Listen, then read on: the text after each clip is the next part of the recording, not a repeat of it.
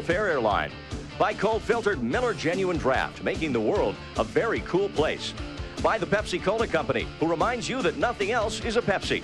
And buy Toyota. The more you know, the more likely you'll buy a Toyota. The Sharks and the Calgary Flames. The winner moves on to the second round. For the loser, the season ends tonight. It's coming up next.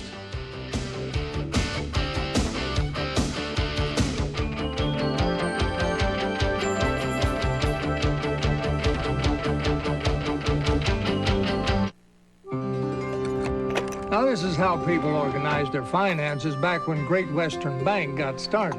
Well, today, all you need is a Great Western checking account. You can direct deposit your paycheck, pay your mortgage, take care of your car payment, all automatically. If you want the best way to get organized, ask the folks who've been working on it for 100 years.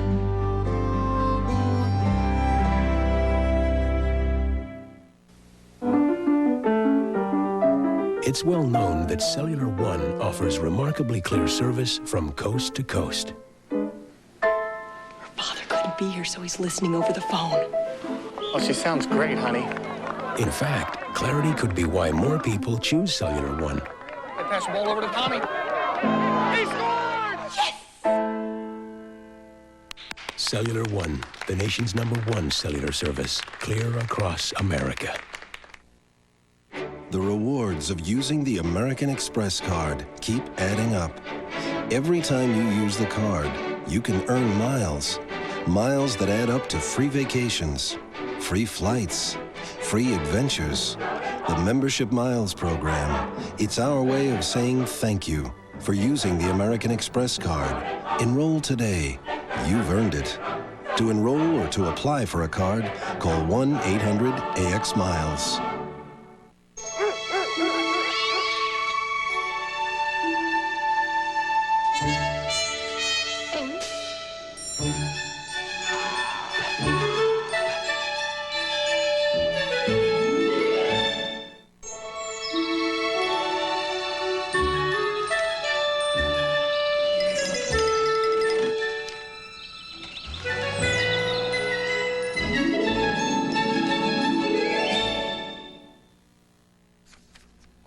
Good evening, Robert Bronstein here in our San Jose studio. Throughout tonight's game, we'll be checking in with these folks, the people in America's largest living room. They are at San Jose Arena enjoying the game on the big screen and rooting on the Sharks en masse. And as Randy mentioned, Wade Flaherty in the net for the Sharks tonight. I talked with Wade after Game 6. He was happy with his performance and ready for his coach's decision for Game 7. Well, definitely.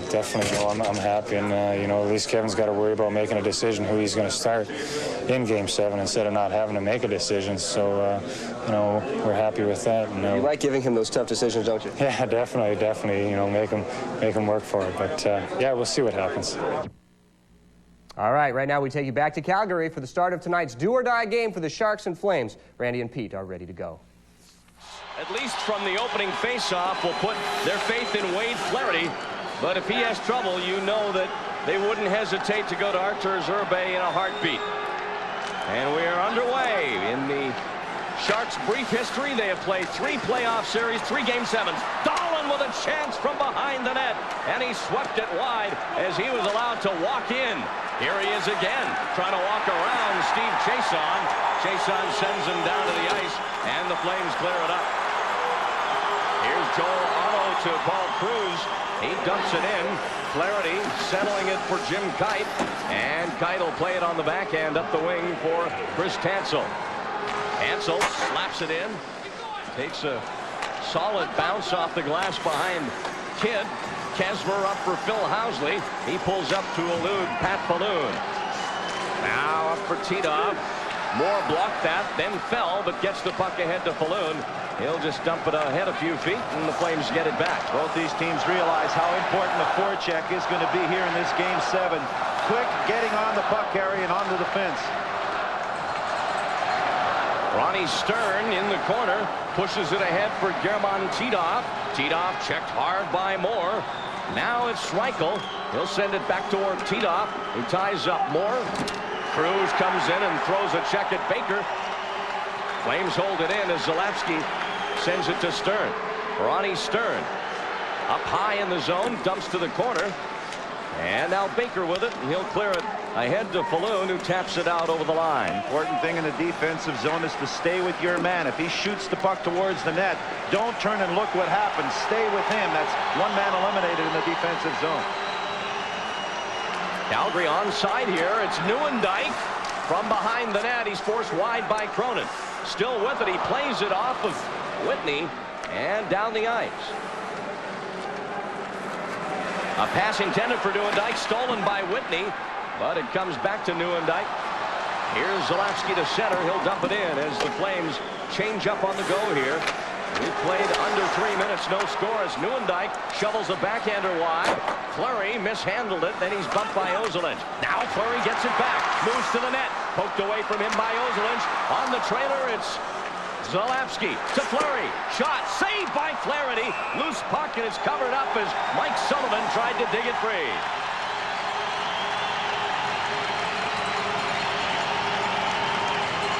Quick jump by the Flames. Fleury's out there. Nieuwendyk's out there. They like to hold on to that puck and beat people on a one-on-one situation. And Fleury getting that puck in the slot. There you're going to see the Flames controlling the puck out to the slot. Here's Fleury winding up, and look at Flaherty just getting that blocker out there last minute. That puck hits, drops immediately down, and a couple of the defensemen coming in to help. The keys in this game tonight is obviously you got to keep those guys off balance. We talk about Fleury and Nieuwendyk, and take a piece of them every chance you get.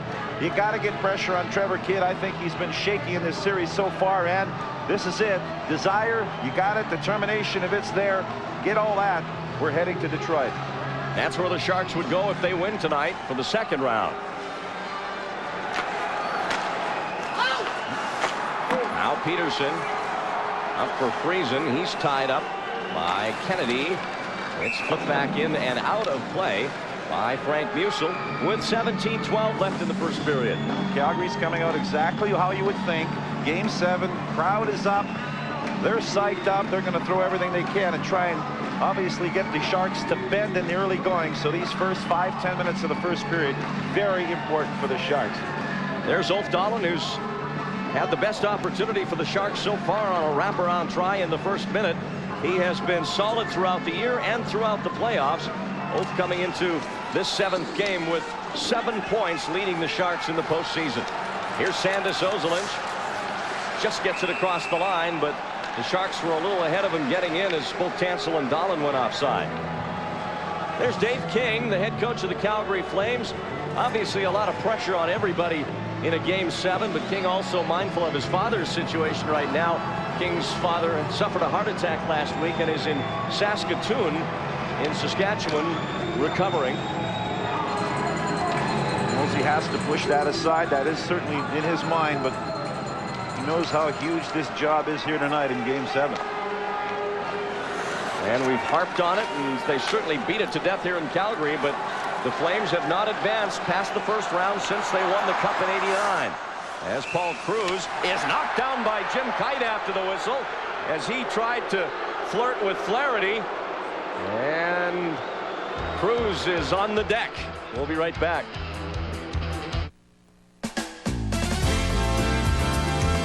For those busy school mornings, in the conference room, McWhorters is with you in the office, at home, or in school. For anything you need, unique gifts, Hallmark cards, office supplies, and furniture, we'll take care of you. McWhorters, we're here for life. McWhorters, a whole lot more than a stationery store. Glorioso! Alfredo Roundtable! Alfredo is proud to introduce Round Table's new Alfredo pizza. Mit my sauce, Alfredo sauce. With the Alfredo sauce you see right here. Oh, the clacky and the piggy. With chicken and smoked ham. Not to find that. You won't find that at the any other pizza place. No! Alfredo says thank you. New Alfredo Contempo, only at Round Table Pizza. 31-year-old Jim Kite, a late addition to the Sharks, and has he made a difference? Yeah. When things get physical, Jim Kite's the kind of a guy you want on your side. There's Paul Cruz, just a little tap after Wade Flaherty picked up that puck. Kite came in and delivered a pretty good message right there. Cruz, as you'll recall, gave Whitney a little tap in the chops after Ray scored in Game 6. That didn't go over very well with the Sharks. Here's Blasty Krupa now, wide to the right side for Jamie Baker. He of the most famous Game 7 goal in the Sharks' brief history.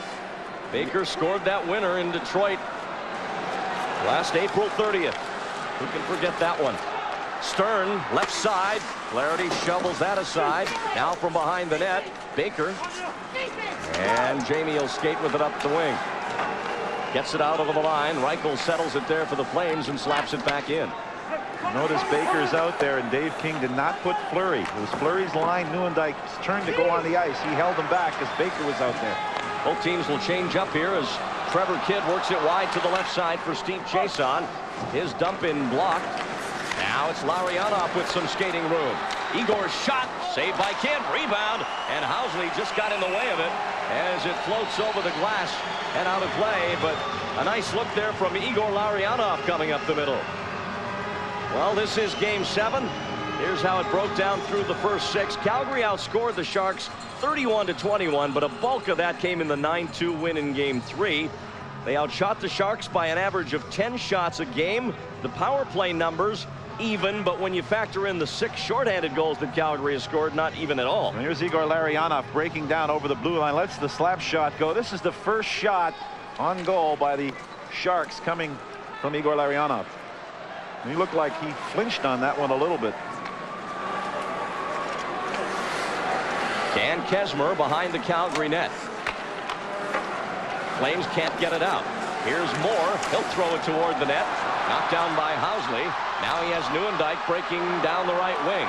Fleury takes his spot in the slot. Housley's shot blocked by Moore. And Whitney will maneuver past Housley to get to the loose puck and send it into the Flame zone. Kesmer again, and he flips this one. Knocked down by Moore. Jay Moore is in the right place at the right time in this first period. When the forwards are coming back, that allows that defense to stand up at the red line and don't allow the Flames to hit that blue line at full speed. Now Mike Raffji with it. Raffji, the Sharks' top scoring defenseman in this series. 3 power play goals. Paul Cruz bumped by Moore, shot by Kennedy into the glove of Flaherty, and Joel Otto trying to make a statement standing in the crease. Raffji gave him a little shove. Well, we broke down the shot clock by periods, Pete, and this is what we found out. In the first period, the Sharks are outshot 13-6. In the second, it is the Sharks with the better numbers. And then in the third, it's dead even. So if the Sharks get out of the first period without too much damage, at least up to this point in the series, it tends to go a little better for them. And here we are so far in this period, 3-1 in favor of the Calgary Flames with just about 6 minutes gone by. But you know that shot statistic, Randy, I think you could probably the whole year, I don't think it's too often the Sharks have outshot anybody. And good thing is they do take advantage of the few shots that they do get, and that's the important thing. Perfect example of the importance of goaltending at all times, and especially in the playoffs. Sharks were outshot 13-3 in the first period of Game 6, and we're only down 2-1. That was thanks to some solid effort by Flaherty. Here's Janney with 2 goals in Game 6. Baker's shot, that deflected. Janney from behind the net. He's checked by Chason, gets it back. Kicks it up to the stick, then tied up by Zalapski, and Chason will send it down. And both teams are doing a pretty good job of neutralizing the playmakers, especially behind the respective goals. Well, some good strategy here by the Sharks to jump in. Craig Janney, a couple of goals there in Game 6, and it's important that he contributes to this offense. Janney coming over from St. Louis in a midseason trade that sent Jeff Norton to the Blues, had his first 2 goals of these playoffs back on Wednesday. He's 2 points shy of 100 in his career, and it was a few years ago, Pete, but he went to the Stanley Cup Finals with the Boston Bruins, and that experience is never lost on you, no matter how long ago.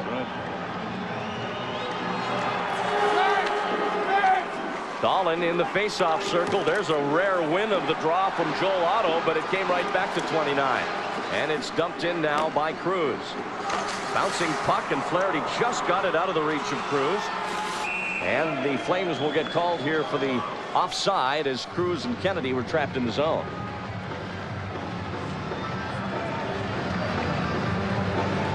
Well, the hot guy for Calgary in these playoffs, even though he didn't get a point in Game 6 there, and Fleury still leading with 13, including 7 goals.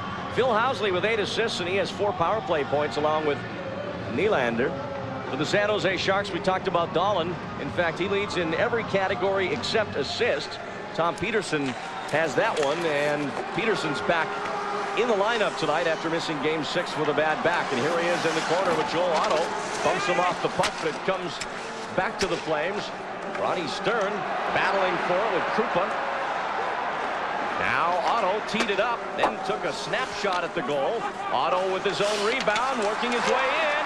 Flaherty's got it, and Joel Otto trying to crash the net there. Did a pretty good job, but Flaherty held his ground. Well, Joel Otto's like a big fullback coming through the line. He's about 225 pounds. He's not that fancy. He just goes in a straight line, so to knock him off his feet is difficult. He comes right out of the corner and just tries to tuck it into that short side, but Wade Flaherty with that skate right up against the post is able to get that puck and get the stoppage in play. Here's the play shot in by the Calgary Flames. Going to notice how they try to get in there quick and jump on those loose pucks. Here's Joel Otto with the puck. He's don't go around Peterson. Now he's going to decide to go right in front of the net. The loose puck right there, and Calgary complaining here, but are controlling the play. But you notice the Sharks in position. Everybody has a man.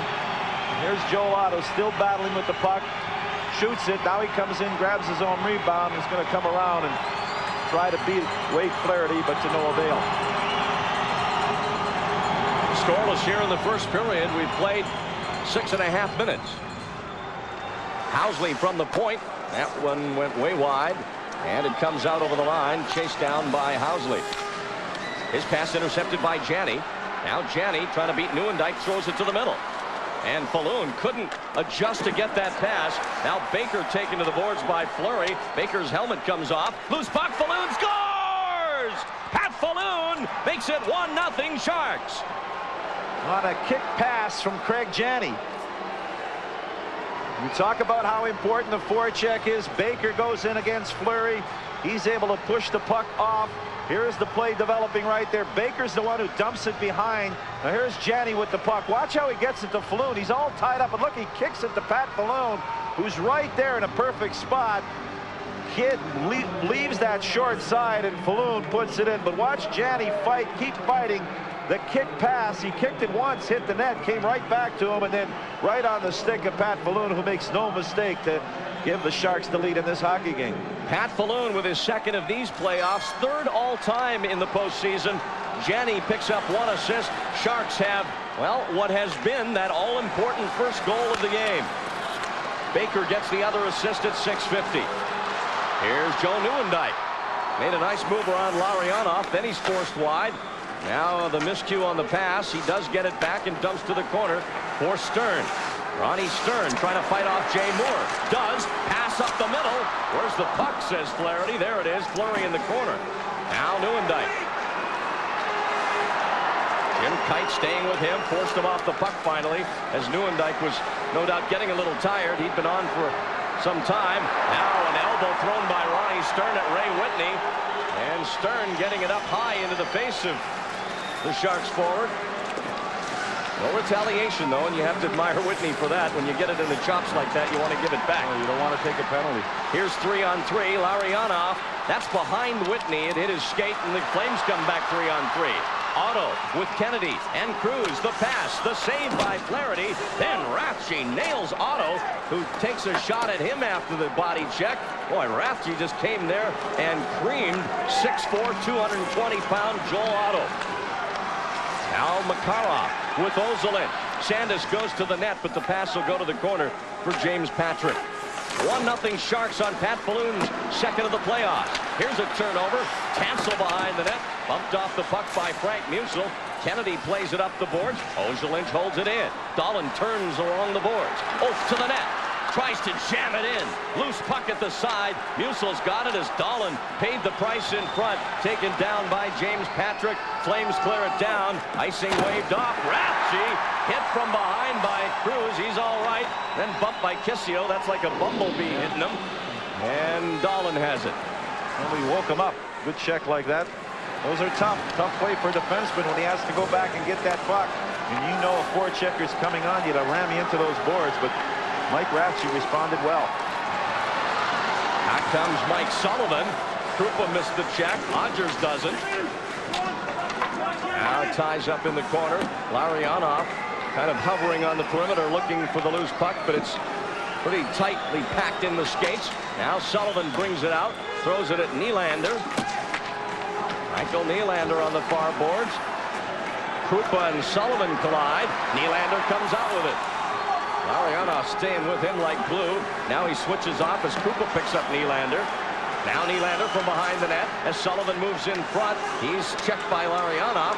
Flames still with it. Zalapski drop pass and broken up and held in. Here's Nylander. Shot blocked by Odgers and slapped out of the zone by Vladdy Krupa. What a war going on in the Sharks defensive zone on that last minute or so. That's where the hard work is done. Game 7, 1-0 Sharks. What do you get when you fly the low-fare airline? Fun fares. Well, you've waited so long for a fare to get so nice and low now. You really should fly. Light up the night. Southwest Airlines' new fun fares are so low. Want to see that again? Now you can fly just for the fun of it. Come along with us, 'cause we got a lot of things to do now. You really should fly. And you'll have fun, flying Southwest on a fun fair today. Fun, flying on a fun fair. These are my friends. We know each other well. Good enough to say we're in this together. I trust my friends. They trust me. These are my friends. We're like family. These are my friends. It's our time. This time, it's your time. Game 7 is brought to you by Pontiac. Check out the new value price Pontiacs at your local Silicon Valley Pontiac dealer. We are driving excitement.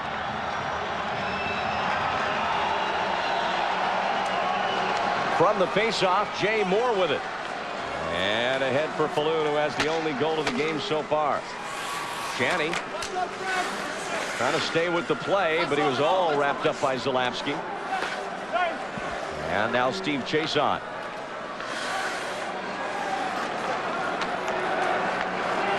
Chason, the former Detroit Red Wing, who had enough for the Sharks last year, he thought. Well, got him in the first round again. Nightmares again, maybe. Cronin, trouble clearing it. Teed off from behind the net, but Sean trying to make up for the lack of the clear by tying up Titov, and he did a good job. Now it comes back to Reichel in front, and that one may have grazed the post after Flaherty got a piece of it. But he stayed on his feet.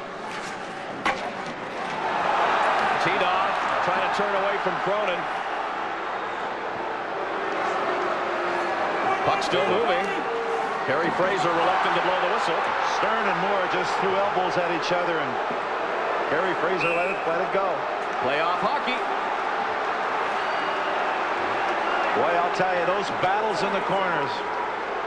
Nobody's giving an inch. And Jay Moore, a big, strong, physical defenseman, and him and Stern really went shoulder to shoulder. You're going to see the hits that are going on. You're going to see, look at the elbow by Stern. Now watch what Jay Moore does. He gives him a little bit of a shot on the back of the net, and Gary Fraser was over on the other side. I guess he feels, I don't call the first one, I'm not going to call the second one. And look at Stern getting in there. He's jumping in there on Cronin. Baker's there, and finally they start jawing off at each other. But both these guys realize, as physical as it gets, stay out of the penalty box. That's what we need up here, some oxygen. Sharks have dressed 7 defensemen for this game. Andrei Nazarov is not in it because of some injuries to a couple of the guys, Peterson and Cronin. They decided to go with the extra D. Housley's shot blocked, and the Sharks come out with it. Here's Dolan to center. He's got Friesen on the left.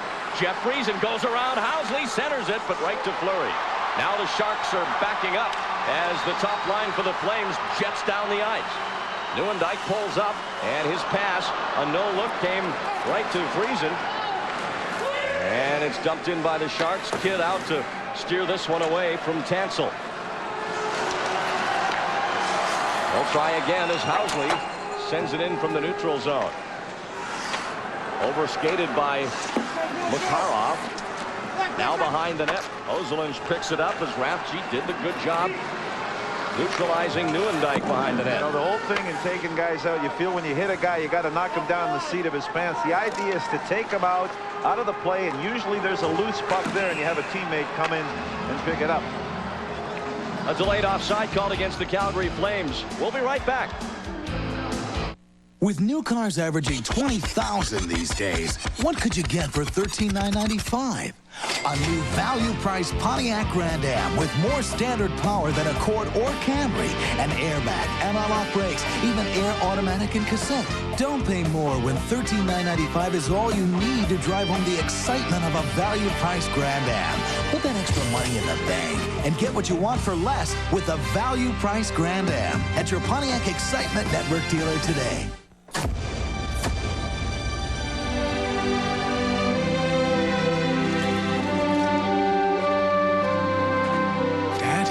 Son, been a long time, Dad. It's been a long trip, son. How about throwing me a cold one? Just like old times, huh, Dad? Just like the old days. This isn't a Pepsi. I know. I saved 9 cents. Unbelievable. Kid saved a lousy 9 cents. Game 7 is brought to you by Cellular One. The Bay Area's exclusive digital cellular provider and most popular cellular service is making digital today's best cellular value. Cellular One, more people call on us. King on the left, Constantine on the right. The coaches, right now, to some extent, it's out of their hands. It's in the hands of these guys out on the ice. You know, calm on the outside, but there's a lot churning on the inside with those two guys. Otto trying to fight his way to the net. Sharks are doing a good job against number 29, who is out there with as much determination as I've seen him in this series. Here's Whitney and tried to dipsy-doodle his way into the middle for a shot. It went wide, and Paul Cruz gets it back for the Flames. Ahead for Frank Musil. Fired in. Big rebound. It'll come to Makarov across the line. Sergei to Whitney. Whitney dumps it in. This line will get off.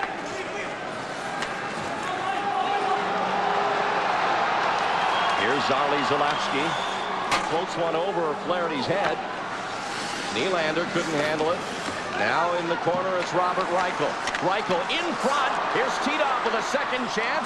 That hit a skate in front. Tansel's got it and gets it up to Krupa. And Krupa will work it wide to Dahlin. With Friesen, 2-on-2. Dahlin takes it to the corner. Checked there by Chason. Now Tansel comes in to help Dahlin.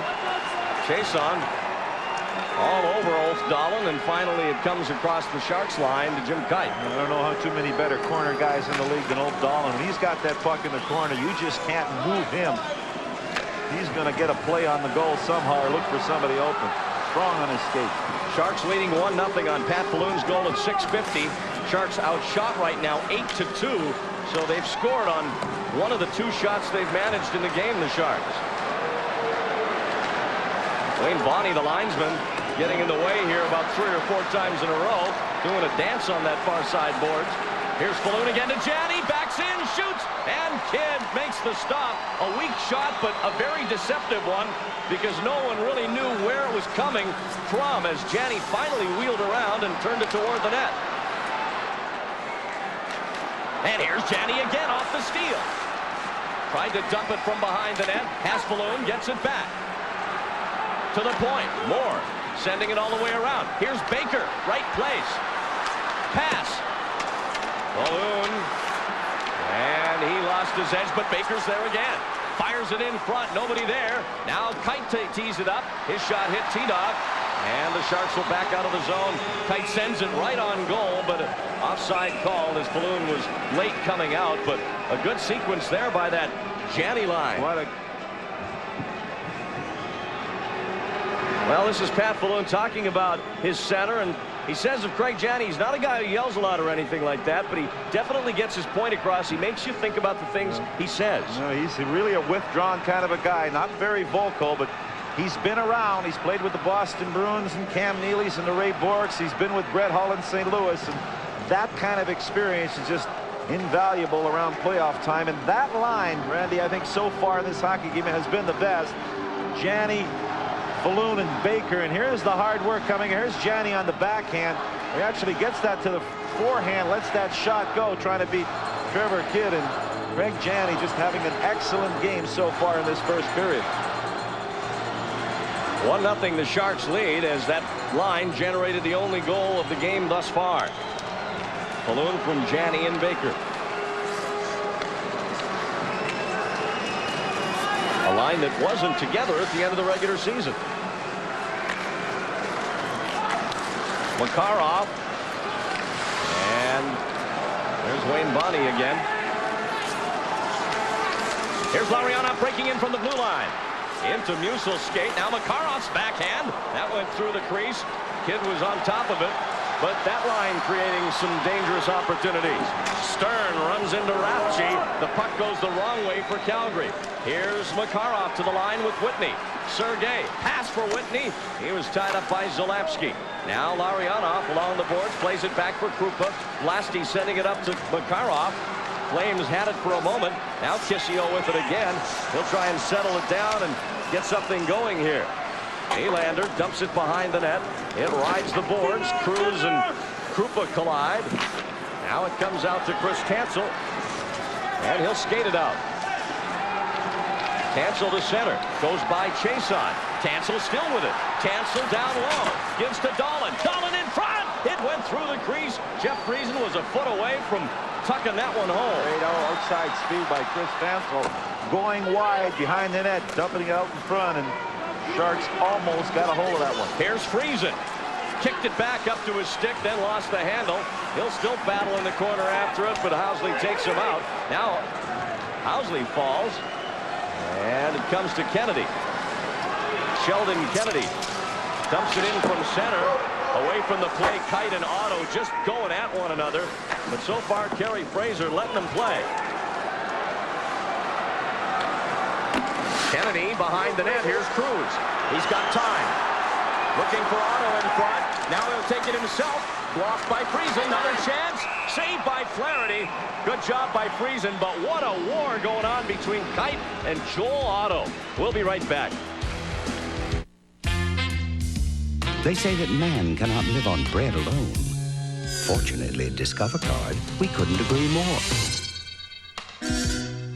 That's why we offer the Cashback Bonus Award. Each year, you'll receive money back based on your annual level of purchases. The more you use your card, the more you'll get back. And with over $500 million given out already, you're sure to get your fill. It pays to Discover, the card that pays you back. Accepted where you see the Novus sign. At Togo's, we serve sandwiches, over 30 kinds of sandwiches, all made with the finest ingredients. Our breads are bakery fresh and delivered daily. Our meats, roast beef, pastrami, all breast meat turkey, albacore tuna, Italian dry salami. Plus, we garnish our sandwiches with natural cheeses and garden fresh vegetables. Hey, if you like hearty sandwiches and salads, this is your place. We're Togo's. We're here when you're hungry. At the intermission, we'll feature Sharks defenseman Jim Kite, who's played so well since joining the team, and Dave Maley will be back with his thoughts on the first period. Now back to Randy and Pete in Calgary.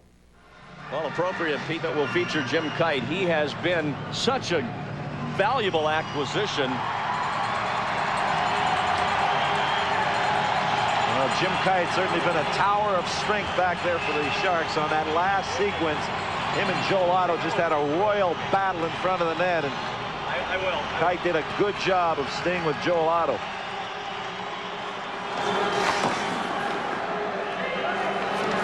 Sharks get it out. This is Janney at center, chased by Nylander. Does a little button hook at the point and then sends it in. Trevor Kidd gets it as far as the corner. Now injured Shark. This is Falloon, and he got the stick of, I think, Phil Housley in the face. Well, I don't know. Kerry Fraser is pointing to the face-off spot right there. And, you know, it's the time of the year, Randy, if you don't have a beard and you don't have a black eye or a couple of cuts in your faces, you know, you don't even know that you've been participating in the playoffs. But there's Falloon, gets a little shot in the face. Kerry Fraser so far very quiet with a whistle, and whistles that one down, and the face-off stays inside the Flame zone. Kerry Fraser is the referee, of course, there. Wayne Bonney and Brian Murphy are the linesmen. And there are two alternate officials, a referee, Lance Roberts, and a linesman, Mark Wheeler. So we've got officials all over the place. Yeah. And you know, when they're dressed downstairs, they don't have their skates on, but they are dressed. They got to come in. Boom, skates come on. They immediately jump on the ice, brief warm up, and away they go. They don't have to sit in the stands, do they? Look kind of goofy wearing a linesman's outfit and a pair of street shoes. You could say they would stand out somewhat. Yeah. Patrick sends it in for Reichel. Comes high off the glass down to Mike Rathje. Up for Janney. And he got this somehow to Makarov. Sergei doesn't get much further, though. Chason sends him to the ice. Here's Zarley Zalapski. Good poke check by Larionov. Keeps it in the zone for a few seconds longer. Down to 2:10 left here in the first period. Sharks leading 1-0 on Pat Falloon's third ever playoff goal. Here's Kite behind the net. Makarov holding it away from Fleury. Nice move to draw it away from Nieuwendyk. Oh boy, that was the Sergei of, well, I don't want to say old because it wasn't that long ago, but some great moves by Makarov there. Looking for his buddy Larionov. As soon as he took a couple of strides, he gives it to Igor. Got it away from Fleury, away from Nieuwendyk, got it out of trouble, and then made the line change. Pretty nice play in the middle of the ice when there was no scoring threat, but you have to appreciate what it took. Whitney floats this one in, and the Sharks will finish up this change and get Friesen and Tansel on with Ulf Dahlin.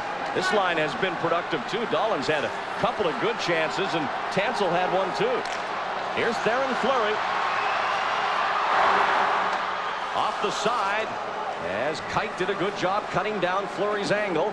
Now it comes loose to Sullivan. Sullivan to the net, and Flaherty will glove this. Takes a look, sees Fleury in his rearview mirror, and decides to dish it off to the side for Dahlin. Held in by Musil with a minute to go in the period. Musil spun around by Dahlin, and the Sharks get it out. Yeah, the Sharks have been outshot 10-3 in this period, but I think they've had the better of the play. Absolutely. They have been outplaying Calgary up to this point.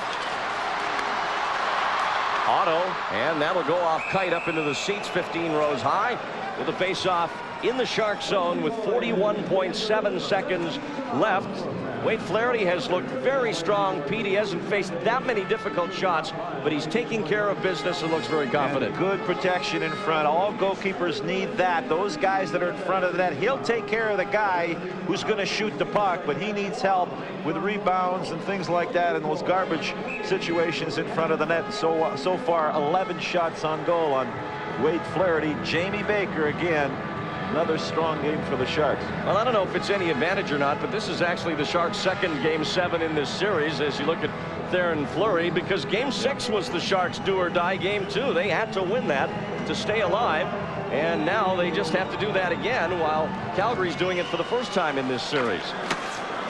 Flaherty there again with the stick save. Janney plays it out across the line. Now Otto dishes back to Paul Cruz. Sheldon Kennedy checked by Rathje. Baker run into by Cruz. Now Baker stays with it in the corner, plays it up the boards and out with 20 seconds to go. Well, this is Sharks. One guy in Falloon. There's 5 Sharks that are lined up back, waiting for the Flames to come in their direction. Chason forced to turn back by Falloon. And it goes off the pipe. Oh, my. Just like that, we could have been tied. The period's over, and the Sharks just heard a ring of the pipe that they won't soon forget. Well, that took a wicked bounce.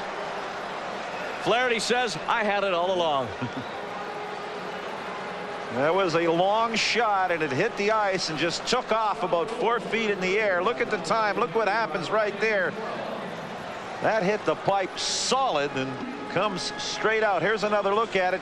Here's the shot. It's coming down, and just as it hits the ice, you see it just took off like a rubber ball. Here's the shot, and it's going to hit the ice and then just go up about 5 feet, and ding, right there. You could hear it. Sharks get a good break. Falloon with the only goal of the game so far, his second of these playoffs from Janney and Baker at 6:50. And that is where we stand after 20 minutes of this 7th and deciding game of the series. It's the Sharks 1, Calgary 0. Now to our Cellular One studios and Robert Bronstein. Oh my, Randy, I guess to win a Game 7, you have to be good and lucky. Straight ahead, Dave Maley returns with his analysis on the first period of play, and we'll meet Sharks defenseman Jim Kite when we come back.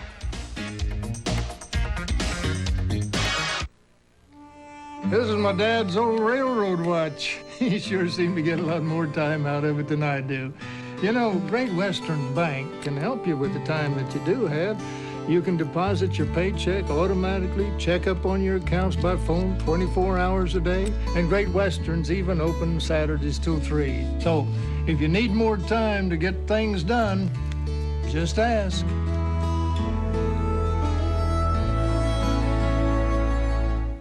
Glorioso! Alfredo Roundtable! Alfredo is proud to introduce Roundtable's new Alfredo pizza. Mit my sauce, Alfredo sauce. With the Alfredo sauce you see right here. Oh, the clacky and the piggy. With chicken and smoked ham. Not to find that. You won't find that at the any other pizza place. No! Alfredo says thank you. New Alfredo Contempo, only at Round Table Pizza. How much for the little girl?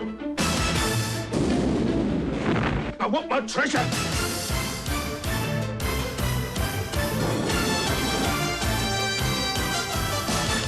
Are you the police? No, ma'am. We're musicians. Never lose your temper.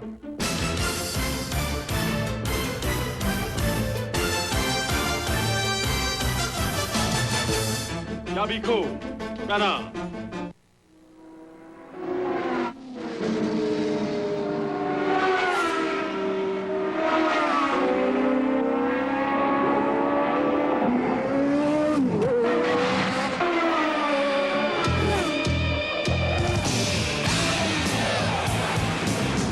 The all-new Miller Genuine Draft Bobby Ray Hall IndyCar. Awesome. When opened up.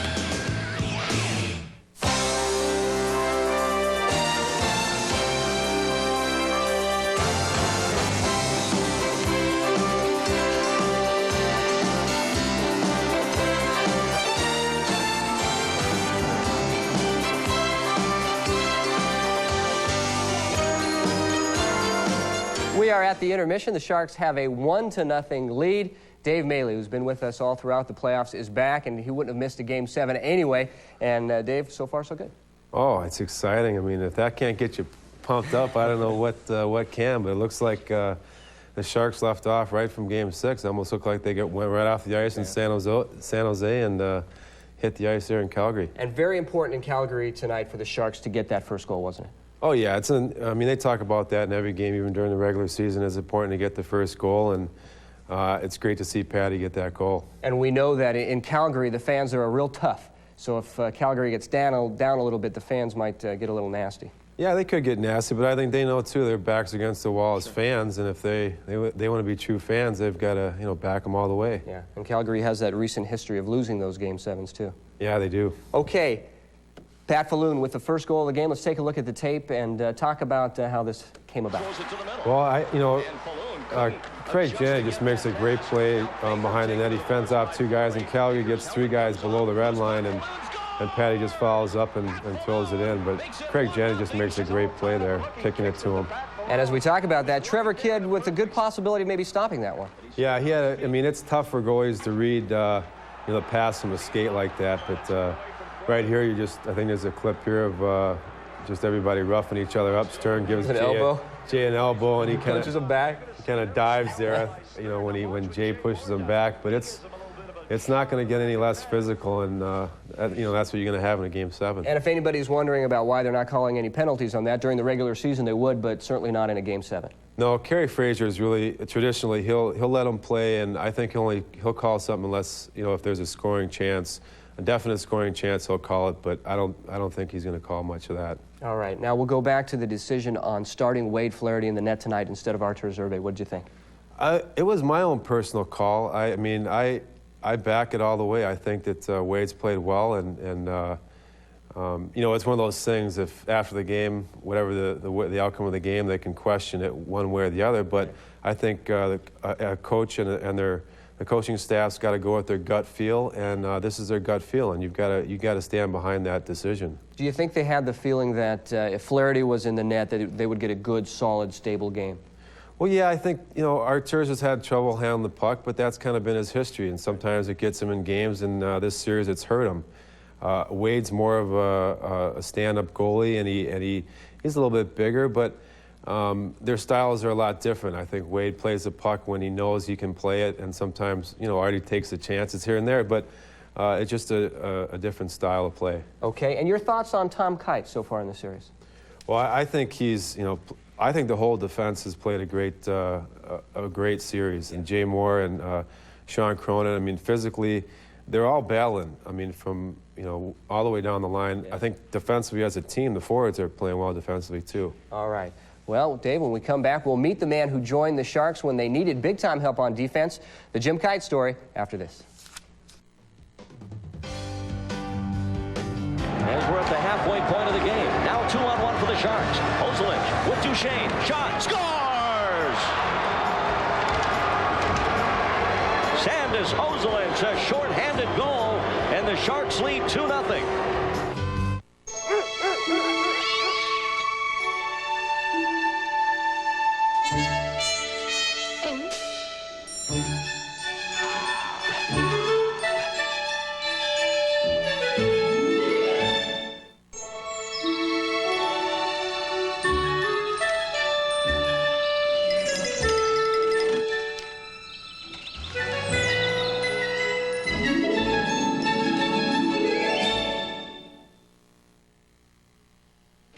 First, it was braces. Then it was their own rooms. Then it was college, private college. Then they got jobs. The Lexus SC300. Now it's your turn. See the affordable SC300 at your Northern California Lexus dealer.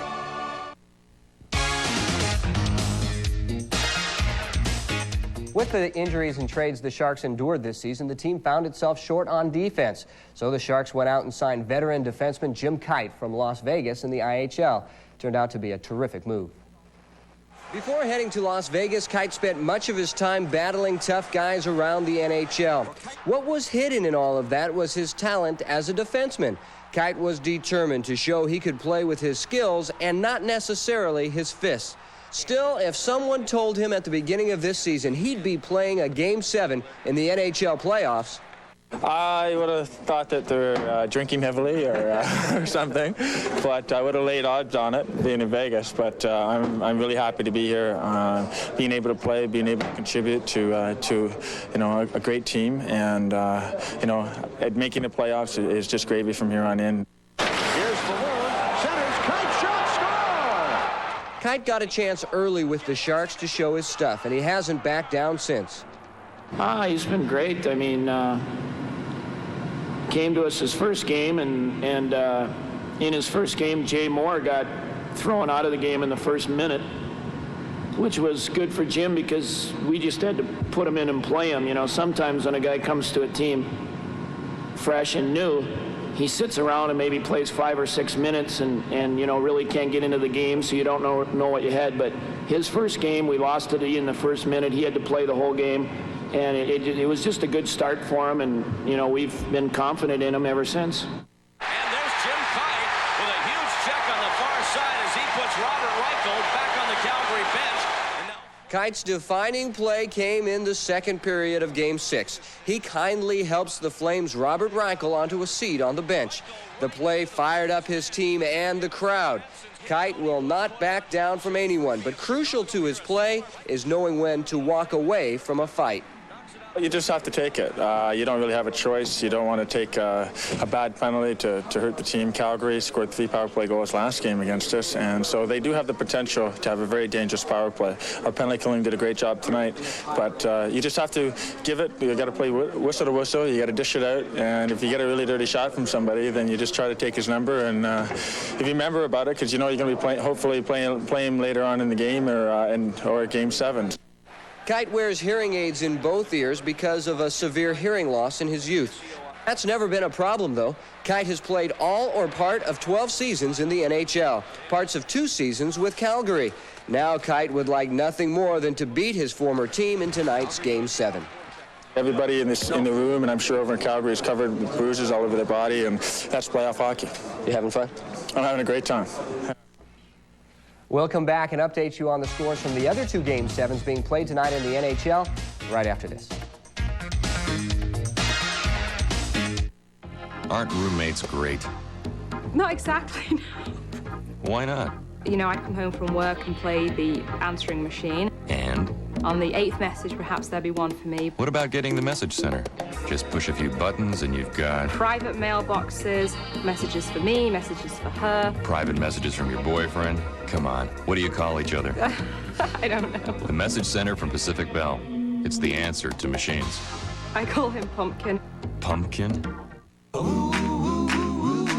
When you gotta get there this afternoon, Southwest has a flight that's leaving soon. Or if you like to fly by the light of the moon, Southwest has a flight that's leaving soon. You got places to go and people to see, Southwest has a flight that's leaving soon. Tune into that Southwest frequency, not just a low-fare airline. Catch a flight that's leaving soon. Southwest is the low-fare airline. Little word, big difference.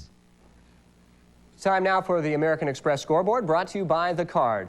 The American Express card, don't leave home without it. Chicago and Toronto and the Blackhawks have a 2-1 lead in the second period. Of course, that is a Game 7, as is Vancouver and St. Louis. And the visiting Vancouver Canucks have a 4-2 lead there. Interesting. Tomorrow's games now, the Rangers and Philadelphia start their second-round series, as does New Jersey and Pittsburgh. Before we go back to Calgary, a look at the fans cheering on the Sharks tonight at the San Jose Arena, and they're looking mighty happy. The Sharks leading the Flames 1-0. Second period action coming up after this.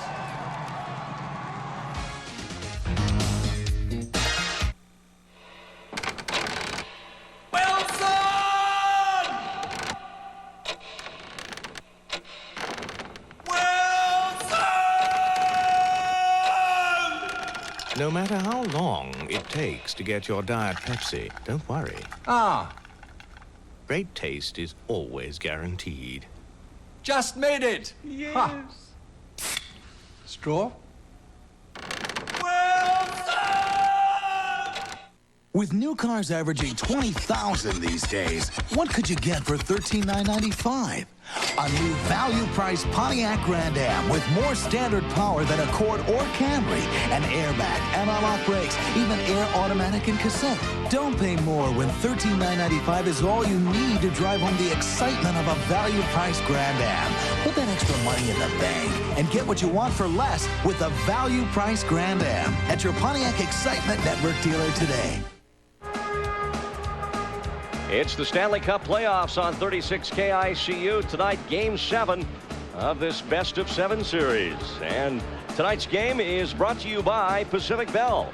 Don't miss a play and don't miss a phone call with the Message Center from Pacific Bell. By Roundtable. Call your local Roundtable when you want all kinds of wonderful pizzas delivered. By Pontiac and the Silicon Valley Pontiac dealers, we are driving excitement.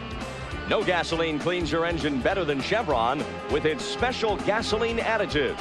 Chevron, simply smarter. Randy Hahn and Pete Stemkowski, 20 minutes in the books in Game 7. Sharks with a 1-0 lead here over the Calgary Flames. The winner tonight moves on to the next round, and the loser's season comes to an end. Well, we're going to look at the one goal of that first period. Pat Balloon's going to get it as Jamie Baker shoves the puck behind the boards. You notice two Flame defensemen back of the net. Greg Janney kicks that puck. Is a great play. Kicks it once, twice, gets it out to Falloon. Falloon the goal. Craig Janney and Baker getting the assist. A lot of hitting in both ends of the rink. Look at the forecheck by Paul Cruz. Rathje going back for that puck. Cruz gives him a pretty good ride into that end board. Just a few seconds to go in the period. Steve Chason just dumping it down. Now music to a goalkeeper's ears right here. Look at the bounce and listen. Oh. That one just a half inch from going in, and the Sharks get a big break right there at the end of the period. They were outshot. The Sharks were 12-3 as we look at the stats brought to you by Pontiac and the Silicon Valley Pontiac dealers. We are driving excitement, but look at the chances. That's more representative, I think, of the kind of period it was. 4-3 in favor of the Flames and zeros everywhere else. A period in which, despite the shots, I think the Sharks dominated the Calgary Flames. As we get set to go to break, let's listen to Ulf Dahlen, who talks about his own performance this season.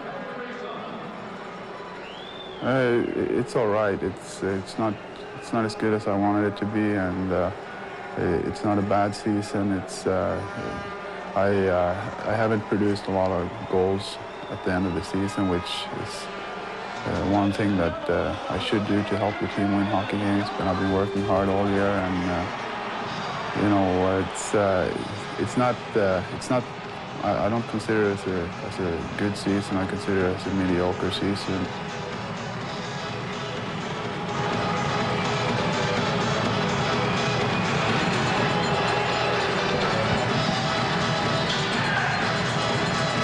Jim Kite back on the ice as the Sharks and Flames get set for period number 2 here at the Olympic Saddledome in Calgary. Randy Hahn with Pete Stemkowski. And while the Sharks may have had the edge in play in that first period, it's game 7, and this thing is almost played in little segments at a time. Well, you know, the important thing in that first period is that the Sharks took the Flames' best shots early in that first period. A lot of the game was played in the Calgary Flames zone. That takes a lot of pressure, obviously, off your goalkeeper and a lot of pressure off your defenseman. And then the Sharks on their one-on-one coverage in the defensive zone doing an excellent job in that first 20 minutes. Well, it's that time again to sign up for the 1995 San Jose Sharks Summer Hockey Schools. There'll be 2 of them, one-week camp scheduled for mid-June for players aged 5 to 17.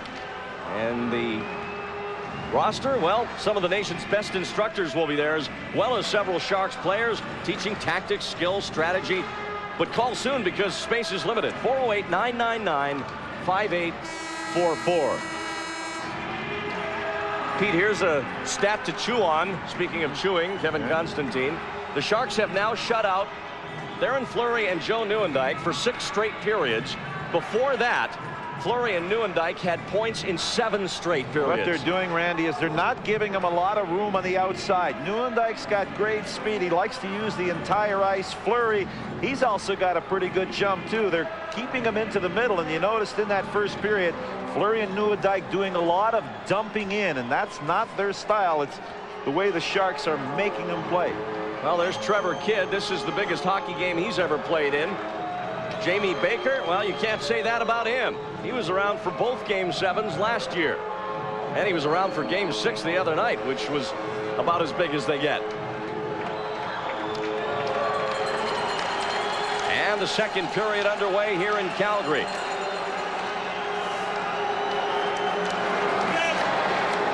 Ozelinch takes it across the blue line. Bumped by Chason. Out of the corner, Falloon trying to turn with the puck, but it's taken back by the Flames. Headman to German Titov. Knocked away from him, then he gets it back. Sends it into the zone for Reichel. Robert Reichel. Now the work begins down low. As Stern was tied up and the puck comes out. No penalties in that first period. A lot of hitting. Referee Kerry Fraser letting them play. Zarley Zalapski, a couple of good games in the wins by the Calgary Flames. We look at Trevor Kidd, a rookie, his first NHL playoff games ever, and all played all but 1 period in this series. He was second best as far as victories in the regular season with 22 this year. That was tied with Eddie Belfour of the Chicago Blackhawks. We talked about it already. He played in the Memorial Cup final with Pat Falloon and Ray Whitney for Spokane a few years ago. Played internationally for Canada on the Olympic teams and all that, but none of that compares to this. And here comes Jeff Friesen. Backhand turned aside by Kidd. And Friesen gets the puck back. Then he gets a shot from Joel Otto, has to adjust his hat. And Grupa's back for the Sharks. Head for Tansel, tried to shovel it across the line, held in by Patrick. Now Cruz at the side of the net. It's underneath Kennedy. It comes out from the side. It's scooped to the boards, and Dolan will play it out. A race to the puck. Patrick getting to it ahead of Tansel. Now Joel Otto playing it up the boards as the Sharks are in the middle of a line change. Sharks defense doing a good job. What the wingers are doing for the Sharks in their zone is going right to the boards. So the defenseman, he doesn't have a lot of time. He just turns, wheels it towards the boards, and there's a winger there. Here's Balloon. Wide. Now behind the net, centers it. Janney was right there. The puck hopped away from him, and Fleury with a chance, but it's scooped away by Kite. Now Sullivan sends it in, but Fleury was deep in the zone. That's offside against Calgary, and that's the first flash we've seen from Fleury, but he was still a couple of feet away from reaching that. Well, you notice every time he gets the puck or is chasing the puck, there's somebody that's right next to him. And boy, look at the numbers he's put up so far. 13 points in the playoffs, and he has just done everything in those 3 victories for the Calgary Flames. But in the last 2 games, the Sharks have really neutralized him. Here comes Jeff Friesen in that great speed to the outside. He's going wide, and just at the last minute, Frank Musso was able to dive and take that puck off the stick of Jeff Friesen. 2 minutes gone by here in the second period. Sharks with a 1-0 lead. Here's Robert Reichel. After a loose puck, Sharks are going to be able to get back or not. Reichel's shot, saved by Flaherty. Big save by Flaherty off Robert Reichel as the Sharks were caught way deep. I thought Baker might be able to have the angle to catch up to Reichel, but Flaherty got it done. Flaherty stayed on that short side, and I think what Reichel was anticipating is as he was swinging to his outside that Flaherty would go with him, and he'd just dump it over to the other side. Flaherty did not go for that. See a little bit of a bad line change there for the Sharks. Guys heading for the bench. Now watch what Reichel does. He goes wide, hoping that Flaherty would slide over with him and then tuck it into the far side, but Flaherty did not bite on this one. Here comes Reichel in. See how he goes wide, and I guess he just tried to stick it through his legs right there, but Flaherty closed up, and there was nowhere for Reichel to put it. Wade Flaherty with 13 saves, 14 saves. That shot by Nieuwendyk, and then it's scooped into the glove by Flaherty as the action in front heats up. Well, you know, those face-offs in your own zone so important. You lose it, suddenly you're on defense, and you know those wingers can't get out because the wingers of the Flames are going to hold you up. And there's Flaherty, stays up, and look how quickly he gets back up on his feet. Has full vision where the puck is. And another backhand by Fleury, and Flaherty with a couple of great saves. Down, boom, gets up once again. There's Fleury with another shot, and Flaherty comes up big on 2 occasions. And the Sharks able to get this one clear as Kite sends it out of the line. Now Jay Moore with it, who may have played his best game of the year in Game 6. Kite sends it in. And Kesmer will collect this for Calgary. Uses the boards. It drops a little dangerously in his own zone, but now Sullivan with it. Tried to send Nieuwendyk in on a breakaway. Flaherty out to play this one up the boards. Now Fleury takes it away from Whitney, who took his eye off the play. And Makarov's got it as Sullivan was hauled down in front, and the fans reacting to the lack of a penalty call. Now the Sharks come into the zone. Makarov just directing it to the corner. Sullivan again. Nieuwendyk looking for that breakaway pass, but an offside whistle this time against Calgary. That'll bring it out for the faceoff. Still 1-0 Sharks on 36 KICU. The San Jose Grizzlies professional indoor soccer team roars into San Jose again this summer. All the nail-biting turbocharged action starts July 2nd when the Grizzlies take a major bite out of Portland's pride. The Grizzlies are the summer's hottest family ticket. Get season tickets at a discount on the individual game price. And new this year are kids' season tickets at half price. Going to a Grizzlies game is even more fun with a group. For season and group ticket information, call the Grizzlies at 408-971-SOCR.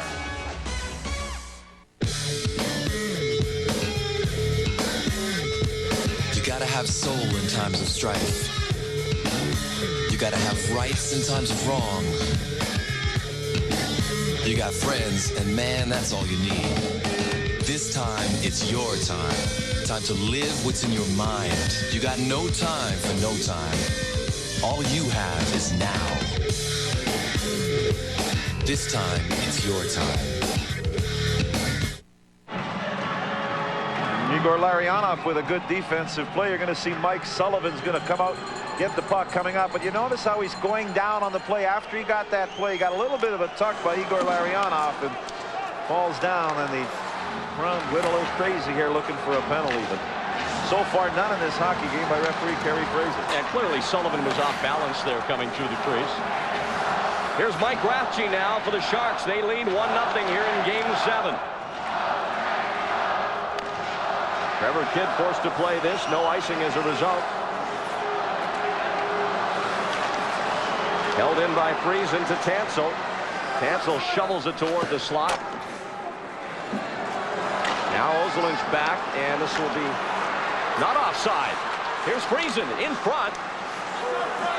Tansel to the corner. Otto taking care of him there, and the Flames clear it down.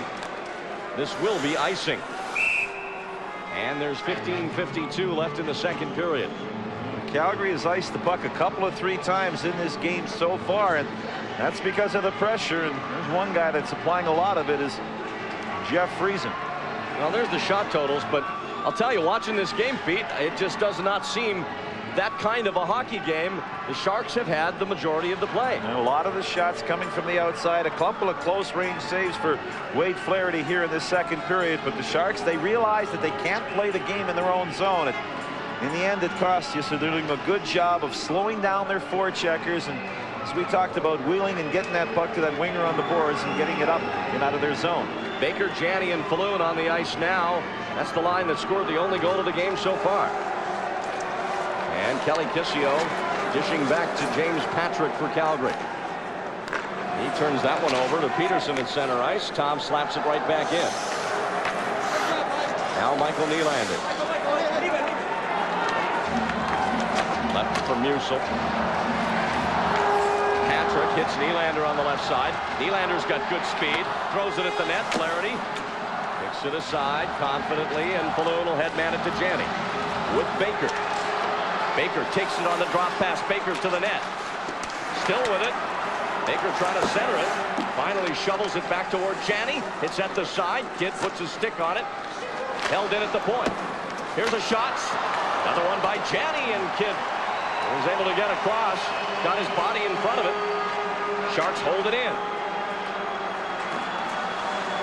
Now Janney gives to Baker, and Kidd with a big stop off Jamie Baker.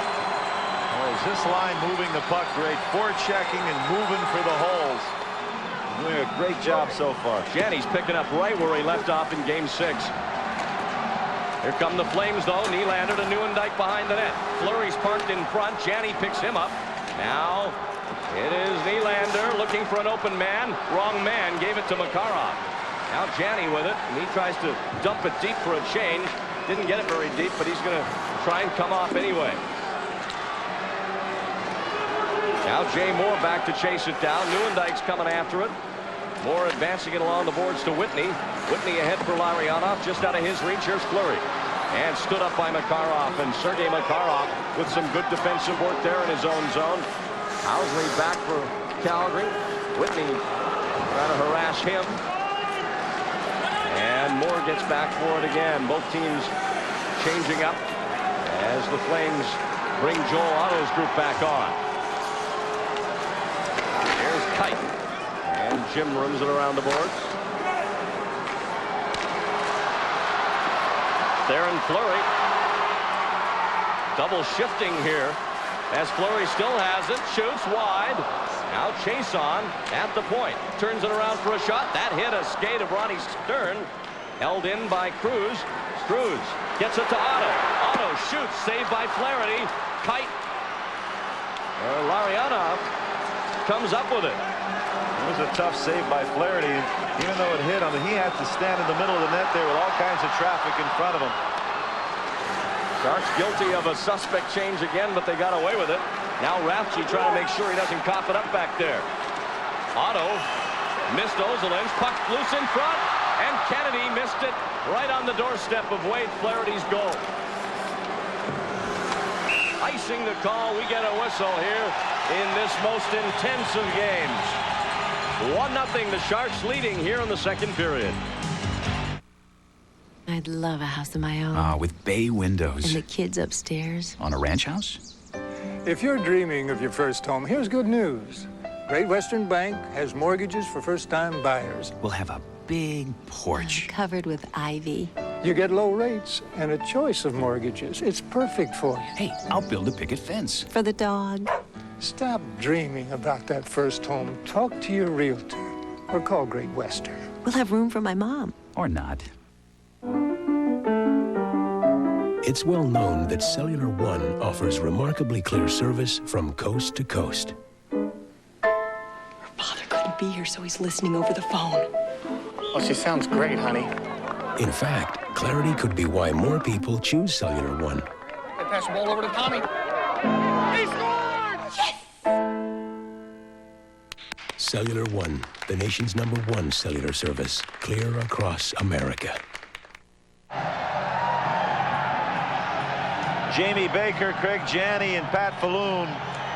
Great shifts in this hockey game. Look at the give and go. Baker getting the puck. Janney breaks for that hole, gets the puck, lets the shot go, and Trevor Kidd turns that one aside. The wave making its way around the Olympic Saddle Dome. Here's Frank Musil, shot that hit a leg and went wide to the corner. Paul Cruz, checked by Ozelinch. Friesen has the puck, tries to get it up the wing, can't clear it out. Now Cruz behind the net. Kennedy's parked in the crease. Now Kennedy behind the net, checked by Rathje. Friesen trying to get it from Cruz. Cruz comes off the boards with the puck. Paul Cruz can't shake off Friesen. Here's a shot wide. The rebound comes to Tansel, and the Sharks survive another onslaught in their end. Here's a pass ahead for Dahlin. Oh, backing in, and he just missed. Nice off-balance effort by Dahlin with a man draped all over him. Joel Otto just took that one away from him. Dahlin broke between the two defense, and just before he was able to get a good shot away, Otto knocked him off balance. Here's Friesen with Falloon. That deflected. It's still loose, and finally Trevor Kidd has it. But the Sharks with some good transition thanks to the speed of Friesen. Turned it into another opportunity down at the other end. They're being outshot 19-6, but leading 1-0. Well, look at the flurry here as down goes Jeff Friesen. Pat Falloon is over on his left, takes the shot, gets that thing full stride, lets a pretty good shot go, and that hits something. And nobody knows where the post. I don't think it got caught in one of the Flames' defense. Actually, I think it's in the crowd. In the crowd, okay. Yeah.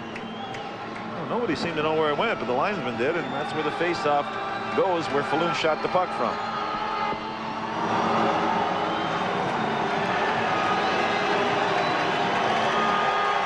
And the draw comes to Krupa. He'll fire it behind the Calgary net. Kidd leaves it for Phil Housley. Housley starts out, and he just about nails Wayne Thomas, the Sharks assistant coach. But the former goalie with the smooth move. Still got the reflexes. He dodged one the other night. Got to keep your head up. Well, Craig Janney has really come through in these biggest of games. Games 6 and 7. They haven't been any bigger than that for the Sharks. He knows. Nobody had to tell him what happened in games 5. He was a minus hockey player through those games 5 and turned it on with a couple of goals there in game 6. And so far, a very strong effort here in game 7. Now Peterson setting the table for Krupa. Wrist shot. Blocker saved by Kidd. Swept to the line, but not out. Krupa's wrist shot and a breakaway for Robert Reichel. Reichel in on goal. Saved by Flaherty. Wade Flaherty. And the Sharks finally stop a Calgary breakaway. Here's Reichel behind the net. Centers it out of the reach of Ronnie Stern. Now the Sharks with a break. Janney one man back with Falloon. Now Falloon in front for Janney and Phil Housley. A nice play to knock it away, then knocks down Janney. Here's another break for Reichel. He's running out of gas. Jay Moore gets back, and the shot a weak one, and Reichel had no more left in the tank. How big a save was that by Wade Flaherty off Robert Reichel? One-on-one confrontation. And how far out of the net did he come to challenge Reichel? Here's Sullivan with Fleury in front. It's knocked away from Sullivan by Jim Kite. Now Chason with it, as this game, at least for the last 60 seconds, has opened up. Here's Makarov to the blue line. He's tackled by Zalewski. Play goes on with Mike Sullivan controlling behind the Calgary net. Here's Whitney off a steal after it hit the referee Fraser. In front, Lariana scores!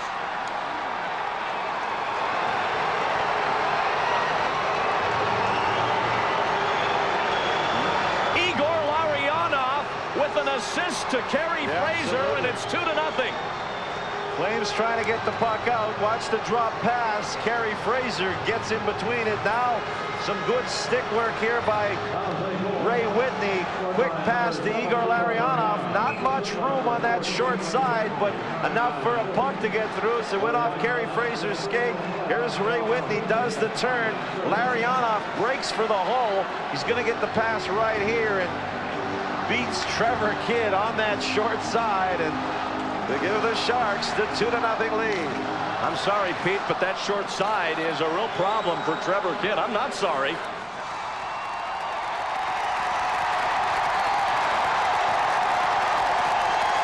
So now Larionov here in Game 7. 2-0 Sharks. Now Nieuwendyk behind the Sharks net. It comes free, and a wraparound by Sullivan. Didn't miss by much. Larionov plays it up for Donovan. Past him to Steve Chason. Here's Donovan. And we have a whistle with Odgers tied up on this side with Steve Chason. We may have our first penalties of the game, or will we? No, I think it was for an offside. Well, let's take a look at this goal again. The drop pass by Sullivan, and Fraser's skate got in the way of that one. Whitney was quick to jump on that loose puck. Now look how much room there is on the short side. Maybe a foot, but that quick release by Igor Larionov catches Kidd off guard, and look at that right there between the post and his pad. That one's in the net, and Larionov gets the goal on the assist from Ray Whitney. Big players come through in big games. Igor Larionov, and that was his first of these playoffs. He had the great season last year in the playoffs. Now here's Joel Otto, couldn't control the bouncing puck. It comes free to Tansel. Oh, he didn't see it in time, otherwise he might have been home free. Lots of time left though, and still only 2-0. Dahlin at the line, turns back up the ice for the Sharks. Oak controlling, centers it, and nobody able to get a shot. Tansel on his knees trying to strip it from Patrick, and Patrick will play it up for Joel Otto. Here's Nylander trying to split the defense. He's knocked down, gets it in front. Kennedy sends it over to Otto. Otto trying to back in on Ozelinch, unsuccessfully, and it bounces out, and Phil Housley with it. Kennedy, and the Flames are in the midst of a change as Spaloon gets it. Pat sends it up for Janney. Janney just touches it deep into the zone. And the Sharks completing their line change as well as Peterson knocks it down. Fires one wide of the Calgary net. Sharks are playing that 1-4. Janney into forecheck. Baker and Falloon peel off and pick up the wingers. Here's a chance for Cruz. Mishandled the pass. Krupa. He takes a hit from Cruz. I'll tell you, Blasty Krupa's come up from Kansas City a different man, Pete. He's fitting right in back there. Peterson turned it over. Reichel has a man in front. Here's Chason. Maybe not a good choice there on the pass up high. Flames still buzzing around the blue line, though, as it goes around to Ronnie Stern. Baker neutralizing him. Then Krupa takes out Reichel. Peterson with the hit. Puck still moving. And Baker comes up with it. Jamie Baker weaving out of traffic to center ice. He dishes off to Whitney. Whitney tries to give back. It's broken up by Zardy Zalewski. 7:47 left in the second period. 2-0 Sharks. Here's Nieuwendyk. Pulls up at the point. Now flips the backhand into the open corner. Nobody there. Fleury was he came out late. He was waiting for the line change. Nieuwendyk looking for somebody. Finally, he sees nobody open. He had stopped, neutralized himself, so he just dumps it in deep. And the Sharks defense again going back and dumping the puck out. Here's Zalapski to center. Flaherty confidently moving out of the net, but gave it to Fleury. Now it comes back to Moore, and Sharks get a bounce there behind the net. Musil shot blocked by Makarov, and a lot of shots are getting blocked before they ever get near Flaherty as well. Here's a rush and a centering pass that goes all the way through, and a penalty against Calgary. Kelly Kissio is going to go off. He knocked Flaherty back into the net. So a Sharks power play when we come back. Here we are in the San Jose airport, okay? And I'm making a point here about Stevens Creek Auto Row, all right? You don't need to leave town, as these foolish people are doing, to get a deal on a car. Because Stevens Creek Auto Row is just up the 280, okay? It's a couple miles from here. They got so many cars, so many dealerships, and more cars and more dealerships means what? It means better prices. Would you come back here? Stevens Creek Auto Row, stop by. Don't leave! The rewards of using the American Express card keep adding up. Every time you use the card, you can earn miles. Miles that add up to free vacations, free flights, free adventures. The Membership Miles program. It's our way of saying thank you for using the American Express card. Enroll today. You've earned it. To enroll or to apply for a card, call 1-800-AX-MILES. Kelly Kissio takes the first penalty of this game. Goaltender interference at 13:03, and calling it interference is putting it mildly. Well, here we go. Kissio's going crashing into the net, and their catch is head-to-head almost with Wade Flaherty. Here it comes right here. Duck, here it comes. Flaherty taken rocked by Kelly Kissio. Goalie interference. Kissio in the box at 13:03 of the second period. Kissio leading with his head there. His idol is Andre Nazarov.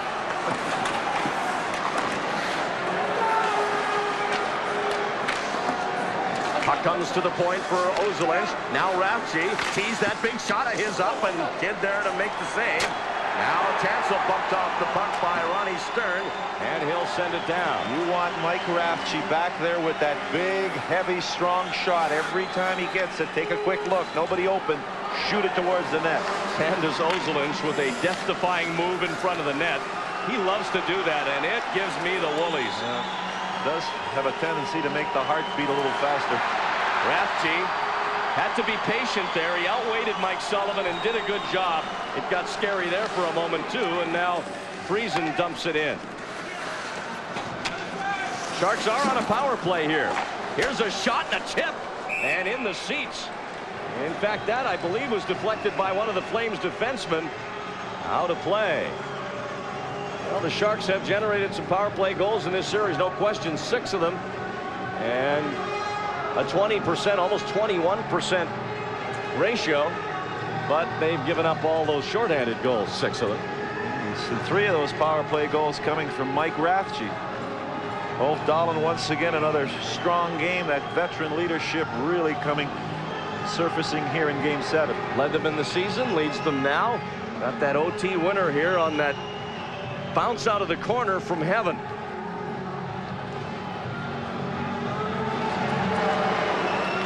Joel Otto wins the faceoff. There's a headline for you. And it's cleared down the ice. Kite. And ever so mindful of Fleury up there, and Joel Otto, who's no slouch when it comes to shorthanded goals himself. You got to be wary. You got 6 shorthanded goals in this series Calgary has, and that is a NHL record. And we're in the power play. The last thing on your mind when you're on that power play is usually defense. Right now, that's looks like what the Sharks are concentrating on. Well, if that's what it takes, so be it. Know your weaknesses and don't let the other team take advantage of them more than 6 times. Here's Theron Fleury. He spots Chason, but the pass well off the target. Penalty's over. Here's Chason with Kissio. Saved by Flaherty. And Jay Moore right there to pick up the garbage afterwards. Here's Whitney turning away from Titov. Trick back there, but Whitney comes up with the puck. Floats it up toward the line. James Patrick knocks it down. Fleury a shot from way out. And Fleury swings Whitney down onto the ice. And it's back down into the Calgary zone. Icing against the Sharks. And there's stuff going on all over the place. Kerry Fraser has got his neck going in all directions. No penalty, though. 2-0.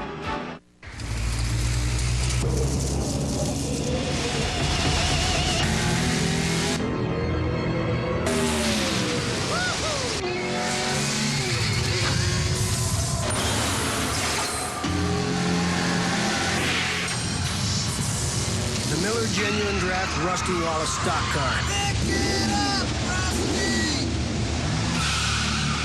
Awesome. One opened up. What do you get when you fly the low-fare airline? Fun fares. Well, you've waited so long for a fare to get so nice and low now. You really should fly. Light up the night. Southwest Airlines' new fun fares are so low. Want to see that again? Now you can fly just for the fun of it. Come along with us, 'cause we got a lot of things to do now. You really should fly. And you'll have fun, fun, fun, flying Southwest on a fun fair today. Fun, fun, flying on a fun fair. At the intermission, scores and highlights from other NHL and NBA playoff games, and Dave Maley will be back here to break down the second period. Right now, back to Randy and Pete at the Saddle Dome. Face off in the Shark zone.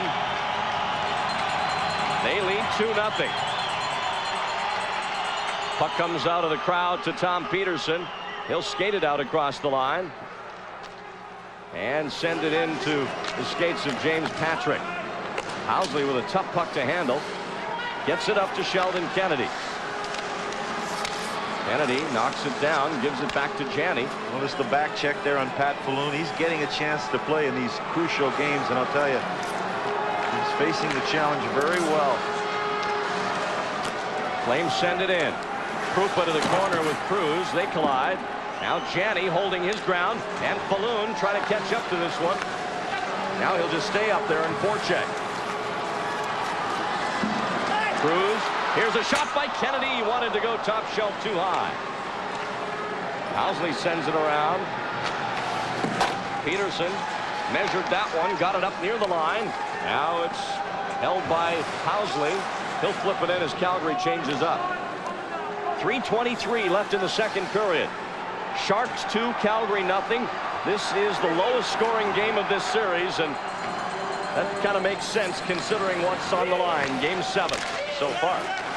Here's Friesen, breaks through the middle.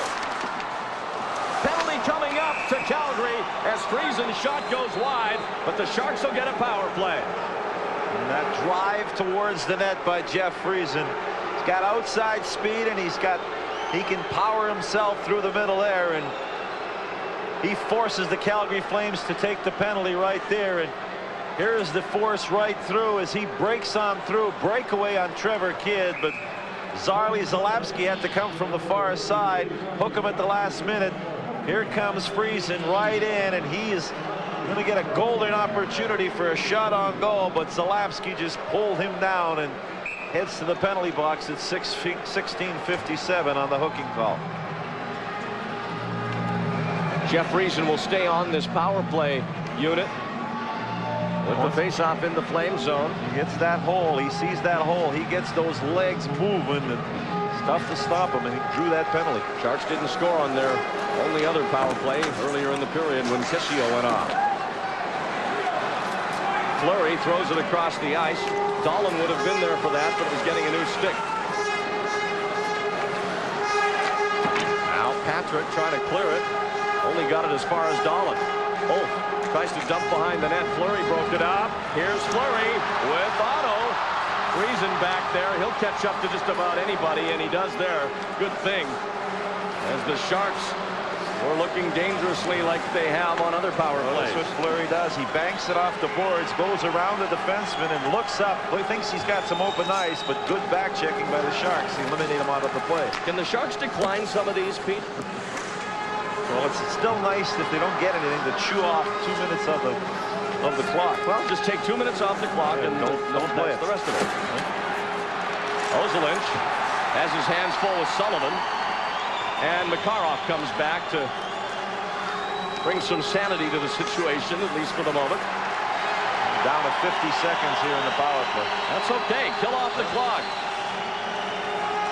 Here's Larionov. Makarov takes the line, drops it for Whitney. He'll give to Jay Moore. Moore goes around Stern, shoots, deflected into Kidd, and the Flames will clear it out.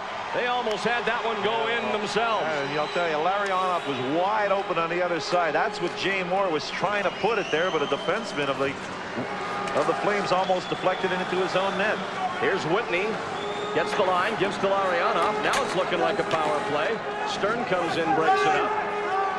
And here comes Musil to center. He'll just flip it in with 5 seconds to go in the power play. Flaherty needs to get back in the net.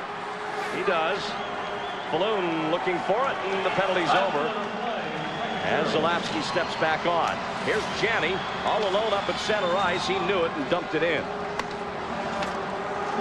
2-0 Sharks. We're down under a minute to go here in the second period. Neuendijk across the line, drops it for Fleury. He overskated it, takes the shot. Where is it? They score!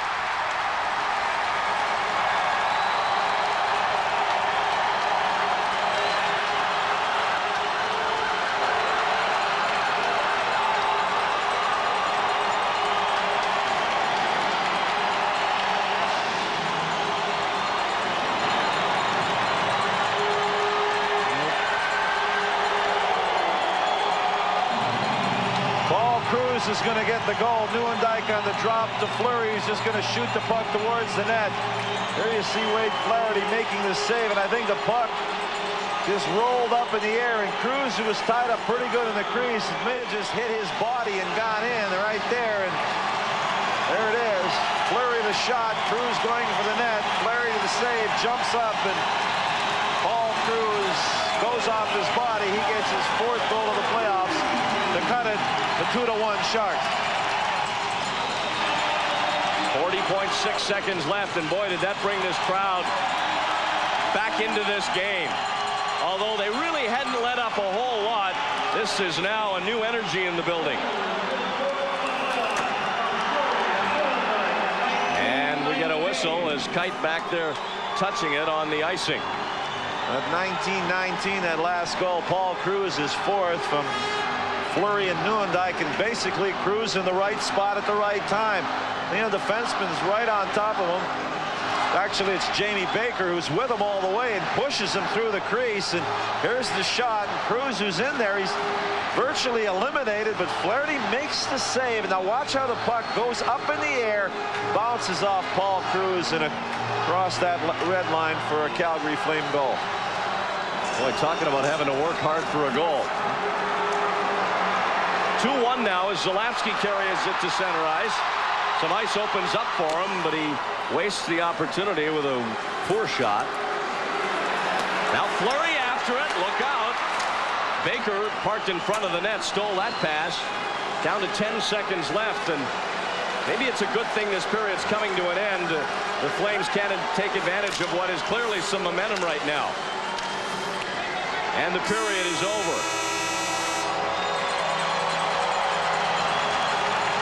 So Wade Flaherty perfect until that last goal. Larionov made it 2-0 from Whitney at 9:30, and then Paul Cruz gets credit, his 4th, to time for 2nd in the scoring for Calgary in the playoffs at 19-19 from Fleury and Neuendijk. And at the end of 2 periods here in Game 7, the San Jose Sharks 2, the Calgary Flames 1. Now to Robert Bronstein in our Cellular One studios. Thanks, Randy. Coming up, Dave Maley will be here to talk about the game so far and action from the other playoff games after this.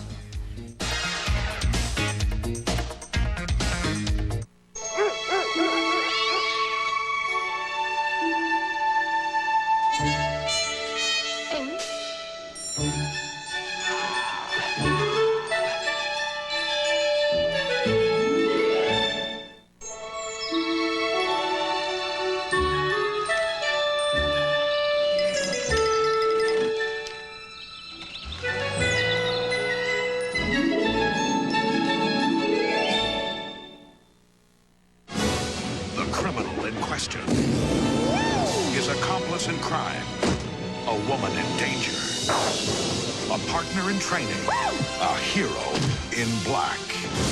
The adventure begins. Val Kilmer, Tommy Lee Jones, Jim Carrey, Nicole Kidman, Chris O'Donnell. Batman Forever. Rated PG-13. Starts Friday, June 16th at a theater near you. Grandpa, do you remember your first Pepsi? 1926 at Homer's General Store. Pepsi number 2, cheap seats. Wrigley Field. Pepsi 812, the stock market crash. Pepsi 3922, Spam was invented. 14,030, your dad repeated 3rd grade. And this is Pepsi 21,004, Kathy. Kelly. Kelly? Kelly. I knew that. I think I knew that. Take a look at all the variety in a Togo's menu, and you'll see why people keep coming back.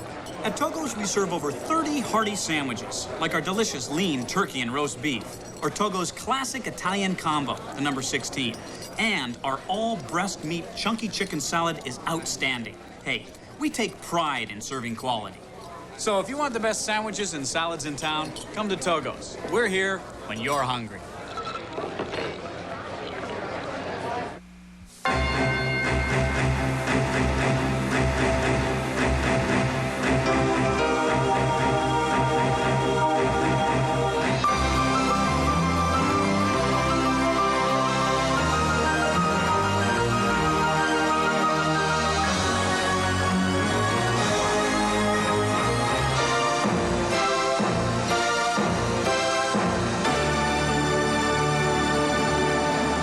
We are at the second intermission. The Sharks hanging on to a 2-1 lead. Dave Maley is back with us now, and Dave, a very interesting second period. Yeah, it was really interesting. Back and forth and good action, but I think in the power plays, the Sharks really needed to, force the issue and go for the juggler there, and I think they sat back and it cost them a little bit. Yes, it did. It cost them there with the goal at the end of the period.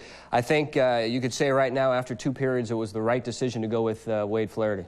Well, after 2 periods, yeah. I mean, that's like anything else. I think he looks really calm in there to me. He looks like he's got control of every shot. He's seeing the puck well, and the defensemen are letting him see the puck well. Just that one play kind of got the lucky bounce there. All right, let's take a look at our tape, and we'll see that Flaherty had some quality shots against him, something the Sharks obviously did not want to have happen.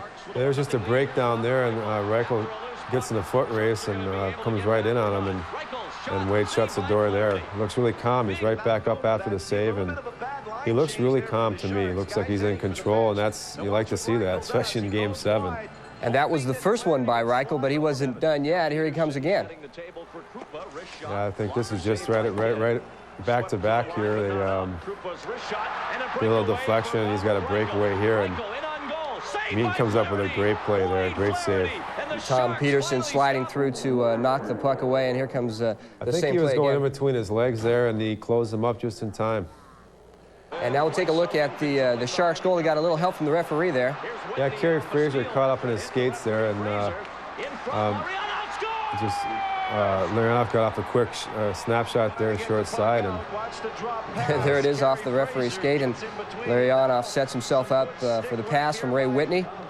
Yeah, poor Mike Sullivan's the one who made that giveaway too there. So Mike Sullivan's had his share of scoring in this series, so he could give one back. What was the problem there with the Sharks on those breakdowns with the breakaways? Was it just a thing where it was a deflection, or were they out of position? Well, I think the second one was a great heads-up play. I mean, he got a good bounce there, and the first one, I really couldn't see. The camera was a little bit off it, but it looked like some of the players got caught up there, and he just outraced him to the puck. Sometimes it's not a Sharks problem. Sometimes it's just Calgary making a good play, right? Yeah, it's a heck of a play. Now, with 41 seconds left, Calgary gets the goal to cut it to 2-1. What is that going to mean?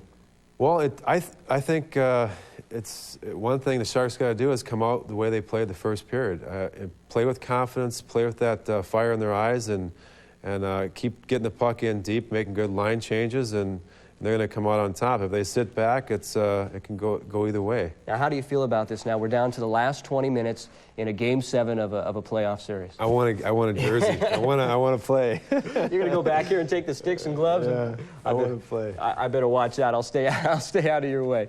We'll come back with highlights from the other playoff games right after this. Slager gloves it down to 6 seconds left. Here's Greg Adams through the defense. Greg Adams in on goal. Greg Adams saved by Flaherty. I don't know how he stopped it, but he did, and the game will go to overtime. Unbelievable. Great. They say that man cannot live on bread alone. Fortunately, at Discover Card, we couldn't agree more. That's why we offer the Cashback Bonus Award.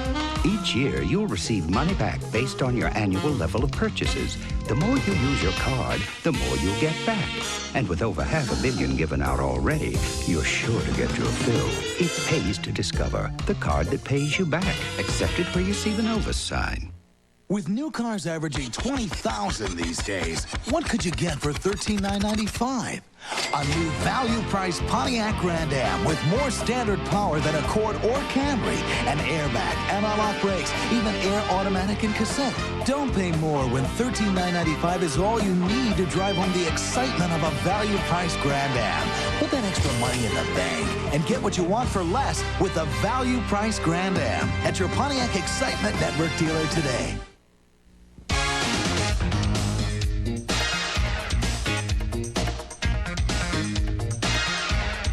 Two other Game 7s being played tonight in the NHL. We look at Vancouver and St. Louis. St. Louis looking to win Game 7 of that series. The Canucks on the attack, though. They get out to the point. It's slapped in, and it's a 1-0 Vancouver lead. Now it's a Russian rocket, Pavel Bure, on the break. He beats Curtis Joseph, and Vancouver wins it 5-3. The Canucks advances to the second round. We go now to Chicago, where Toronto is looking to eliminate the Blackhawks. Chicago strikes first. Dennis Savard gets one past Felix Potvin, and it's 1-0 Chicago. Now it is Toronto on the attack. Ed Belfour is going to stop the first two shots on goal here, but he couldn't stop the shot by Dave Andreychuk. And Toronto was on the board. Some nice Chicago defense coming up here. They poke it away, and Ed Belfour is there to cover it up, as Chicago has the commanding lead in the third period. And that brings us to the American Express scoreboard, brought to you by The Card. The American Express card, don't leave home without it. Second round games tomorrow include the Rangers and Philadelphia. The other game, New Jersey at Pittsburgh. We take a quick glance at the NBA playoffs as Indiana and New York square off in Game 6 of their series at the Garden. The Knicks looking to regroup and force a seventh game, and Charles Smith doing his best to make that happen. He goes in with the thunder dunk, goes down hard, but he was all right after that. Ouch. Then it's the Pacers' Rick Smits stepping outside, and Smith says, if you're going to give me the big-time jumper, I'm going to take it, and he cans that one. The Pacer coach Larry Brown looking to get his team on track, hoping to close it out, but not going to happen. With the shot clock winding down, the Knicks' Charles Oakley steps out and buries the three. The Knicks go on for a 10-point win to tie the series. All right, the fans at the San Jose Arena ready to bring on the third period. The Sharks leading the Flames 2-1 after 2. We have 20 minutes to go for it all. Can the Sharks hang on? We'll find out after this.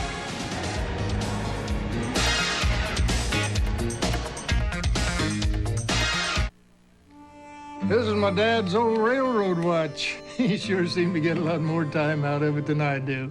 You know, Great Western Bank can help you with the time that you do have. You can deposit your paycheck automatically, check up on your accounts by phone 24 hours a day, and Great Western's even open Saturdays till 3. So if you need more time to get things done, just ask.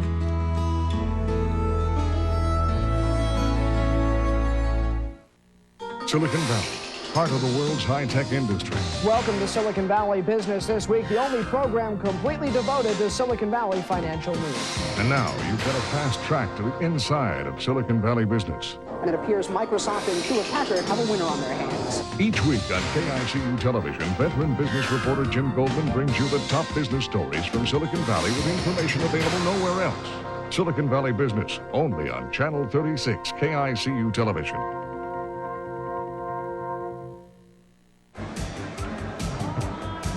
They built the place for the Olympics. Somebody said, hey, that looks like a saddle. Let's call it the Saddle Dome. They did, and that's where we are for Game 7 of this Western Conference Quarterfinal series, the Sharks leading the Calgary Flames 2-1 with at least one period left to go. Randy Hahn alongside Pete Stemkowski live here in Calgary.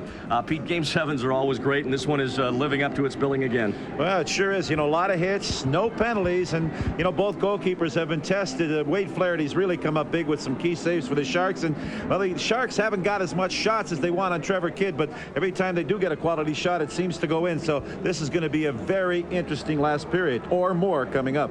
Lots of good things happened in the hockey game. In the last two games, the Sharks had shut down Fleury and Nieuwendyk for 7 periods going on, and they finally stopped a breakaway here, Pete. Well, here it comes right here. Reichel's going to be coming in on Wade Flaherty. Notice, as soon as Reichel puts that head down, that means he's going to shoot. Flaherty just backs up, takes away the net, and comes up with the save. Now we're going to see the goal by Igor Larionov. Gets help from the referee as he stops the puck. Now Whitney doing some dipsy doodling in the corner. Larionov breaks for the hole. Then look at that quick release. That's the idea. Not how hard you shoot it, but how quickly you get it away. He lets that shot go quick, catches the short side. Larionov on the goal. Now late in that period, Nieuwendyk drops the puck to Fleury, who just drives it towards the net. That's where it usually ends up. Paul Cruz is in the crease, being held by Jamie Baker, but Flaherty with the stop. Puck rolls up, hits Paul Cruz, crosses the line to give the Flames that goal late in that second period. Couldn't blame anyone. It was just a lucky shot. Flames outshooting the Sharks 23-11, but only outchancing them by 4.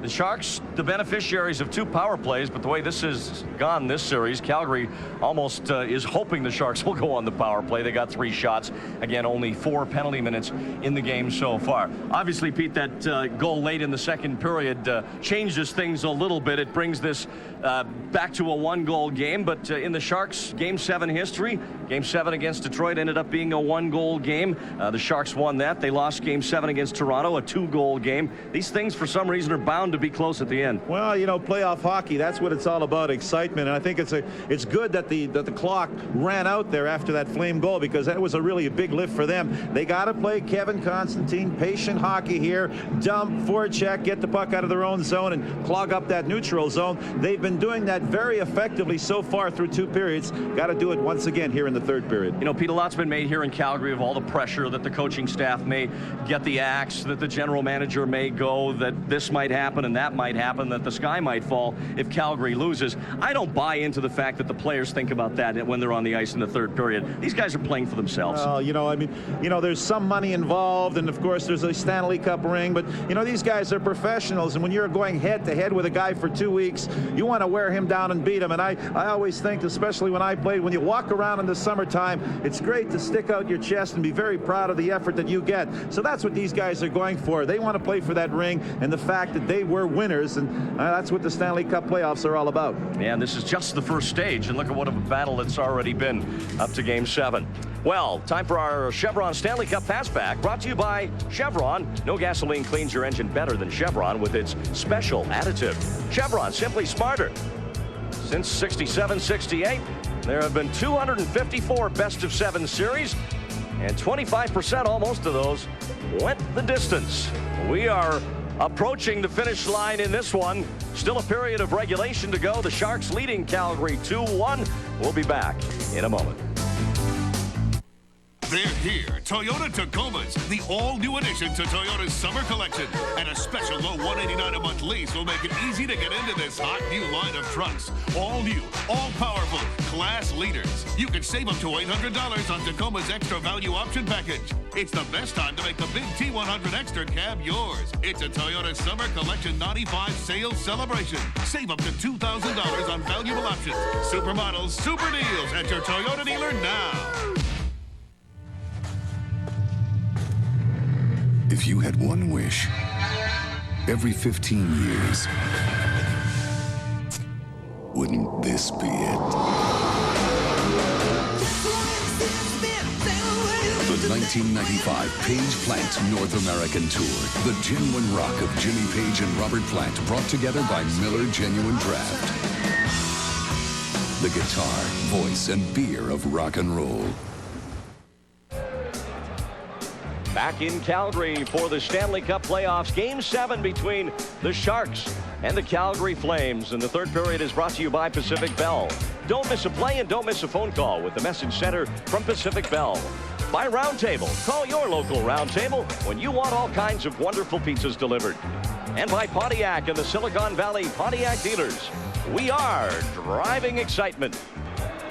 Well, excitement abounds here, and there's bound to be a lot more of it. 2-1 Sharks as we get set to head to the third period. Time for our game notepad, brought to you by McWhorters. A whole lot more than a stationery store with 20 Bay Area locations to serve you. Sharks get their 2 goals on their first 8 shots. Flaherty has been outstanding. 20 minutes to Motown. Let's see if the Sharks can pull off a second straight first-round upset in their playoff history. Great game so far for Wade Flaherty as the Flames had 11 shots on goal in that second period. The Sharks had 8. And he come up with that big stop on that breakaway on Robert Reichel and a couple of close range shots, and he's a forgotten man right now, and you know it's got to be eating him inside. Artur Zerbe. He's got the playoff beard. And yeah, some semblance of one. Well, on this May 19th, in 1974, as part of our Stanley Cup history, Philadelphia Flyers, who entered the NHL 7 years prior, became the first expansion team to win the Stanley Cup when they beat Boston 4-2. And yeah, I remember that game. Philly's never been the same. And there's Jeff Friesen out for the third period. I'll tell you who became very interested in this game a few minutes ago, Pete, and that's the Vancouver Canucks. Yeah. They eliminated the Toronto or the St. Louis Blues tonight, and if the Sharks win, that means the Sharks go to Detroit. If Calgary wins, Vancouver goes to Detroit. So there's a lot in the balance for the Canucks as to who they would play in the next round. Of course, everybody's been wanting to avoid Detroit, but the Sharks seem destined to meet them, it seems. You know, as you progress in the playoffs, I mean, obviously you're happy to keep going, but there's never an easy series. I don't care who you are. If you make the playoffs, you got to have something going for you. And if you win a round or two, you got to have it going for you there too. So eventually you're going to have to meet the tough teams along the way. And when you get down to the final 8, I feel that they're all got something going for them. And right off the face-off, everybody was frozen in time for a moment there. Kind of a Norman Rockwell moment. Finally, everybody realized that play was underway. Here's Janney to the blue line. Baker coming in. Save. Rebound. Scores. Falloon. It's 3-1.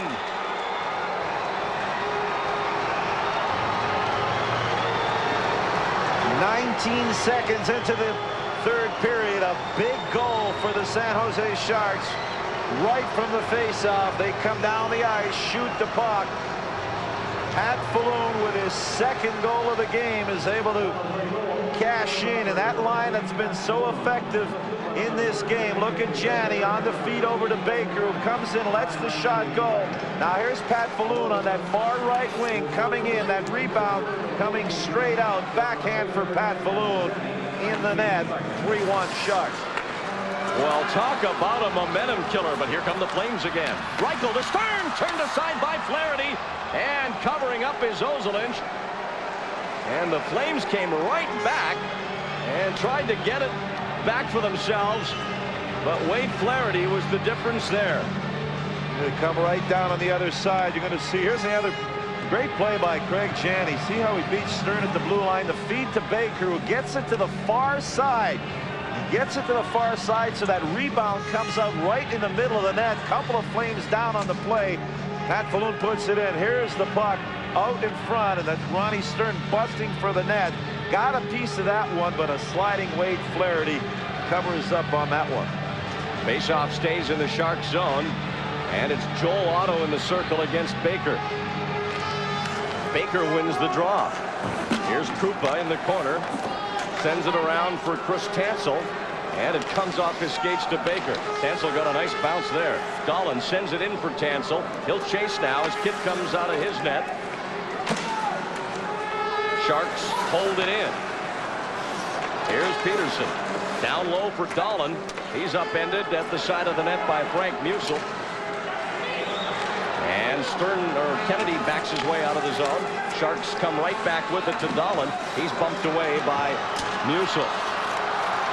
3-1, the Sharks lead. Backhander by Cruz over the net and out of play with 18:42 left in the third period.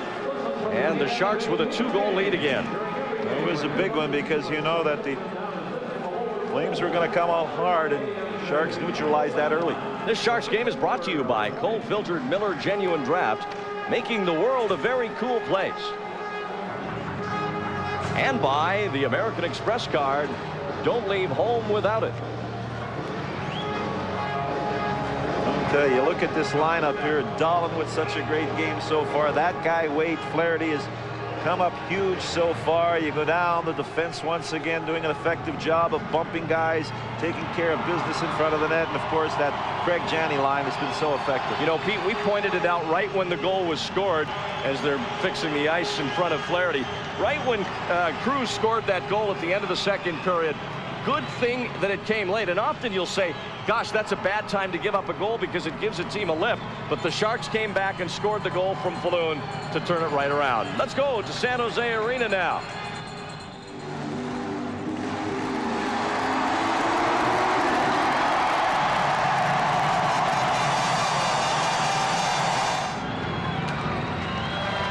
And a special hello from us here to you at San Jose Arena. Sharks fans gathering there to witness this 7th game. And the Sharks right now leading 3-1, and they don't want to send you home unhappy. Makarov held in at the line by Kesmer. Now Moore carefully protecting the puck from Sullivan and sends it the other way.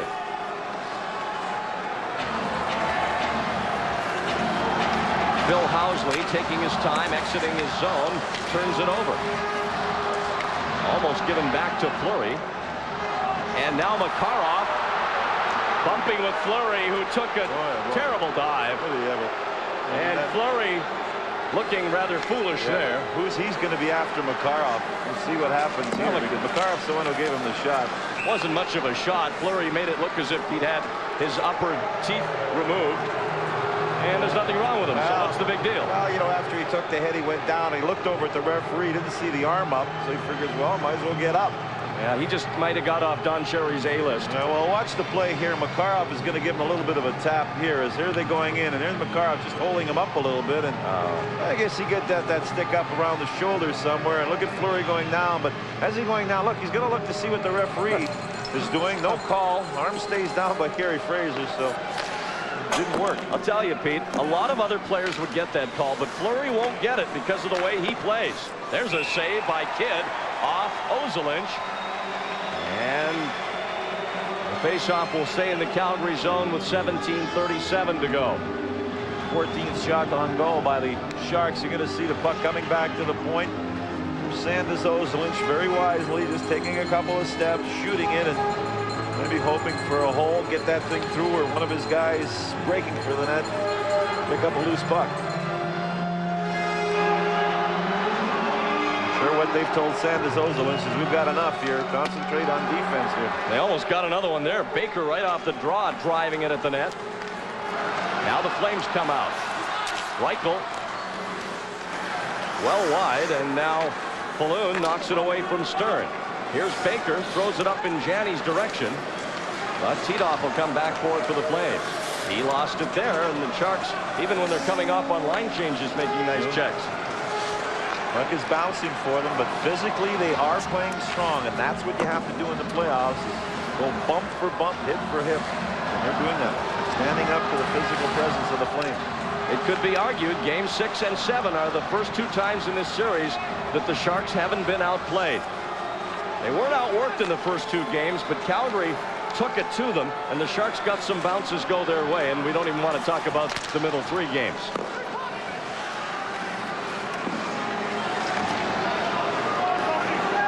Joel Otto had it, gave it back to Kennedy. Now behind the net it comes. Cutting in is Patrick, keeps it alive for the Flames. Trying to get something going in the Shark zone. Otto, backdoor play to Housley. He'll try to wrap it around. Flaherty saw it coming all the way. And Housley ridden all the way to the wall by Chris Tansel. Oh, that is tenacity as he took him off the crease and planted him on the boards, negating the play. Back in a moment. Do you show mechanical aptitude? Unfortunately, I'm a klutz. That's okay. With the Pacific Bell Message Center, you simply use your phone to get your messages, not a cumbersome machine. I put in a code number, and I get all of my messages. To listen to the message again? I hit number 1. What if you really love the message? Then I hit number 2, save it. And if you don't? Boom, I hit number 3, and they're all gone.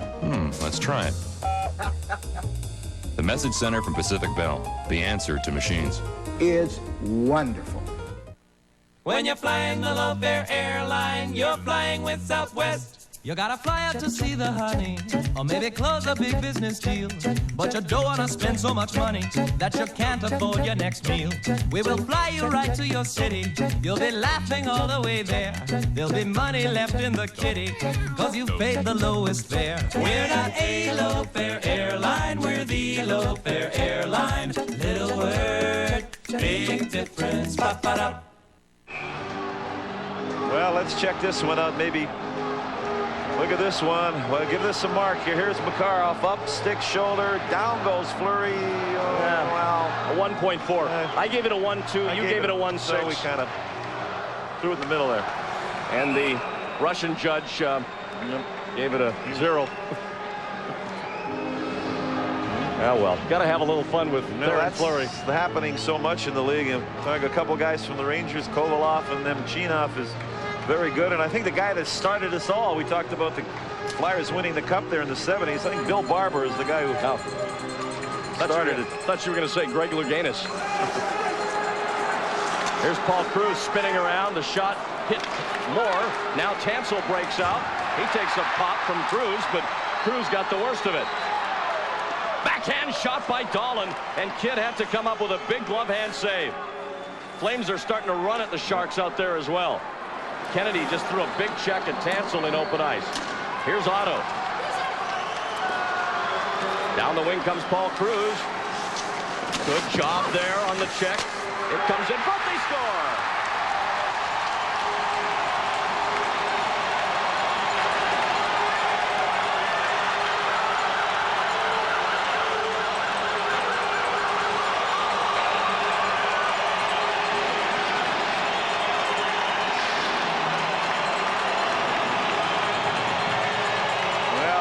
Calgary Flames going in wide. It's going to be Kennedy in front of the net, and here's the quick pass out in front. You see 3 Sharks there, but Kennedy was far enough out that nobody could get him, but gotta give Cruz some credit for that hustle. Joe Otto picking up that loose puck, and there's number 23 right on the doorstep. I don't think Flaherty could see that one. There was somebody in front of him. Kennedy cashes in on that play from Cruz and Otto. That coming at 4:14 here, the third period, to narrow it 3-2 Sharks. Here's Fleury behind the net to Sullivan all alone. Now Nieuwendyk back to Zalapski, and that goes wide. And the Sharks better get things in hand here. Whitney pulled down in the neutral zone. Now Sullivan sends it right to Jim Kite. Kite back to Makarov. Across the ice for Jay Moore, and he'll dump it in. Well, I got to tell you, Pete, as soon as Calgary started hitting people, things started changing. The puck changes possession. Cruz with a couple of hits there, and good hard work behind the net that resulted in the goal. Here's Fleury. Fleury still with it, and he turns away from the pack. Now floats one in. That goes wide. Flaherty couldn't find it, and it's lifted clear onto the Sharks side, and back to James Patrick. Well, the momentum clearly has shifted to Calgary here in the last 2 minutes. The bounce is not going for the Sharks. Housley holds it in. Now out of the corner, it's Tedov. Rafchi intercepts. Fraser gets in the way. Better get out of there, Carey. Get your hair messed up in the corners. Tedov falls on the puck. It's up in the air. Drops down to Reichel. He sends it behind the net. Rafchi, good job taking care of Stern. It's Reichel. Great backhand pass in front. Now Tedov checks Baker, and Housley has to bring it back out. I'll tell you, Henry Alchilli, the muscles coming out for the Flames now. And he's hitting everything in teal. Now they send Joel Otto out. Here's a break. Cruz. Saved by Flaherty at the doorstep. The Sharks hanging on by a thread here.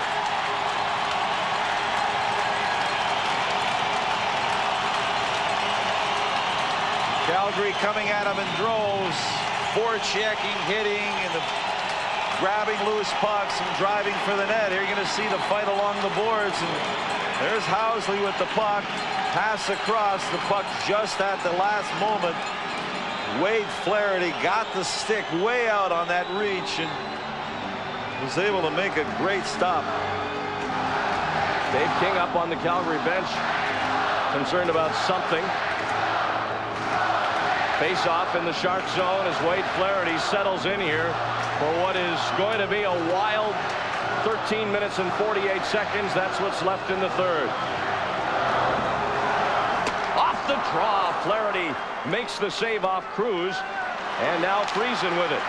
Checked away from him as he took a little long to get rid of it. And here's Zarni Zalapski. He'll send it in. Will be icing. And Cruz with a nasty elbow up high on Tom Peterson. And Kerry Fraser didn't like the looks of that. But there will be no penalty. He had something to say on the play. Well, I think what he's going to say, well, obviously Peterson gets the jump and has to take a real solid hit, but he gets his stick on the puck first to get the icing, but then Cruz goes up real high on him and rubs him out against the glass. But I think what Fraser is saying is, hey, tone it down, you guys. This is an important game. Let's not do anything silly that's going to cost your hockey team. And I really think that was probably a warning to both sides on that particular play. Hey, got to give 100% credit to Paul Cruz. 4 goals in this series from a guy who you call a role player, and he's got them back in this one. 7-5. Flames out shooting the Sharks in this period. They've been out shooting the Sharks all series long. That's no bulletin. Here they come. Otto to Kennedy. Got a touch of it. Flaherty plays it up the ice. Off Otto's stick. Grazes the ridge of the glass. And comes down to chase on at center. Krupa knocked away from him. And now Dahlin with it. Taking his time. And gets it up to Jeff Friesen. Friesen and Tansel crisscross. Friesen lost his glove and he was slashed. Oh boy.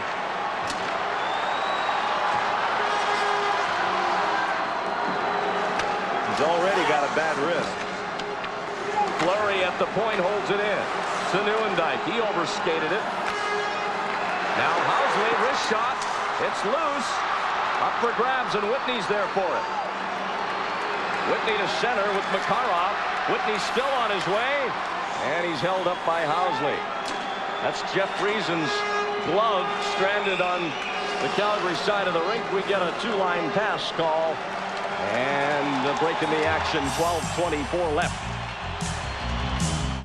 Here they come. Toyota Previa, 4Runner, Land Cruiser, Celica Convertible. The most exciting Toyotas ever. And your Toyota dealer's got super deals on super models. Offering Previa lease. Only $299 a month puts power and all the options you need in your hands. How about the limited edition 4Runner with up to $1,000 savings on valuable options? Or select the ultimate, the legendary Land Cruiser. Now redesigned with dual airbags. It's a Toyota Summer Collection 95 sales event. Don't miss it. There's a place where lovers go to cry their trouble away,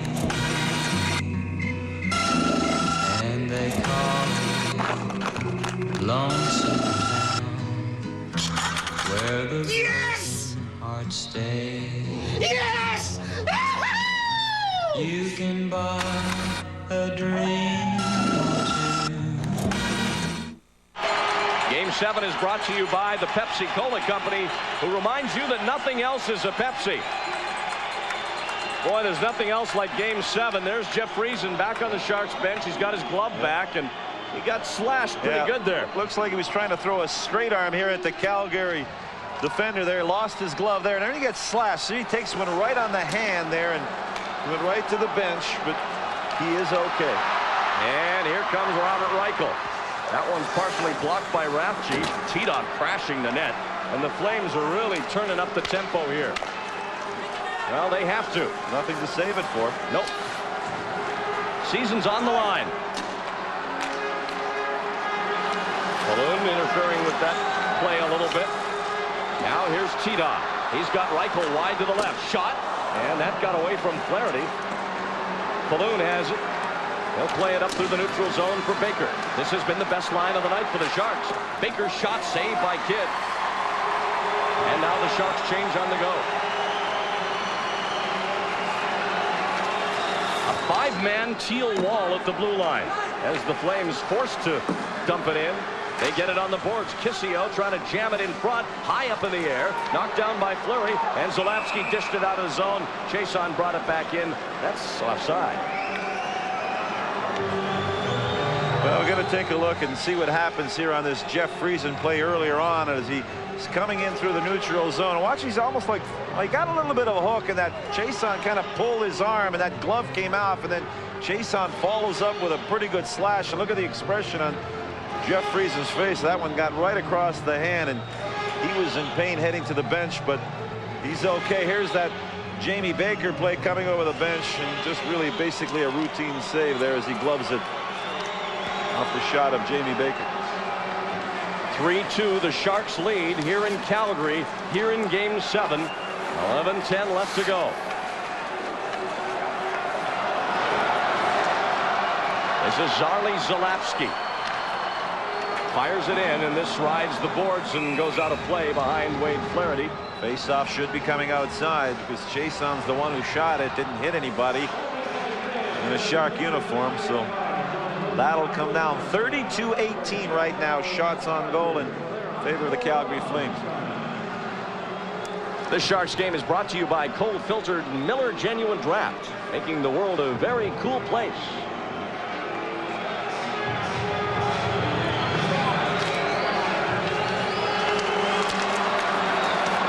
Nieuwendyk using his strength to win that faceoff at center ice. Jim Kite drop pass right to Nieuwendyk. Nieuwendyk weaving behind the net. Gives off to Fleury.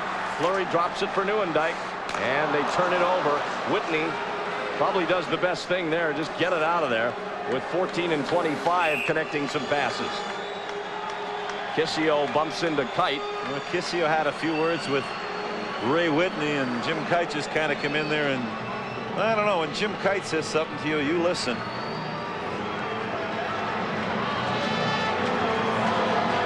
Well, if the Sharks are, you know what you do when you are in trouble in your own zone, obviously you want to make a nice pass, get it out and break out and hit top speed and make a play down at the other end, but you have no other option.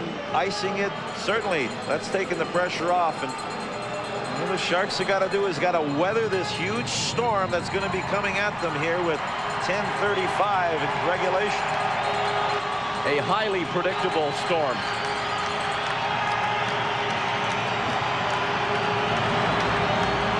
Flames win the face-off. Saved by Flaherty. Baker on top of the puck. Kite able to get to it. And now Stern with it. Backhand shot by Reichel, and Wade Flaherty very confident there in traffic and with Calgary players all around him. Ronnie Stern coming in late with a high stick, but Jim Kite says something to him and Stern turns away. And you made the point, nobody messes much with this guy, or this guy for that matter. Stern well, you don't want to initiate anything, Randy. That, you know, you ever know, you no penalties calls, you might get hit, and Ian Fleury that's observing everything that's going on, and I'm sure ready to go out there very shortly over there on the Calgary bench. Kite, an exceptional pickup by the Sharks late in the season. They got him from Las Vegas in the IHL. Didn't even cost him anything. No draft picks, no compensation, and that had to be move of the year for Dean Lombardi. At least that shows up now. Craig Janney's starting to look pretty good. He added some toughness back on defense, and that's what the Sharks needed. Here's a chance for the Flames. And it comes out of that pack somehow. Here's Falloon, one-on-one against Patrick. Takes a shot, Kidd with the glove save. As you can see, the Sharks aren't doing much penetrating deep into the Calgary zone, at least not for the last 5 minutes. Well, this is the 7th game in 13 days, so both these teams got to be a little bit tired here, but both of them are very pumped up, and I'm they probably don't feel too much of it right now. I'll tell you what, though, Calgary's expending a lot more energy here right now, and the Sharks have a knack of picking their spots. Here is Friesen, and he'll dump it right back in. Housley gets back, Tansel chasing, and the Flames give it away again. Nice play there by Friesen, even with men caught in the zone, dump it in. Forces Calgary to start from deep in their own end again. Chase on from center. Flaherty will handle this. Play it past Kennedy. Otto sends it back the other way. Here's Cruz. He's been trouble, but Dahlin picked him up. Now Cruz somehow got to it again. Ozelinch up the boards. Otto knocked it down. Shovels it to the corner. Rafchi trying to take out Cruz. It's still alive for the play. Kennedy upended. Fans obviously want a penalty. None coming. Otto, a dangerous roller toward the net. Here's a chance. Flaherty bats this one away. Drops in front of him, and he'll cover it up as bodies flying toward the net. Chason almost ran into the goal. Glorioso! Alfredo Roundtable! Alfredo is proud to introduce Roundtable's new Alfredo pizza. With my sauce, Alfredo sauce. With the Alfredo sauce you see right here. Oh, the clacky and the piggy. With chicken and smoked ham. Not to find that. You won't find that at the any other pizza place. No! Alfredo says thank you. New Alfredo Contempo, only at Round Table Pizza. You gotta have soul in times of strife. You gotta have rights in times of wrong. You got friends, and man, that's all you need. This time, it's your time. Time to live what's in your mind. You got no time for no time. All you have is now. This time, it's your time. We update you on this IHL Eastern Conference final score because Kansas City is the Sharks' top developmental team, and they are a goal away from playing in the final, tied 5-5 with Kalamazoo in overtime, and the Blades lead that best of 7, 3-0. Well, everybody on their feet here at the Saddle Dome. 20,230, just a few short of capacity here. Shots on goal here. Calgary a little bit of edge so far in this third period. A lot of bit of edge, but it hasn't been that big of an edge in the play until the third period. Calgary's really poured it on since Kennedy's goal at the 4:14 mark. Chased down by German Titov. Tight, can't get it out. And Nylander tried to find Patrick at the point. Here's Janney breaking up the middle. Janney scores!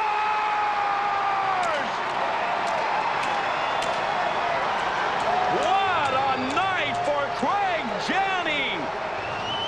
And the Sharks lead 4-2. You talk about how you got to be patient and weather the storm. They take advantage of a bad pass by Nylander. Falloon with the puck. There's Janney, fights his way through defense. Look how he's being chapped at. Housley's on him, Patrick's on him, goes to the backhand. Look how he gets a couple of strides. Two guys are all over him. Look at that backhand up and over the shoulder of Trevor Kidd, and a very much needed goal for the Sharks as you look at their bench and their reaction to this goal by Craig Janney. That was a huge goal. The Flames had been pouring it on, and they had weathered the storm to the extent that they were able to hold their lead, and now Janney gives them a little breathing room, but not much. We've been through this too many times with the Flames, regular season or playoffs. They can turn it. This one is far from decided. 8:11 left. Big bounce off the boards. Glove down by Moore. Jay gets a rough ride from Titov. They separate to find Larionov with the puck. Igor to the blue line. Igor to the net. Backhand wide. And Housley will take it from him. Janney's goal, his third of the playoffs. Third in 2 games. Falloon got the only assist. That line has been outstanding. You got to take advantage of opportunities. Nylander with a bad clearing pass. Falloon jumps on it, hits Janney, and he did the rest on And making no mistake on that one. 7.5 minutes left. Here's Newendike. Saved by Flaherty. Doesn't know where it is. Nets off now as Baker ran into it. And there's going to be a penalty to Jamie Baker for knocking that off intentionally.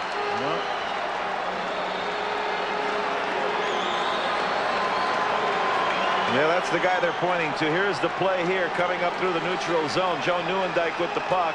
Puts it over to Sullivan. Back to Newendike. Now the shot. Flaherty with the save. Now watch what happens right here is, Jamie Baker released Fleury and then he went into the net and knocks it off. And that's the call by Kerry Fraser. You see right there, and in a lot of situations they won't make that kind of a call, but Baker, delay of the game coming up with 7:22 left in regulation. This will be Calgary's first power play. They have 6 power play goals in the series, hitting at 20% efficiency. Jeff Friesen and Chris Tansel will be the guys up front killing this penalty. Sandis Ozelinch and Mike Rathje, the defenseman.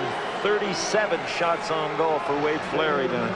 Great effort for him so far. 12:38, time of the penalty.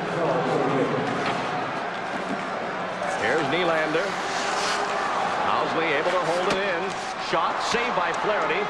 And Tansel sends it out. Well, I'll tell you, with goalkeepers, when all those people are in front of you, got to crouch down and look for holes so you can find that puck. And that's what Flaherty did on that one, on that shot from the point by Phil Housley.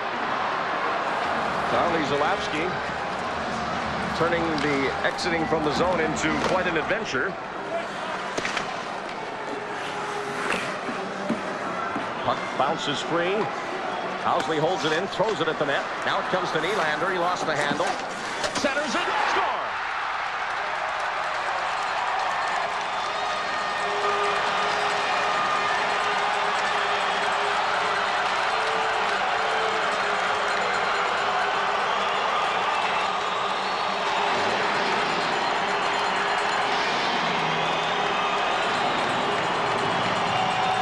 Calgary on the power play. Nylander is going to be the guy who's going to set up Joe Newendike as he makes amends for that giveaway on the Janney goal. Fights for the puck behind the net, and just that quick pass. The flow looks like it's going the other way. Nylander going. Now that quick pass to Joe Newendike, who broke free, and he puts it in. A power play goal to once again bring the Flames to within 1. Newendike's 3rd goal of the series. You'll recall he missed the first 2 games. Nylander and Housley, the assists at 13:22. A power play goal after that penalty to Baker, who wins the faceoff here. And it's back to Tom Peterson. So we're back to a 1-goal game, and this thing is seesawing back and forth. And the Flames keep hanging in. Stern. Ronnie Stern still with some control. Now Tito spins away from Krupa. Charlie Zalapski in front. Trickles dangerously to the net, but wide. Here's Tito. Got away from Krupa. Tried to center it. What a battle in front. He scored!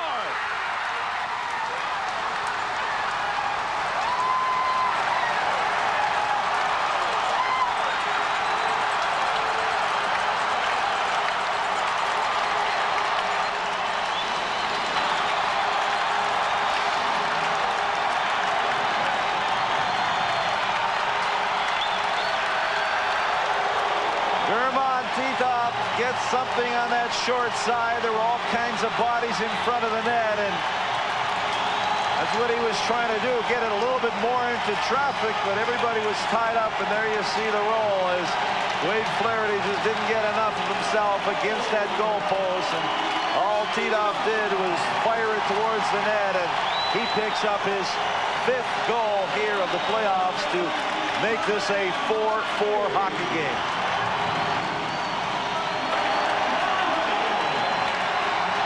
Dolan with something to say to Terry Fraser. So the Flames have come all the way back and tied it. Tito's 5th from Zalapski and Reichel. And it is 4-4. Here's Sullivan. He's got Neuendijk in front, but he can't get to the puck. And if you thought it was a battle before, hang on. These last 6 minutes are going to be something else. Here's Whitney. Sends it in. Zalapski struggling with it. Haroff sensing that Zalapski was in trouble, but he just couldn't take advantage. Here's Fleury with Neuendijk. Fleury stick handling, swept away. Now Sullivan with it on the far boards. He looks to center it. Does. Flaherty's got it in his feet and holds on. And Flaherty settling things down, looking very calm in a very uncalm moment. He's been a busy guy. And take a look at this goal again as German Titov has got possession of the puck on the right of your screen there and takes the one shot. Baker blocks it. It comes right back to Titov. Look at how the Sharks are in front of the net taking their guys out, and he just lets that slapper go, and the dance by Titov is he brings this game to a 4-4 tie. Wow, they are eating it up here in Calgary. This huge crowd of over 20,000 are really letting it all out. Well, after all, they save it up for the whole year and then get excited come playoff time, but why not? This is when the NHL is at its absolute best. Baker stepped on it. Flames all around the net, but the puck comes to the Sharks. Held in by Housley. And Ozolinsh desperately clearing that to the side. Sharks have come just a little bit unglued here and are trying to put the pieces back together. Tansel really got a rough ride along the boards, and we may have offsetting penalties here. We'll be back. Now, this is how people organized their finances back when Great Western Bank got started. Well, today, all you need is a Great Western checking account. You can direct deposit your paycheck, pay your mortgage, take care of your car payment, all automatically. If you want the best way to get organized, ask the folks who've been working on it for 100 years.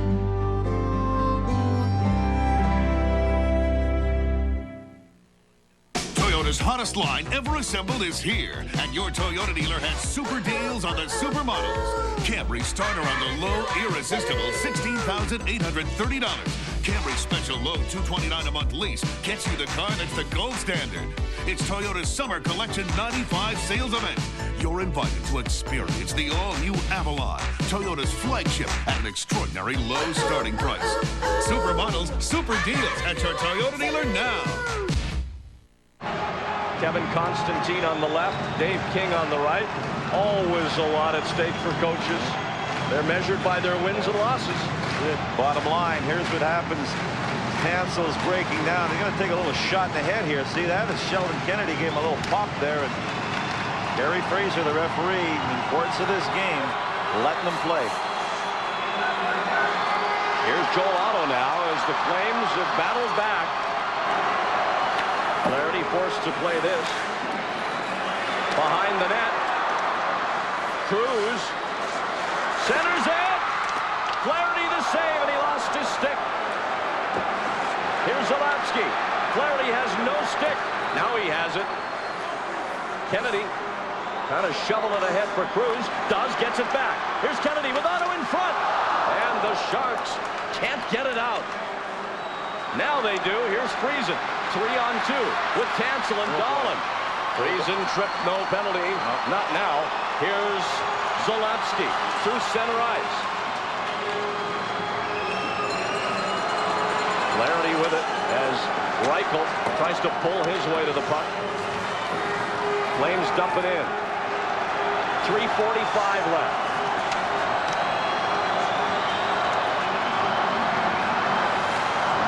Jay Moore carefully lifts it toward the Calgary zone. Jay Moore again. This time it hits Patrick. Watch out. Here's Stern with Reichel and Patrick. 3-on-2. What happened? Stern fanned on it, pulled the trigger, and no shot. There's a shot that Flaherty didn't see. Now Titov behind the net. Changes directions. Knocked down by Moore. Now it's centered. Here's Stern. He was off balance. No helmet. Stick pulled back. He's tired. And he goes to the bench. I'll tell you, this flurry by the Calgary Flames really takes its toll onto the fence. You could see Jim Kite, Jay Moore slowly getting off the ice. 2:50 left. Here's a break for Sullivan. Broken up. Now it's Janney. Up the right wing. Almost reached Ozolinsh. And a two-line pass call. 2:39 left, and if this is the way it stays, 7-game overtime. 41-20 the shots. Calgary has really laid the lumber on here in the third period. 18 shots, and that's a legitimate number. They've been just firing from every corner. Well, what Calgary does and what has made them such a success is dump and chase. They've got big forwards, and they're really leaning into the defense. Guys like Moore, Kite going back, they're being hit. So they have to weather this storm, maybe get one, and take this one into overtime. You got to remember here that they do go in, and there is an intermission before overtime. So that, I think, would work to the Sharks' advantage and hopefully cool down the Flames. But the way this third period has gone, Pete, with 5 goals, overtime is light years away. We could have 2 or 3 more goals. 2:39 left. I was just looking ahead a little bit. No, that's all right. That's part of your job, Pete. We appreciate that. Here's Flaherty out of the net. Sweeps it around for Jamie Baker. And now Janney comes out with it. Craig Janney through center ice. Janney again on the backhand. A save in front. Puck by Falloon driven to the net. And Steve Chason made both those saves. I'll tell you, offensively, Craig Janney makes things happen in this hockey game and goes wide, and Pat Falloon knows what Janney likes to do. He's played with him a lot since Janney came over. See Falloon breaking for the net, Nice backhand pass, and I think that pass was just a little bit too close to the body of Falloon. Wasn't able to get the one down in the middle of his blade. May have got that on the heel. Look, right there. Doesn't quite get all of that one, and Chason comes sliding in there, and puck's between his legs. He covers up, gets the stoppage with 2:11 left here in regulation.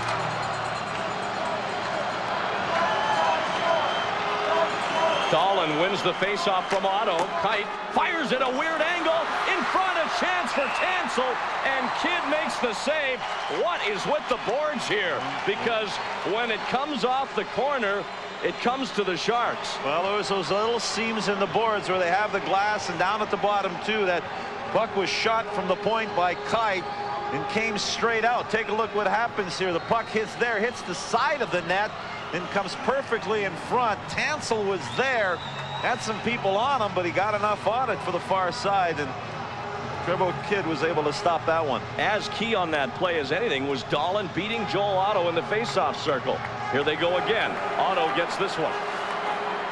Housley can't clear it out, though. It drops down to Friesen. Stick handling on his backhand to the forehand. Tried to play it toward Tansel. Housley will lift it clear out to Kite.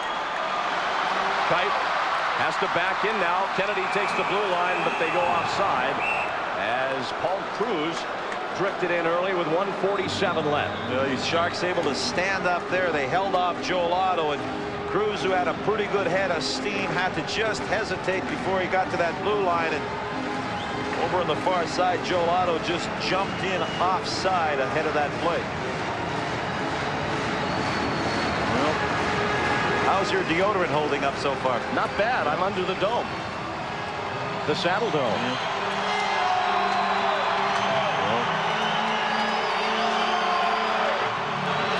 My 24-hour protection left me a long time ago. Made for a play-by-play man, but color guys like it too. Yeah. Dahlin with Friesen and Tansel just in front of the Sharks' blue line. That's the line of defense in this third period, because the Flames have come back from a couple of 2-goal deficits to tie this game. Here's Tansel at center ice. Shot, rebound, and both unsuccessful. Held in, though, by Ozolinsh. He floats it toward the net. Friesen centers it. Tansel battling away, and now the Flames come up. Here's Cruz with Kennedy. Cruz trying to go around Rafchi. And that goes off the boards and down to the blue line with 1:15 left. Poke back out. Here's Dahlin with Whitney and Larionov. Dahlin ahead for Larionov. Oh, half a stride away from walking in. Fleury takes it behind his own net. He could go coast to coast. Here's Fleury across the blue line. Fleury shot, and he just put it high. On the rebound, Chase on a drive. Kicked ahead by Flaherty. 50 seconds left. Here's Whitney. Bats it into the zone. Knocked down by Zalapsky. Makarov almost seizing on the miscue. Here's a shot from Kite. That deflected towards Sullivan. Now Zalapsky with it with 34 seconds left. Sullivan to the blue line. Falloon got a piece of him. Takes him to the boards as Jim Kite picks it up. Over to Moore. 20 seconds. Larionov dumps it in. Sharks will make one more change here. Housley bothered by Janney. Now the puck comes to Ozelinch at the blue line. Here's Rafchi sending it ahead. And game 7 is going to go to sudden death overtime. Wade Flaherty has been huge with 38 saves. Pat Falloon gave the Sharks a 3-1 lead 19 seconds in, but Sheldon Kennedy got it back at 4:14. Then Calgary poured it on, but Janney seemed to stem the flow at 11:33 when he made it 4-2. Not so. Nieuwendyk scored on the only Calgary power play of the game to make it 4-3, and then Germán Titov tied it with a slap shot at 14:04, his 5th of these playoffs, and that's all the scoring in the third. The next goal will decide this game. Who knows when we'll see it? We're at the end of regulation, a full intermission, followed by sudden death overtime here in Game 7 from Calgary. Well, we are still here, an overtime period in a Game 7. Very exciting. There's the fans out at the San Jose Arena. They are still there. Nobody's going to leave. And we will see how it goes from there. We will come back. Dave Maley will rejoin us to talk about that third period of play where Calgary tied it right after this. What do you get when you fly the low-fare airline? Fun fares. Well, you've waited so long for a fare to get so nice and low now. You really should fly. Light up the night. Southwest Airlines' new fun fares are so low. Want to see that again? Now you can fly just for the fun of it. Come along with us, 'cause we got a lot of things to do now. You really should fly. And you'll have fun, fun, fun, flying Southwest on a fun fair today. Fun, fun, flying on a fun fair. With new cars averaging 20,000 these days, what could you get for $13,995? A new value-priced Pontiac Grand Am with more standard power than Accord or Camry, an airbag, anti-lock brakes, even air automatic and cassette. Don't pay more when $13,995 is all you need to drive home the excitement of a value-priced Grand Am. Put that extra money in the bank and get what you want for less with a value-priced Grand Am at your Pontiac Excitement Network dealer today.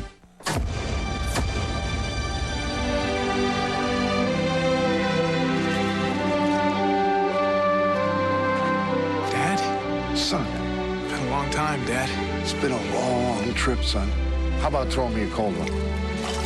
Just like old times, huh, Dad? Just like the old days. This isn't a Pepsi. I know. I saved 9 cents. Unbelievable. Kid saved a lousy 9 cents.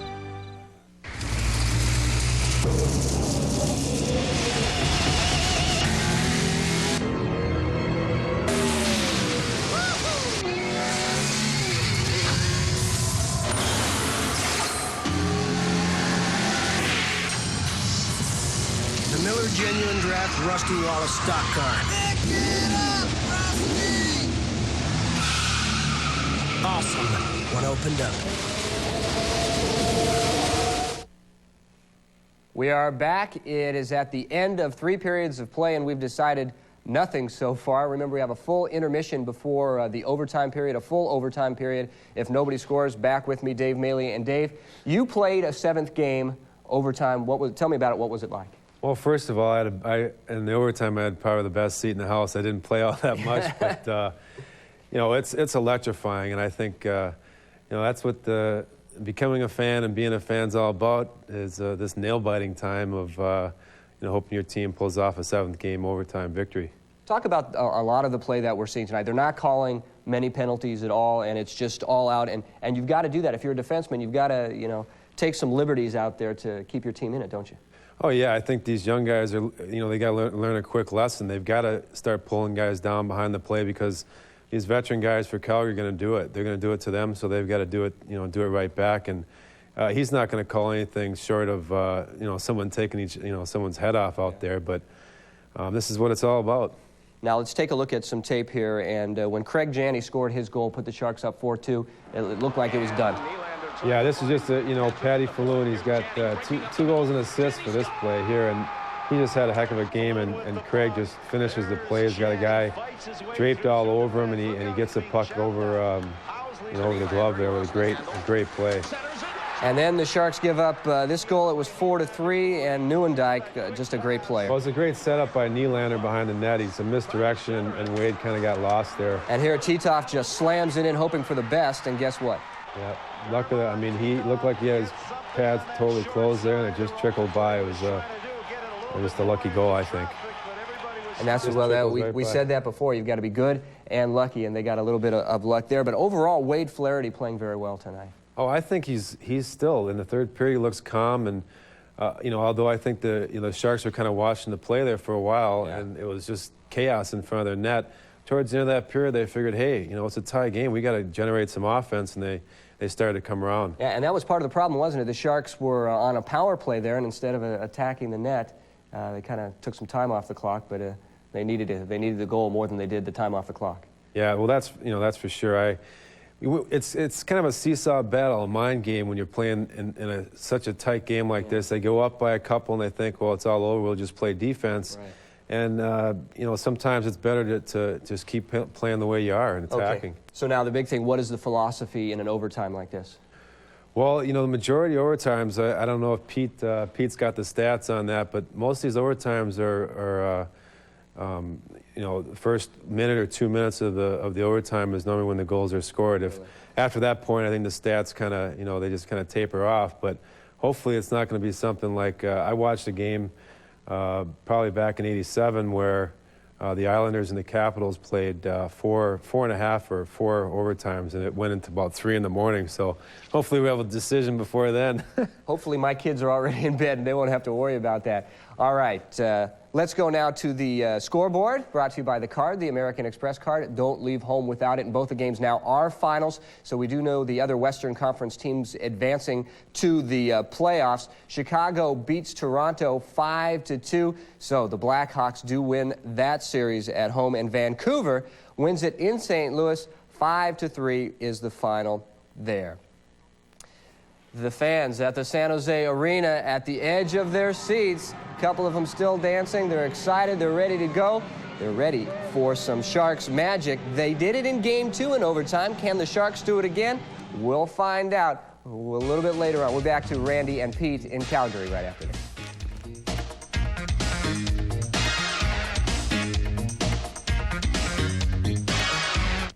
Glorioso!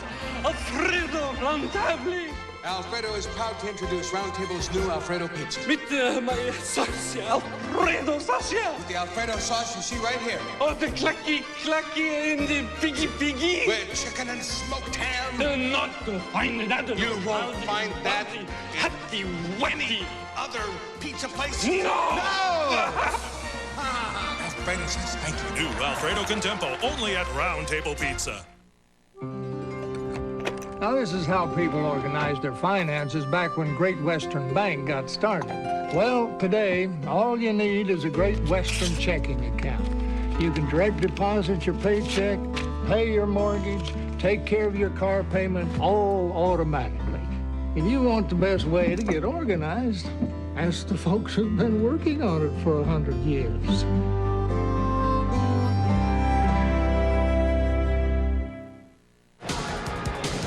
The skyline of Calgary, Alberta. All eyes focused on the Olympic Saddle Dome on this night, though. It's Game 7 of the Western Conference quarterfinal series.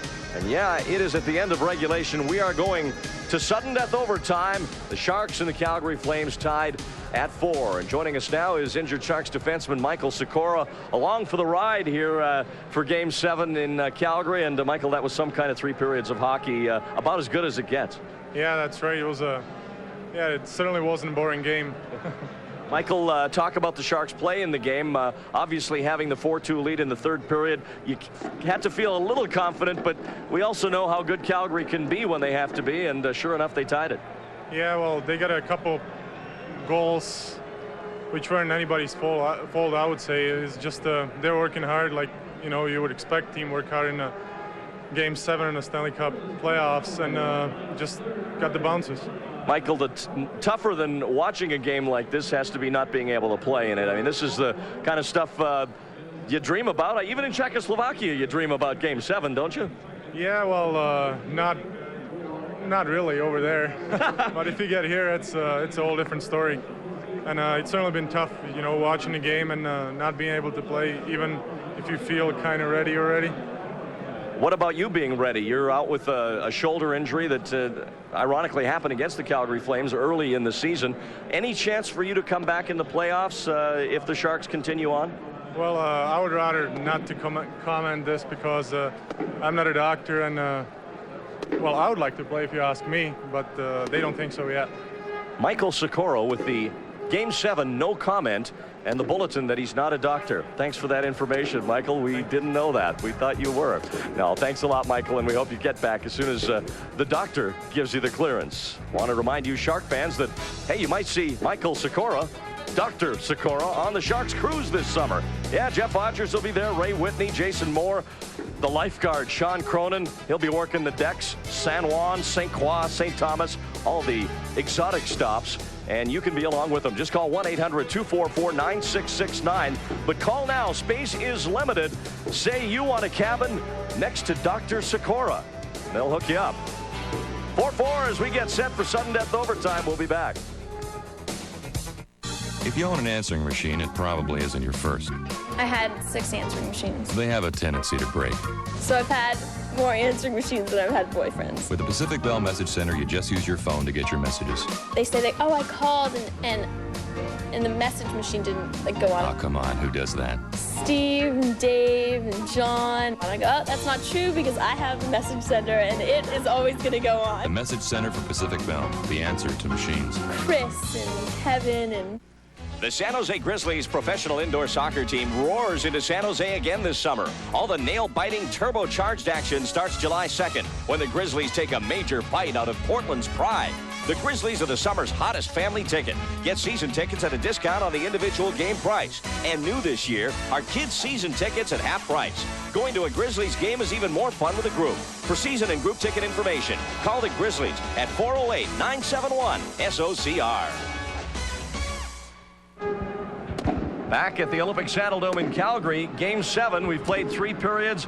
We're going to keep on playing now until somebody scores a goal and ends this thing. Randy Hunt along with Pete Stemkowski. Well, if it doesn't get any more exciting than Game 7, now it doesn't get any more exciting than overtime in Game 7, unless it's double overtime. Well, when I used to play, somebody used to stand up in that locker room here at intermission before you went out in overtime and said, who had that dream last night? That big dream, scoring the winning goal in overtime. And apparently Michael Sikora didn't. They don't have those he's dreams out of the pictures, no question about that. But, they're one team, one shot away from advancing along the Stanley Cup trail. And unfortunately, the other team will be calling it the beginning of their summer vacation. Yes, they will. Well, a wild 3rd period after a fairly closely played opening 2 periods, and then the floodgates open, Pete. Well, Pat Falloon's going to get a 2nd goal of the game, but just a great play right there by Craig Janney. He's going to feed Jamie Baker. He's going to let the shot go for the far side. Kid gets his pad on that one, but the rebound coming right out in front, and Pat Falloon breaking down that right side, heading for the front of the net, was able to put that one in. Now the Calgary Flames are going to strike. They got some hard work behind the net, and Sheldon Kennedy is going to get this pass from Joel Otto. He's just far enough out. Jeff Friesen there on the screen of Wade Flaherty. No chance for that one. Sheldon Kennedy getting the goal there. Now here comes Craig Janney, and a great play on a feed from Pat Falloon. Breaks between the two defensemen. They are hacking away at him, but he gets in the middle, gets the backhand as Kidd is going down upstairs for Craig Janney for his second goal of the game. Now the Flames are going to strike once again. Here's the shot coming through from the point.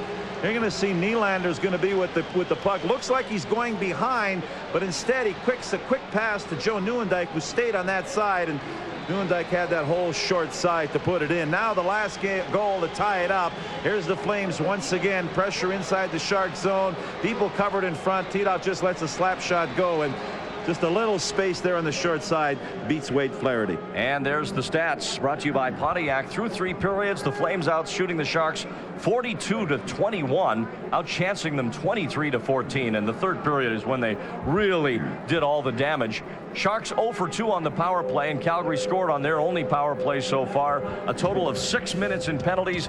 If this was regulation, it could easily be 106 minutes in penalties, but it's not. It's playoffs, and it's Game 7, and it's overtime. And George Johnson of the Calgary Sun says these Sharks are harder to kill than a bad rumor. We will be back with the first overtime live from Calgary after this.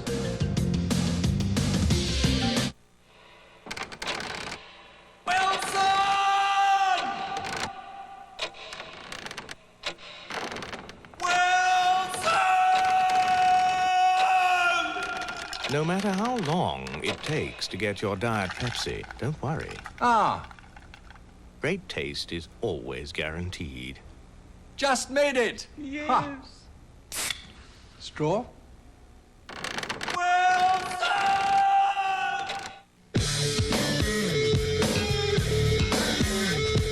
You gotta have soul in times of strife. You gotta have rights in times of wrong. You got friends, and man, that's all you need. This time, it's your time. Time to live what's in your mind. You got no time for no time. All you have is now. This time, it's your time. We are back live in Calgary. Strap in, everybody. We're going to overtime in Game 7. The Sharks and the Calgary Flames. The first time they've met in the postseason. And this one is going to go beyond the wire. The next goal will send someone to the next round. And I'm getting my prediction in here right now, Pete. Going on a limb. Winning goal from the left side, the short side, Jim Kite. All right. Predictions are for gypsies, so I'm not going to make one right now, but thought you were going to say tell they you were one for thing. Polacks. You know that the Calgary Flames are going to play the way they did in that third period. Dumb chase, hit, work on turnovers and shots towards the goal, crash the net. I think what the Sharks got to do, I think the Flames are very tight inside their zone because they realize that their goalkeeper is very shaky. So if the Sharks can get that puck down and start applying some pressure in the Calgary Flames zone, that could pay off in the winning goal. There's Flaherty, and he's been a busy pup here in Game 7. Who did you take again? Jim Kite. Jim Kite. All right. I'll take Pat Falloon. You know, I always like to participate. I'm not one to sit in the sideline. Well, this is with all the work starting in September, training camp, of course, the lockout that delayed things, the bumps, the bruises, the travel, the late nights getting in, and like I mentioned, both these clubs have seen each other for a couple of weeks, 7 times, almost sick of looking each other in the eye, and it all boils down to winner take all. One shot is going to decide it. Well, these things quite often end early, but last year, right here, Calgary went to a second overtime and lost to Vancouver in Game 7. So this is nothing new for them, but it is something new for the San Jose Sharks, who have never gone to overtime in Game 7. Jamie Baker at center ice against Reichel. Flames win the draw, and Game 7 overtime underway here in Calgary. Here's Zalapski.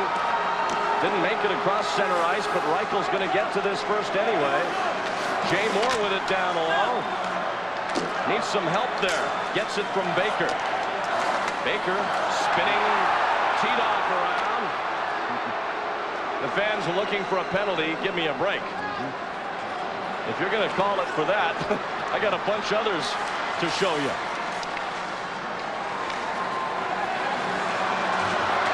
Here's Cruz. He's run into by Moore, and the puck comes free to Jim Kite. Here's a turnover by Kite. Otto to Kennedy. Shot high and up into the crowd.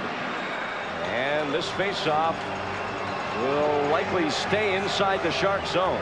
No, that was a line change there, and Otto got the puck. Kennedy was able to come off the bench, but as he went to tee that one up, I think it may have jumped up on him a little bit and over the glass. And faceoff comes outside the blue line. Well, this was game 2, and the hero that night here at the Olympic Saddle Dome. The puck out, freezing in. Dahlin finishes it off. And you saw that crazy bounce we talked about out of the corner. Sharks are attacking that same end of the ice here in overtime as Ozolinsh gets back. Clears it away from Paul Cruz. Now Cruz catching up to it.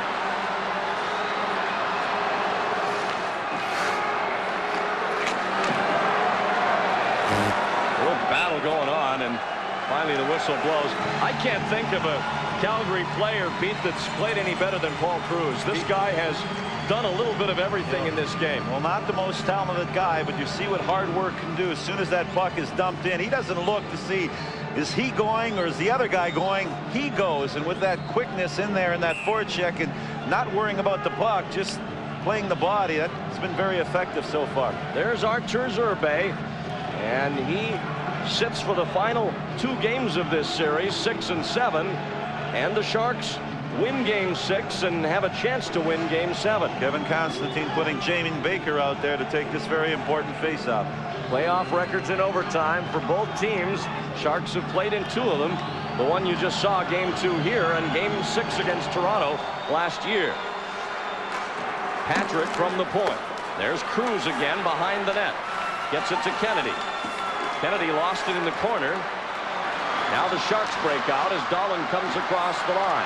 Dahlin to center, dumps it in. He and Tansel both carefully advance into the zone. And now Phil Housley will send it up the right wing. Cruz couldn't quite handle that pass from Kennedy. Sharks send it back up to the line. Now a collision between Otto and Cruz. And that line will come off as Rafji has it. We're in sudden death overtime here in Calgary. Tansel drifts one in. This is Sullivan. Got by Whitney. Now Moore standing his ground. Chason sends it in. Flames will come out on the delay offside. Nice play by Jay Moore. Mike Sullivan, one of the fast skaters in the National Hockey League, tried to go wide, but Jason Moore stayed right with him. Kite from center ice plays it around. Sullivan, and now Theron Fleury. Poked away from him by Whitney and slapped in by the Sharks. Here's Whitney after it. Ray Whitney, saved by Kidd. Held in at the line. Backhander, gloved down by Zalapski. He's got Nieuwendyk and Fleury. And it's broken up by Tom Peterson. Ray Whitney with the first legitimate chance of the overtime. He had that side. He did get wood on it, but Kidd got there first. Here's Reichel. Around the net he goes. Forced to the corner by Peterson. Rafji scoops it, but not away. Stern trying to send it down low. Rafji has it. Larionov to Falloon. Here's Pat Falloon. This plays the backhand pass into the Calgary zone, where James Patrick takes control. Patrick turning away as Janney and Baker were up on the forecheck. Now it's played to Housley. He'll send it up to Titov. Stern fakes the shot. Trying to play it to the front of the net for Reichel. Loose puck at the side, and Baker will get to it. Jamie plays it up the boards. Held in by Cruz. He's then tackled by Dahlin. And Rafchi has it as they release. Ozelinch across center ice. Looked like he was just going to dump it, then thought shot. Well, he saw that the guys, well, he saw his forwards looking at the bench wanting a change, so when he sees that, he dumps it in. Joel Otto batting it down. Here's Jay Moore. Driven in, but not far by Tansel. Now poked into the zone by Jim Kite.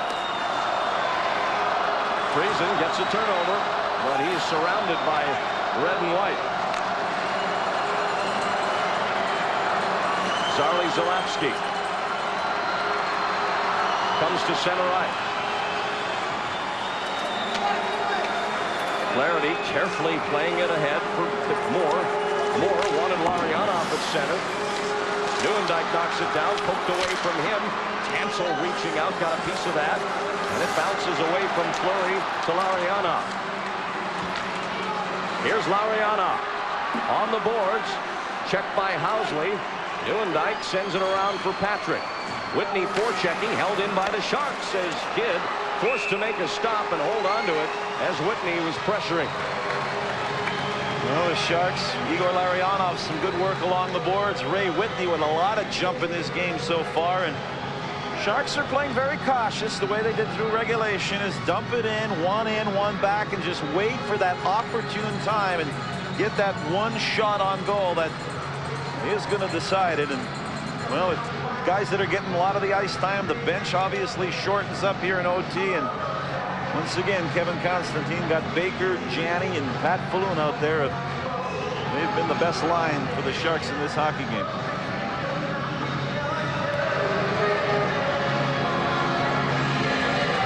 Sharks with 2 goals in the third period. Calgary with 3. There's how the shots broke down. A 2-1 edge for the Flames in the third period. And the Sharks with 3 overtime shots. Off the faceoff, it's Ozelinch. Out of the crowd, it's to Titov. And the Flames come ahead 2-on-2. Titov with Reichel, both skillful forwards. Rafchi taking care of one. Moore took care of the other. And here's Baker with it. Reichel takes it back just across the line. Plays it right to Rafchi. Rafchi almost turned it over to Titov. Does give it to Stern. Here's Ronnie Stern winding up. Flaherty got a piece of that. Reichel and Rafchi go to the boards. Ozelinch trying to come up with the puck. Gets it to Falloon. He couldn't control it. Musil advances it. Here's Reichel turning toward the net. Reichel! And he missed. How did Robert Reichel miss? He might have gotten tied up with Ronnie Stern. Looked like everything just froze on that particular play. Boy, he just came out of the corner of the ring and he was home free. Had a teammate over on the other side, but boy, he had a chance to bury that one and love to get that one back. But look how he comes out of the corner on this one. There's Rafchi goes one way, and I think that Flaherty may have just got that stick out and poke checked him at the last moment here. Here's earlier Ronnie Stern letting the shot go, and here's Flaherty right there with the blocker coming out to the top of the crease to get in the way of that one. 44 shots on goal for Calgary, 23 for the San Jose Sharks. And the faceoff stays in the Shark zone. Neuendijk and Friesen in the circle. Friesen actually wins the draw, but there's going to be a battle on the boards here. It comes to the point. Big rebound. Odgers couldn't clear it out. Here's Fleury.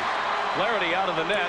Probably a good choice, though, as he went to the weak side and got it up the ice, where Odgers sends it down.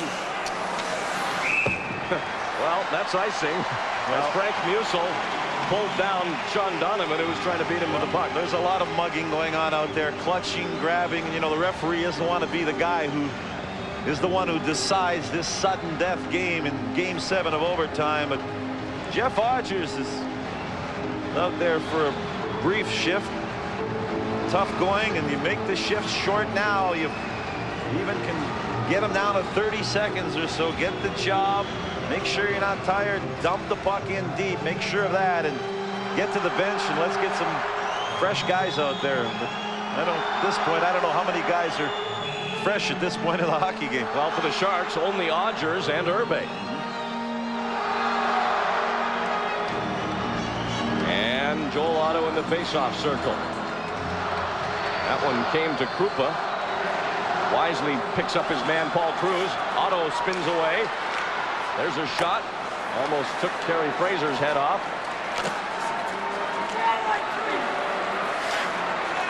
Out of the corner. Kennedy pushing it ahead to Cruz. Kite's tied up there as the muscle men go to work in the corner. Sharks come out with it. Here's Friesen with Tansel and Dahlin 3-on-3. Friesen lost it. There's a shot. Never got cleanly away. Dahlin from behind. Oh, and across the crease. Nobody there for the Sharks as Patrick picks it up. Now Cruz with Kennedy. Here's Kennedy moving in. Kennedy walking in. And it's knocked away from him. Zalapski's shot. And Flaherty's going to hold it right there. And for the second time in overtime, the Flames walk in but can't execute. But what a play by Wade Flaherty. He took the puck right off the stick of Sheldon Kennedy, and I'm sure what Kennedy is thinking right now is, why didn't I shoot? But Kennedy again on a one-on-one on Wade Flaherty, and he once again comes up with the stop. Look how he goes wide, puts it through Kite's legs. Now watch the play by Flaherty right there. See how he came out? Got that goal stick right out there and knocked the puck off Kennedy's stick. Oh boy. And again, the face-off down in the Sharks' end. This time the Sharks win it as Otto had to rest. Guy's got to rest sometime. Rathje ices it. I think he saw Larionov over on the left side breaking, so what Ozelin's trying to do is drive it right along the boards, come out the other side, and Larionov would be there, but unfortunately hit the boards and came straight out, and Calgary was able to touch it and get the face-off deep into the Shark zone. Well, a couple of weeks ago, you think Sean Donovan would have ever thought he'd be in a Game 7 National Hockey League playoff game in overtime? You ever thought you'd be doing one? Not really, no. Boy. Off the draw. Fleury with it. Now Donovan reaching out. A scramble, and Larionov finally comes up with it. Across for Whitney, broken up by Fleury. With Nieuwendyk. Fleury's shot. A weird one as it went about 6 inches and he broke the stick. Here's Larionov with Donovan, who went offside. Igor Larionov carrying the puck, and you got a guy like Sean Donovan. We talked about it in the last game. Hasn't played much, so he needs a shift or two to get that sweat going at 100%. But when he's wide, the idea is to give it to him. Here's the shot by Ozil, and he's going to try and shoot it all around the board. See Igor Larionov, he was breaking down that left side, and I think the play was for Larionov to pick that thing up, but instead hit the board straight out, and the touch by the Calgary Flame defenseman. There's Sandis Ozilins flanked by Krupa and Rathje. The Sharks defense has been worked heavily tonight, but probably a good choice by Kevin Constantine to dress the extra D. They've needed that support. Here's Baker, a blast, and that didn't miss by much. Cleared out across the line, or actually held in. Now Titov gets it out. Stern, Housley, and Reichel rushing into the zone. Behind the net, it's Stern. Stern all alone. Stern shoots. Flaherty the save. And he was screened. Here's Stern again. Somebody pick him up. Finally, Jay Moore does. And now Baker plays it to center. Pat Falloon with one man back. He stumbles. Now takes a look. Peels back to the point. Dishes for Janney. Turned it over to Titov. Here's Reichel with Patrick. Back for Reichel. And Kite's got it back. To center for Janney. Janney for Friesen. He's hip checked by Chason and sent to the ice. Here's Kennedy. He'll come around. Centers it. And Krupa at the side of the net trying to gain control. Now Ulf Dahlin ahead for Friesen. Friesen bumped again by Chason. Here's a turnover. Tansel at the blue line. Shot. Drops out and turned away by Kidd. And iced by by the Calgary Flames. And Chris Tansel really forcing Trevor Kidd to come up strong and then react to that rebound he gave up. Well, that was a turnover in the neutral zone by Kennedy. Here's Tansel. He's way out on this one. Lets a wrist shot go, but look where the puck comes driving right to the left to the net. That was not a difficult shot for Trevor Kidd, but he had some problems with it. Good check right there as Jeff Friesen breaks for that seam, but good hip check right there by Flames defenseman Steve Chason. I don't know, is anything a routine save in overtime? Oh, he Game juggles. 7? He's juggling. Got some mind games going on there with Trevor Kidd. Here's Mike Sullivan. Ozelins plays it back, but Patrick sends it ahead. Here's Neuendijk. He'll fire it in. Fleury gets to it first. Now in the corner. Rathje trying to tie it up. Does for the moment. Sullivan with it. Drops it back to the corner. Now a race, and Larionov, good job to just tie up Neuendijk. Fleury with it out to the point. Housley, a quick shot, but Flaherty saw that in the plan and reacted well to that first-timer. Rathje couldn't get it out. And that's high. Rathje sweeps it to the boards. And now Ozelins up for Whitney, and he can't reach it. And everybody's tired. They need a line change. They get it. A breakaway pass for Reichel, but the Sharks just got back. Now Donovan after the puck. And the Flames clear it out again.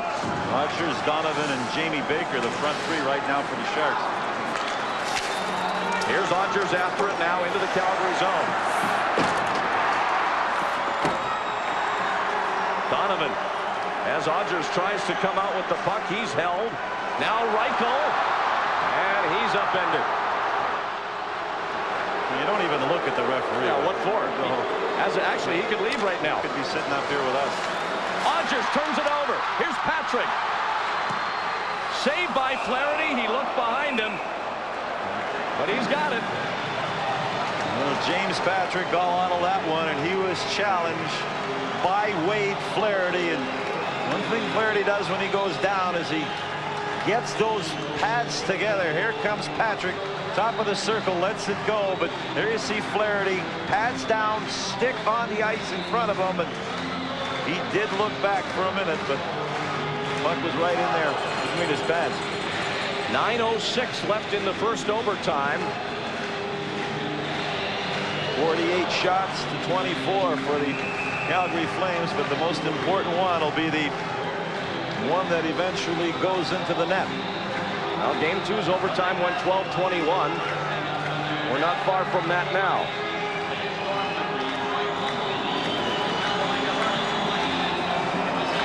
Friesen against Joel Otto on this faceoff. Rookie against the best faceoff man in hockey. And it came to Krupa. He didn't pick up Cruz.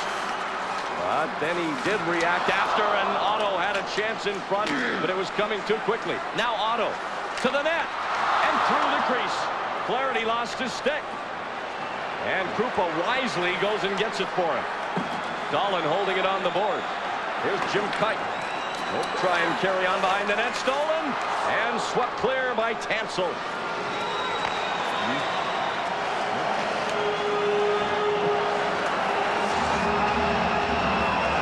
Flames clear it into the Shark zone. Jim Kite gets back. Gave it away to Sullivan. Here's Neuendijk with Fleury to Zalapski. Shot. A save, and Flaherty lost his stick again. Hang on to it, Wade. Hang on to it. Well, I think he got that butt end of it just on. Got a piece of that one, and now they start exchanging sticks all over. Flaherty drops it. Defenseman goes and gets it. And boy, I'll tell you, what action. If you think it's going to be tight in overtime with a lot of play in the neutral zone, forget about it. These guys are all going for that knockout punch. Here's that last save by Flaherty. Here comes the shot. Now look at the stick. He just extends that stick. Might have caught him right on that tape. Here's the shot by Zalapski. Now let's see what it hits. It hit the stick. It hit the handle of the stick. Drove it right out of his hands. Another face-off in the Shark zone. They win it. Fleury shot. That goes wide. Sullivan beating everybody to the puck in the corner, but then bumped off the puck. Whitney can't bring in the pass from Rauchy, and the Flames slap it back in.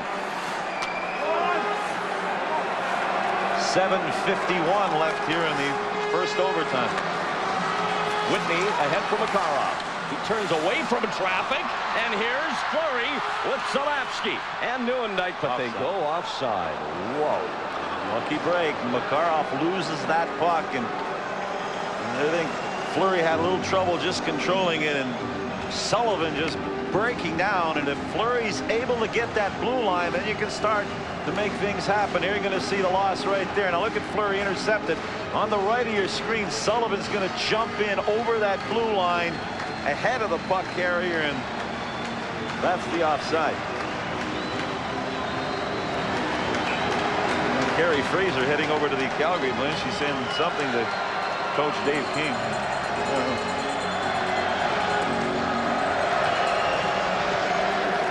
This is Jay Moore with it.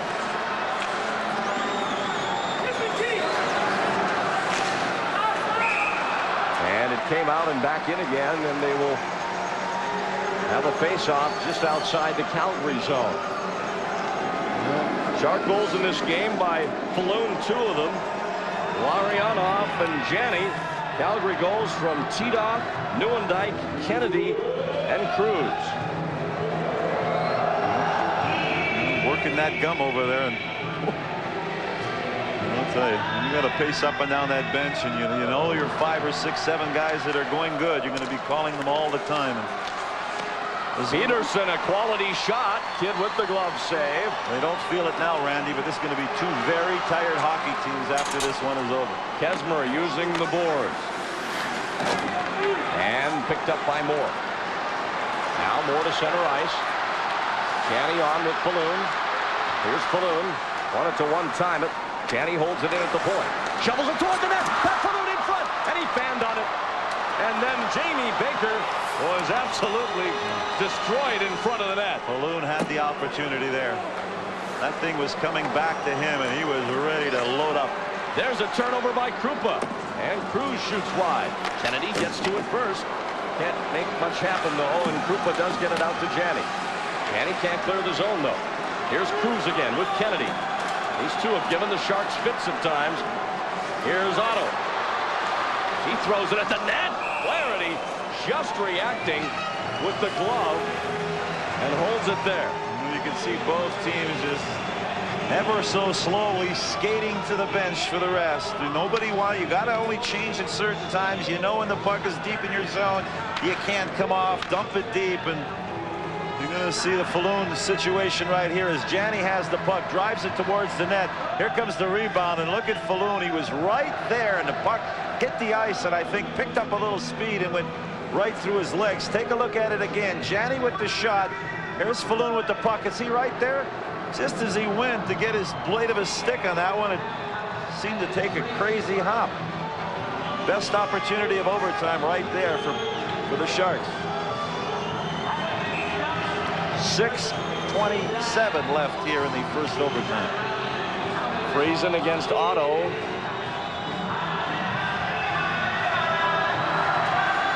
And the draw comes back to the Flames. Salapsky shot, and that one goes away wide. Dahlin ties it up along the boards with Kennedy, and they get a quick whistle from Carey Fraser.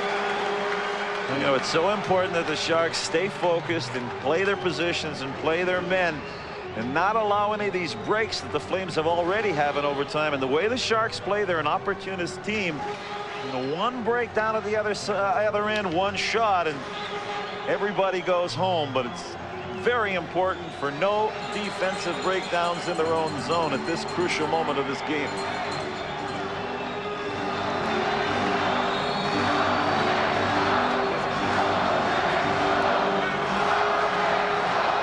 From the line, Chason throws it toward the net.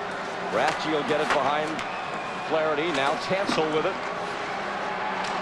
And Tansel comes from off the boards to get it to center ice and no further. As Cruz sends it back in. Rafchi will move to the puck. Lifts it up the wing, taken back by the Flames. In front, Kennedy on a feed from Joel Otto that could have been big trouble. Here's Zalapski back for Calgary. To Fleury. Two-line pass. He and Kite tie up well after the whistle as Fleury decided to shoot it anyway. Well, you know, you could say that the noise of the crowd, he didn't hear it, but he did let that shot go, and there's Jim Kite right now. A few words to Kerry Fraser and a couple more to Theon Fleury. He's telling him, you know, every time this happens, we don't need a guy shooting the puck after the whistle. Here's that play in front of the net as Kennedy was there. Rathje was on it, and that thing went sailing through. Look at the reaction after that puck went through the crease. A couple of them up on the bench there and anticipating that puck going in. Faceoff comes back to Frank Musil for Calgary. We are in the first overtime of Game 7.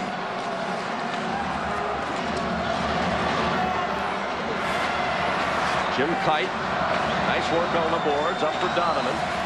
Here's Fleury on the steal. Jay Moore made a big play there. Sullivan tries to center it. Moore ties him up. Here's Fleury again. One-timer and saved by Flaherty. And Fleury trying to poke the rebound home, but Flaherty's got it.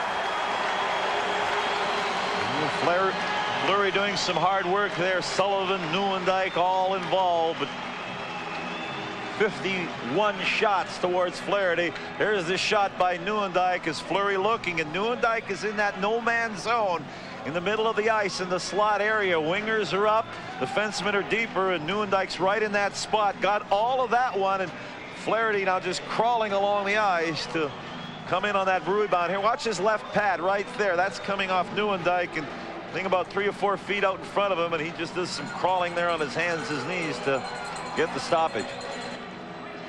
Well, all I can tell you, Pete, is that there have been a ton of faceoffs in the Shark zone. And they got 5:10 left here in the first overtime. Reichel stands in now with Baker. And the Flames win the draw. Zalapski throws it toward the net. It hit a skate, comes free to Titov. He'll drop it low for Reichel. Reichel banging away. Reichel comes out with the puck. Here's the shot, saved by Flaherty. Ronnie Stern tried to jam it home, but Flaherty made the save. Bodies all over. Battles in the corners. Guys trying to just beat guys one-on-one coming out of the corners. Look at Ozelinch there, puck in front. There's the little shot there, but look how good Flaherty is in staying up and keeping that puck in front of him. He's very steady in the nets. Now you're going to see the shot coming through from the corner. The shot right there. Flaherty down. He sees that puck in front of him all the way as Reichel comes crashing in, and all kinds of body flying around, and once again another face-off inside the Shark zone. 48 saves for Flaherty on 52 Calgary shots, and another face-off in the Sharks' end.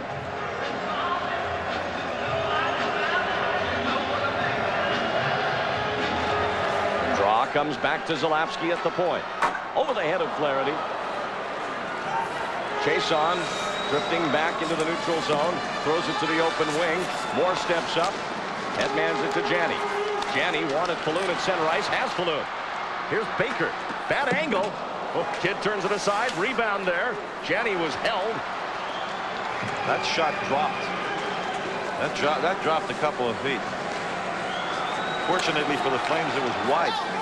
Moore, this one takes a weird bounce, batted down by Housley. Sharks are on a line change. Here's Cruz with Kennedy. Paul Cruz floats this one over the net. Cancel will get it on the open left wing. He has Friesen and Donald. Leaves it for Jeff Friesen. Friesen crashing the net. He'll go around it. Centered it. Nobody home. Here's Cruz. Drops it for Kennedy. Saved by Flaherty. And coming around was Cruz. Couldn't get the angle for a shot. Centered in front. Joel Otto on the doorstep, and Flaherty stopped him. And Dahlin can't clear it, but Cancel will get it out of trouble. What a stop there as Otto was there. He redirected that pass from the corner, and Flaherty played it perfectly. Here's Blasty Krupa. Gets to it and plays it up to center ice. Sullivan fires it right back in again. Neuendijk behind the net. Here's Fleury. He has Sullivan open. Fleury decides to keep it. Pass. And a good job by Kite to neutralize Neuendijk. Neuendijk with it now. Shot saved by Flaherty. Neuendijk in the corner. Gives it off to Fleury. Theron Fleury tees it up. Shot. Save. Rebound. And Friesen's got it. Here's Fleury. Around everyone. Save. Rebound. And Flaherty has it. Oh, my. 57 shots. Couple of great opportunities in front. Neuendijk had a chance taken away from him at the last second, and Fleury seems to have his legs. And here you're going to see the play. Shot by Fleury, save. There's the puck lying there as Kite takes it away from Neuendijk, and here's Friesen falling down, and here comes Fleury on the circle, going wide. Gonna let the shot go, and Flaherty is over there, but look at that thing bouncing all over the place, and just snares it there and gets the stoppage. And once again, another face-off in the Shark zone. With 2:58 left in the first overtime.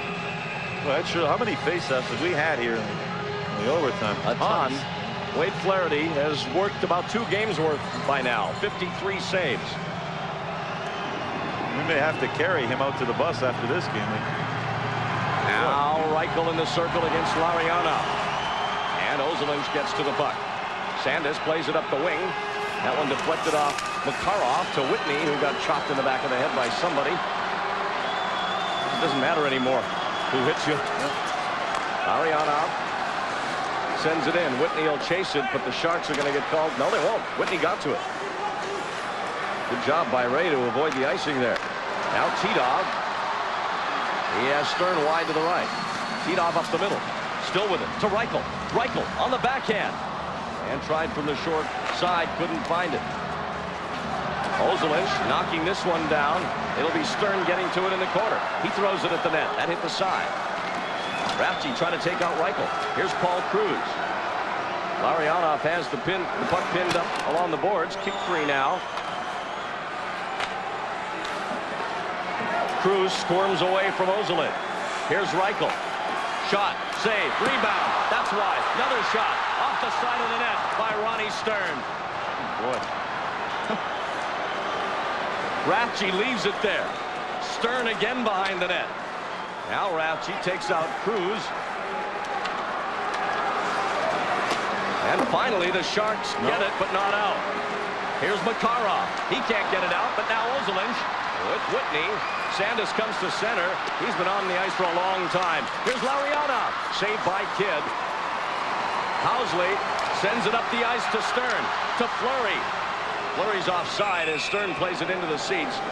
And there's a bunch of people out there on both sides who are on for a long time. When you're in a situation like this, Randy, you do not want to be the guy who makes the mistake that loses this game for your team. And there you see the fatigue factor right there is Ronnie Stern. Lots of work behind the bench. The Sharks just playing on the one-on-ones. And an open net right here. Kennedy's going to have the puck way at the top of your screen. Now here's the puck coming to him.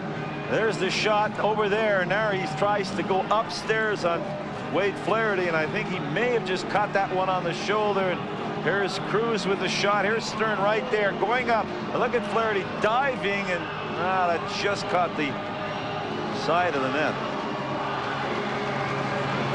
For those of you just tuning in, you missed the whole season, the first 7 games of this series, and now we're in overtime of the deciding game. Good timing. And we're coming up to a minute here left in the first overtime. Kite. Can't get it up the boards. Moore will get it back to Kite. Now up the middle for Baker. Baker with Falloon. Pat Falloon down the right wing. Shot. Saved by Kidd. Off his blocker. And he dropped his stick after that wicked blast by Pat Falloon. Zalapski falls on it in the corner. Terry Fraser wants him to move it, and they do.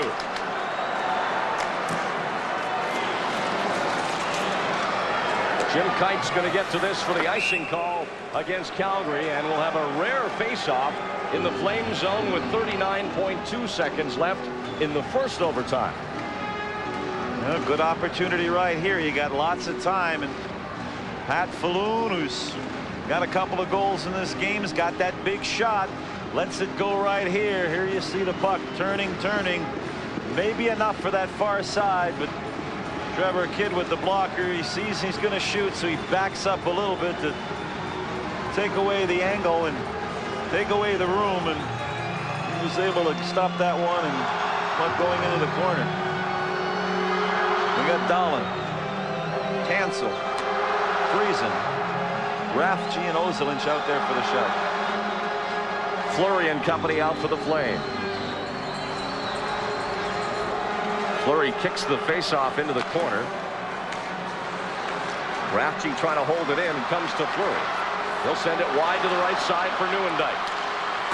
Shot high and wide. Rebound to this side. Sullivan jams it ahead to Nieuwendyk. He'll look at the net. Flaherty to save. Rebound drops to Friesen. Friesen gets it to the point, but not out. Housley sends it down low. Nieuwendyk's there. Nieuwendyk crashing the net, but it'll drop to the feet of Flaherty. He'll cover it up there with 12.7 seconds left in the first OT. Nieuwendyk, you see Fleury.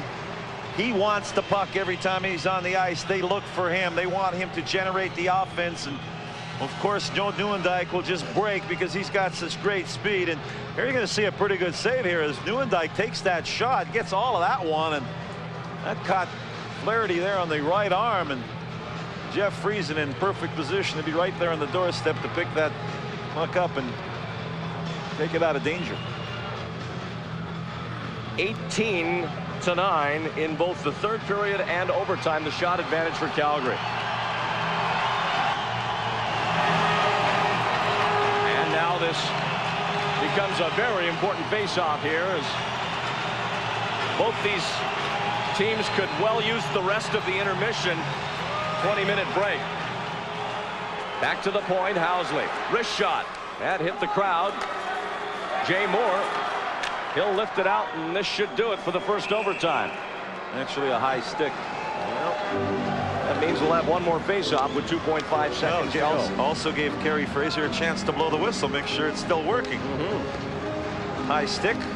Puck will stay just inside the Calgary Flames blue line. A little talk there between Jay Moore and Jim Kite, ever so important. Communication, and I'm going here, and if this happens, you go there. And it's always important on the ice, talking to each other.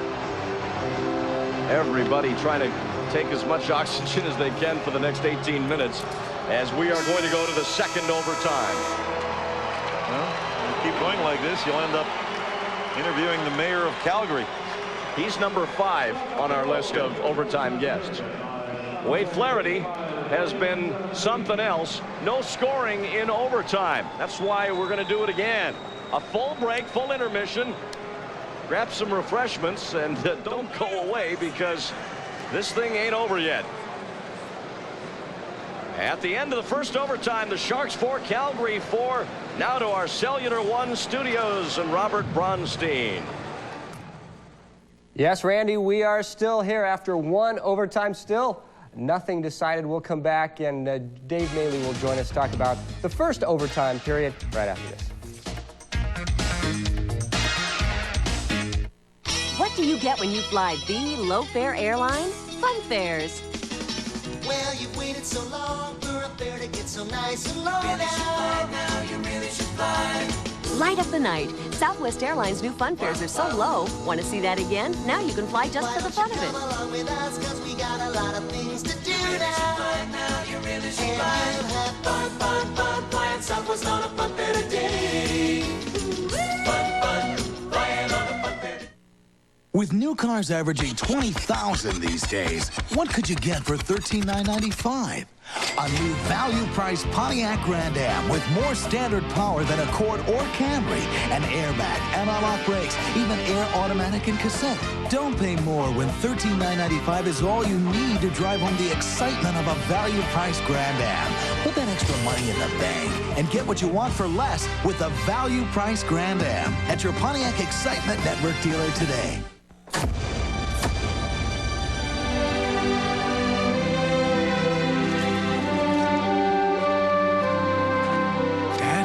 Son, it's been a long time, Dad.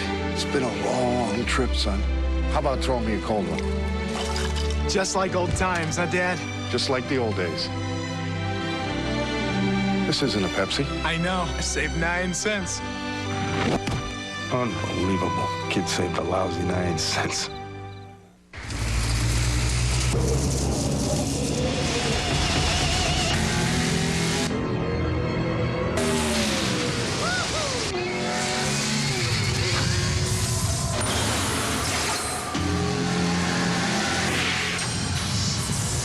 The Miller Genuine Draft Rusty Wallace stock car. Awesome. One opened up. All right, the excitement continues. The Sharks in a thriller 4-4 overtime tie after one overtime period. And Dave, I don't think you've ever been in this kind of area before, have you? No, I've never gone in the double overtime, just the single overtime. But, oh, it's just unbelievable. Tough period for the Sharks. There certainly Wade Flaherty saved them several times, not the way they wanted the overtime to go, but at least they didn't give up the goal. Oh, I think, you know, Wade's on a mission right now. He's just been unbelievable. It's like a wall. No pun intended. No pun intended. Excuse me. Let's quickly go to the tape and take a look at one of his saves in the period. Did a good job on a Kennedy breakaway here. Yeah, I think Kennedy, if he had it over, he would have shot it right away. And Wade poke checks it. It makes a great play there. Now, the Sharks did have some chances in the period, not nearly as many as Calgary, but Chris Tansel takes advantage of a mistake here. Yeah, he just takes a quick wrist shot and gets it on net. That's what you got to do. That's what Calgary's doing. They're just throwing everything at the net and forcing you know, the Sharks to play on their heels. And I mean, the Sharks got to, you know, do a little bit of that themselves. Yeah, Trevor Kidd facing about half as many shots as Wade Flaherty. And here's Flaherty, got the stick on it. Yeah, he's getting everything he can. He's throwing the kitchen sink at him out there.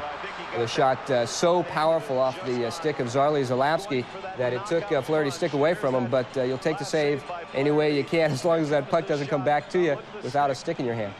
Yeah, well, that's, you know, that's an important thing to get the, you know, the goalie to get his stick back, and he's lucky he got it back when he did. Tell me about, you know, growing up playing hockey. This is the kind of thing that you really dream about, don't you? Oh, yeah. I mean, from day one that I laced on the skates, you're constantly thinking about the countdown, 3, 2, 1, and, you know, the 7th game in the Stanley Cup Finals or, you know, in the playoffs. And this is just, you know, it's what it's all about. Now, the Sharks, obviously, they didn't do what they wanted to do in the first overtime period. What do they need to do now to get that goal?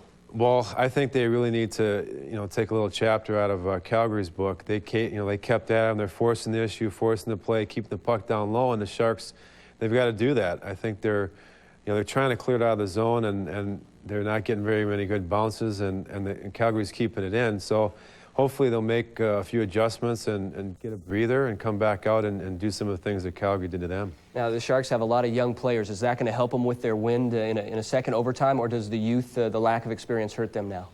Oh, I think it's a flip of a coin right there. But I think, you know, I still see a lot of jump in Friesen's legs. He just hasn't gotten the bounces, and I'm sticking with Pat Falloon here with the game winner for the hat trick. That's right. During the break, while we were watching the game in the third period, in the first overtime period, everybody here in the studio picked their guys from the Sharks that they thought were going to get the winning goal. And Dave took Pat Falloon. He nearly came through for you, didn't he? Yeah, he did, right there in the doorstep, but it slipped through his legs. He couldn't get any wood on it, so he'll get another chance. Well, I took Ulf Dahlin. He had the overtime goal in Game 2. We'll see if he can do it again this time. But Pat Falloon playing a very good game tonight. Just solid game. I really feel since he's been put together with Janny, he's a perfect guy to be with him. He's a pure goal scorer. He's got a great shot, good release, and Craig's great at getting players like that the puck at the right time. Yeah. Now, you talked a little bit before about if you're going to score in overtime, it's going to happen early on in the overtime period.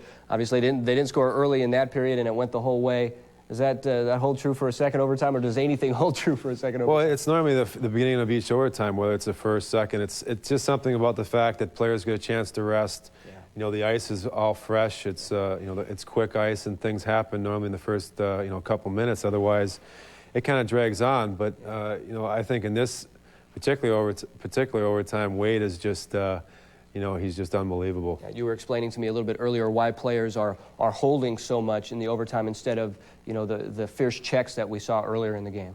Yeah, that's a big thing. If anything, that might hurt the Sharks as far as their youth, because the old players, they know all the tricks of tripping guys behind the play and holding guys, and you saw that a lot in their scrumming in the corners. They're tripping up the Sharks players, and so that the young guys, they got to learn quick here. All right, David, the other two playoff games, the Game 7s there are long over, and we'll show you those scores right now. Toronto losing to Chicago 5-2 on our American Express scoreboard, and the other game was St. Louis and Vancouver, and the Canucks take that series. The final score there was 5-3.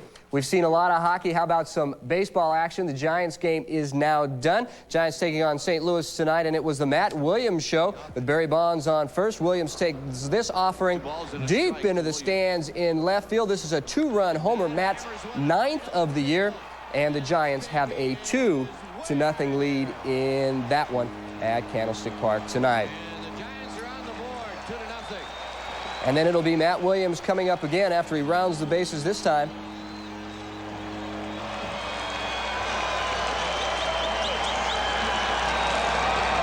Pitch.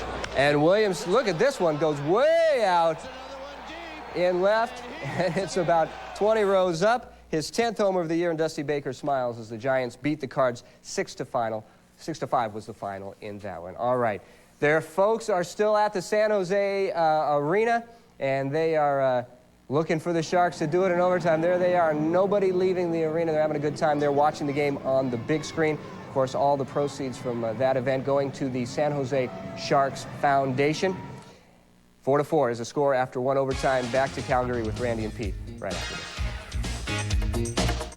Glorioso! Alfredo Roundtable!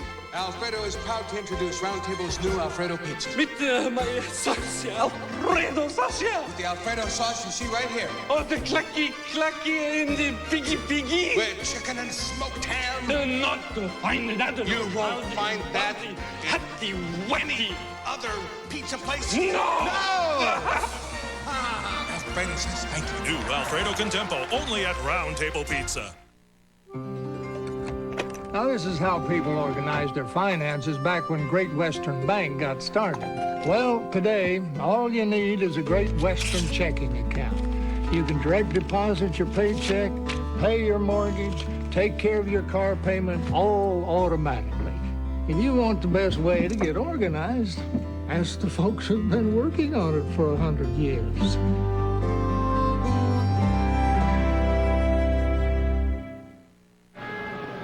We've played one complete overtime in Game 7. Nothing decided yet. It's all tied at 4 here in Calgary. Randy Hahn along with Pete Stemkowski. Well, Pete, little did we know what we were in for tonight. This thing is going beyond what is the conventional limit, and who knows, it might go beyond a second, but right now the Calgary Flames have really been pouring it on the Sharks. Many of the faceoffs in the Sharks' end. Well, they really dominated the overtime, and obviously you can't play in your end that much because eventually you're going to break, and the defensemen have to go after guys, chase, clear the puck out, so you're doing a lot of chasing, get tired that way, and the Sharks are the kind of a team that's the style they play. They get hemmed in a lot during a hockey game, and then they're very opportunistic. They jump down to the other end, get that one shot on goal and end it, but you just can't have that much pressure with eventually something happening. So I'm sure that that's what they're discussing right now is getting that puck out of the zone, getting some speed through the neutral zone, and hopefully getting some offense down at the other end of the rink.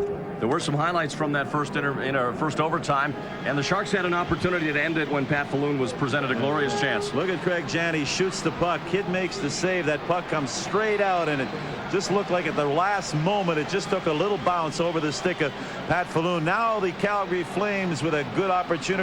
Some work here by Ronnie Stern. He gets past the defender, lets the backhand go towards Wade Flaherty. The puck is in the crease, and all kinds of bodies flying on top of it. Towards the end of that first overtime, Pat Falloon coming in wide on the side, top of the face-off circle, lets a pretty good shot go. See the puck rolling on edge there. That may have gone wide, but Kid got the blocker on that shot from Pat Falloon. And the stats through the first overtime brought to you by Pontiac, 59-29. The Flames have outshot the Sharks by 30 Wade Flaherty has 55 saves in the game. They've already established a club record, Calgary, with those 59 shots in any game, regular season or playoff. Look at the chances, 35-17. Very few power play goals, power play chances at all, because Gary Fraser just hasn't been calling any penalties, and don't expect that to change. We are on the brink of a second overtime here in the deciding game of this series. We'll be back with more from the Saddle Dome in a moment. If you own an answering machine, it probably isn't your first. I had 6 answering machines. They have a tendency to break. So I've had more answering machines than I've had boyfriends. With the Pacific Bell Message Center, you just use your phone to get your messages. They say, oh, I called and the message machine didn't go on. Oh, come on, who does that? Steve and Dave and John. And I go, oh, that's not true because I have a message center and it is always going to go on. The Message Center for Pacific Bell, the answer to machines. Chris and Kevin and... The San Jose Grizzlies professional indoor soccer team roars into San Jose again this summer. All the nail-biting, turbocharged action starts July 2nd when the Grizzlies take a major bite out of Portland's pride. The Grizzlies are the summer's hottest family ticket. Get season tickets at a discount on the individual game price. And new this year are kids' season tickets at half price. Going to a Grizzlies game is even more fun with a group. For season and group ticket information, call the Grizzlies at 408-971-SOCR. Awaiting the second overtime here in Calgary with everything all tied up. Hey, it's that time of year again to sign up for the San Jose Sharks Summer Hockey Schools. 2 terrific one-week camps scheduled for mid-June for ages of players ranging from 5 to 17. You'll learn skills, tactics, strategy. Part of the unique curriculum taught by some of the nation's best instructors, as well as several Sharks players. Space is limited, though. Call the Sharks Community Development Department, 408-999-5844 for the Sharks Summer Hockey Schools. Randy Hahn with Pete Stemkowski as we get set for the second overtime.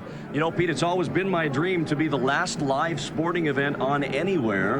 We might be that right now, and you know, it's the times like this that people get discovered and end up with their own sitcoms next year. Well, that's it. You know, everything else is over in the National Hockey League as far as this first round of playoffs, so we are the show right now. And I wouldn't want to share it with anybody else but you, Pete. I have to say that at this moment because we don't know how long the season's going to last. Well, thank you. My feelings are the same over here, and you never know how long this one's going to go, and wonder what the strategies are. You want Calgary, obviously, to go about doing what they have been doing and eventually get one. You look at Sean Donovan. That's one player that sticks out in my mind. Young, hasn't played a lot, probably got fresh legs. Wonder if Kevin Constantine will use him here in this second overtime a little bit more. We'll find out in a moment, Karnak. The San Jose Grizzlies professional indoor soccer team roars into San Jose again this summer. All the nail-biting, turbocharged action starts July 2nd when the Grizzlies take a major bite out of Portland's pride. The Grizzlies are the summer's hottest family ticket. Get season tickets at a discount on the individual game price. And new this year, our kids' season tickets at half price. Call 408-971-SOCR. See the Grizzlies. Second overtime coming up. It's all tied. The season's on the line.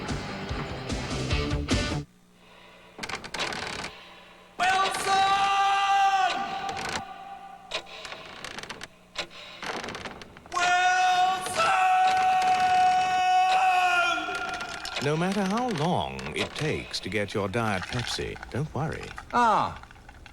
Great taste is always guaranteed. Just made it. Yes. Huh. Straw?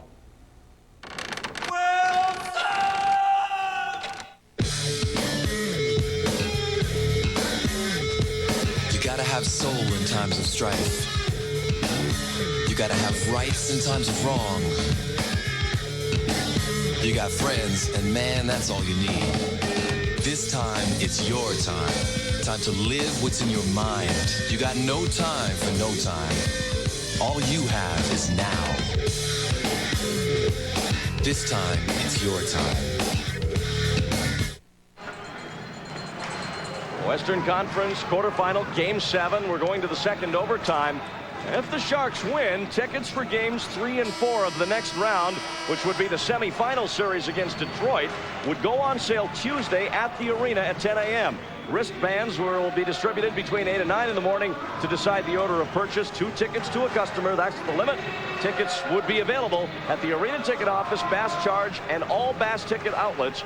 That is game 3 and 4. Those are the E and F games in the sequence if the Sharks win. If they win, the series would start at Detroit Sunday. Talk about the other series. What about Vancouver? They beat Chicago tonight. They don't know where they're going. They're St. Louis. St. Louis. Vancouver beat St. Louis. I'm sorry. So they're wondering where they're going next. And now they're sitting. I'm sure they're waiting in St. Louis, wondering where that plane's going to head to. Yeah, they're kind of sitting around waiting to go to either Chicago or Detroit. If you missed, Chicago beat the Toronto Maple Leafs tonight in Game 7. The Blackhawks 5-2 winners. Very impressive for them to win that series without Jeremy Roenick. Yep. So we're set to go for the second overtime. And from the faceoff, Jim Kite plays it into the Calgary zone. Nobody chasing after it, though, and Zarley Zalapsky turns back toward his own net. Almost turned over by the Flames. And there were 3 of them and just Craig Janney, but somehow they managed to lose control for a while there. Craig Janney standing in front of the net. Falloon and Baker just peel off and stay wide. And right off the bat, the Sharks are going to get a face-off down at the other end on an icing call. You see, when you get those 2 wingers standing up like that, and you get that allows your defenseman to stand up at the red line, and that does not give the Flames a chance to get over the red line and dump it in. And that particular occasion, they shoot the puck in from over the red line. The wingers are being held up by the Shark wingers, and the defenseman able to turn, go back, touch, and get the icing. There's the face-offs, 38-22 in Calgary's favor. This will be Otto and Dahlin. And it drops to Musil. Mike Rafsky back for the Sharks. Difficult pass for Tansel to deal with. And now Flaherty settling it at the side of the Sharks net. Rafsky waiting. Plays it up for Tansel. This time he pulls it off the boards with Dahlin and Friesen. Chris Tansel takes it across. Throws it at the net. Gets his own rebound. That shot goes wide. Here's Rafsky. Tees it up. And that shot drops the defenseman. There's another drive. Just wide of the net that hits the back of the net. Sheldon Kennedy blocking a shot. Here's Dahlin. He'll wrap it around. Oh, Dahlin looks in front. Dahlin still with it. Here's Ozolinsh. That's wide. Here's Rafsky. Has to fend off Fury. Theron Fleury breaking in. Ozolinsh back. Save. Rebound. And the Sharks survive for another shift. Rafsky had to come back and do some kind of a job there on Paul Cruz. Here's Larionov with Ozolinsh. Igor fakes. Igor walks in. Igor Larionov, and it's knocked off his stick. Here's Makarov to the net. They score!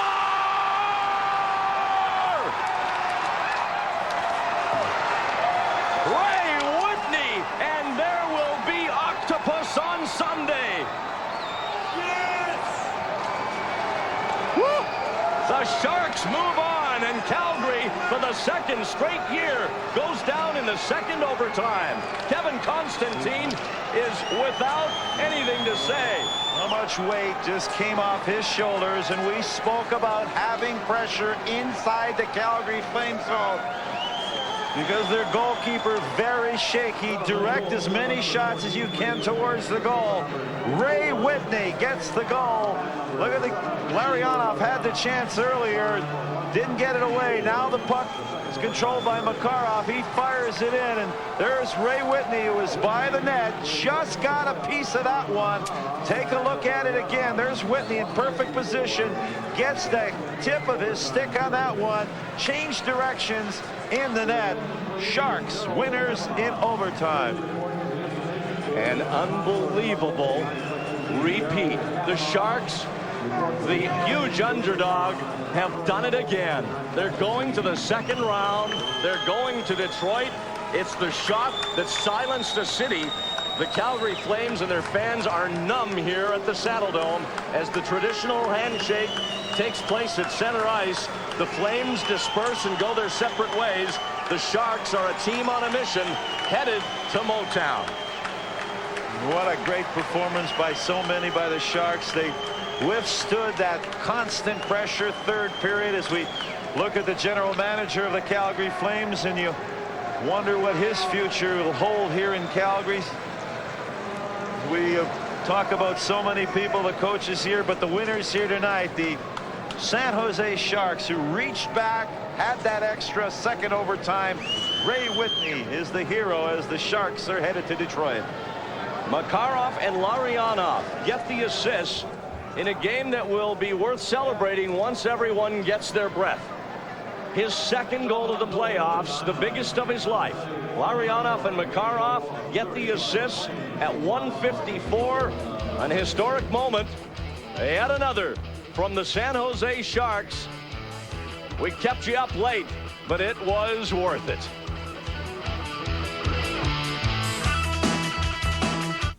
A con on borrowed time. There's a new sheriff in town. A cop with an attitude. You're just a crook on a weekend pass. They've got nothing in common. We ain't brothers, we ain't partners, and we ain't television game shows in the 50s. We can't afford even a hint of a scandal. Okay, movies about lying, cheating, no good television game shows. You lose when I tell you to lose. Still in the 50s. I lied. These announcers gotta go. Right. Baker steps in. He's batting .206 and making $3 million a year. Yeah, that's fair. He's checking the sign. What's he saying, Steve? Good news. I'm having your baby.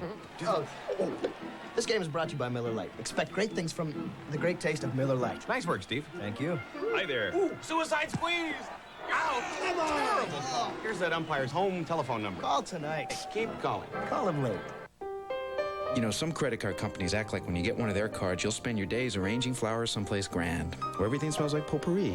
I mean, come on. A credit card is a tool. You pick a hammer based on how well hammered, you pick a credit card based on how useful it is. And no credit card is more useful than MasterCard, because no card is more accepted on the planet than MasterCard. So you can use it for groceries or drywall or trips to Sweden, and pretty much anything else you need, even flower arrangements. MasterCard, it's more than a credit card, it's smart money. Well, no one knows exactly where in Ohio Paul Bunyan was from, but the folks in Nelsonville, Ohio, have certainly happily adopted his legend to symbolize their event. The Paul Bunyan Show has been a tradition here dating back almost 3 decades, and the lumberjack competition has to be the highlight of the show. And we get things started with the hot saw competition and 2 seasoned competitors here, Mike Sullivan from Winstead, Connecticut, and Jim Colbert, also of Winstead, Connecticut. Should be a good competition. We're ready to go. And both competitors getting a start on the first pull. That's essential. It looks like Mike Sullivan a little bit quicker on his start. Now they have to make 3 cuts now, 1 up, 1 down, and another down. And it looks as though Mike Sullivan of Winstead, Connecticut has bested his fellow Winstead resident, Jim Colbert. Jim Colbert, we understand, was not competing with his own saw. Jim Colbert, possibly a bit of difficulty for him due to that. Jerry McInnes is standing by, and he's going to try to get a word with Jim about his saw. By Great Western's family of companies, over $42 billion strong, Great Western will always be there. And by Toyota. The more you know, the more likely you'll buy a Toyota. You can never look at that enough times. This Sharks team, written off at one point in this year, is very much alive. Stay with us. We'll have an expanded post-game show coming up. It's that time again. Time to sign up for the 1995 San Jose Sharks Summer Hockey Schools. There'll be 2 terrific one-week camps scheduled for mid-June for ages ranging from 5 to 17. A full spectrum of skills, tactics, and strategy will be a part of this unique curriculum, taught by some of the nation's best instructors, as well as several Sharks players. Space is limited, so call now to enroll. Call the Sharks Community Development Department at 408-999-5844. The San Jose Sharks Summer Hockey Schools. Sign up today. It's well known that Cellular One offers remarkably clear service from coast to coast. Father couldn't be here, so he's listening over the phone. Oh, she sounds great, honey. In fact, clarity could be why more people choose Cellular One. Hey, pass the ball over to Tommy. He scored! Yes! Cellular One, the nation's #1 cellular service, clear across America. When you're flying the Love Air airline, you're flying with Southwest. You gotta fly out to see the honey, or maybe close a big business deal. But you don't wanna spend so much money that you can't afford your next meal. We will fly you right to your city. You'll be laughing all the way there. There'll be money left in the kitty, cause you paid the lowest fare. We're not a low-fare airline, we're the low-fare airline. Little word, big difference. Ba-ba-da.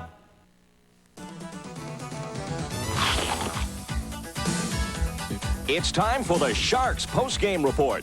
A recap of tonight's San Jose Sharks hockey game. And the San Jose Sharks have sent a shot around the hockey world again. Second straight year. We should be getting used to this, but you never do. They've won at 5-4 in a second overtime, and this series is over. The Sharks season moves on at least another 4 games as they head to Detroit now. And Pete, I don't know what to say. You think you have the Sharks figured out at various points in the year. Totally unpredictable. A team that went through a whole metamorphosis from beginning to end, got hot late, and they stayed hot. Well, you know, they're the kind of a team that nothing affected them, Randy. I mean, they could get blown up one game and just get cave in and lose by 6-7 goals, and you figure, well, here's a team that doesn't have much left anymore, but they rebound very good. And we talked about the fact Calgary was all over them in that first overtime, but they can shut the door so long, and then they get those 1 or 2 opportunities. They've done it all during the regular season. Perfect example here in the second overtime. Calgary, all kinds of chances in the first overtime. Early in the second overtime, puck down, Calgary zone, boom, Ray Whitney in the net. Game is over. The Sharks, as was put in that newspaper quote from George Johnson here in Calgary, are tougher to kill than a bad rumor. And they are a team that for the second straight year, Pete, has upset a favorite team. Calgary, much favored to win this series, but they're not around anymore. The Sharks still are. We're joined now by a Calgary native who is a Sharks assistant coach, Drew Remenda, joining us. And Drew, I know there's no mixed emotions for you. You're from here, but this is sweet. Well, originally from Saskatoon, Saskatchewan, Randy, but I worked here and I worked for Dave King, and I'm very excited for our guys. We played a very gutsy hockey game. It's a great day for the organization, and for me personally, it's been a long road. It's been wonderful, and this is really sweet. Drew, talk a little bit about that intermission after the first overtime. I mean, they had all kinds of shots against Wade Flaherty in that first overtime.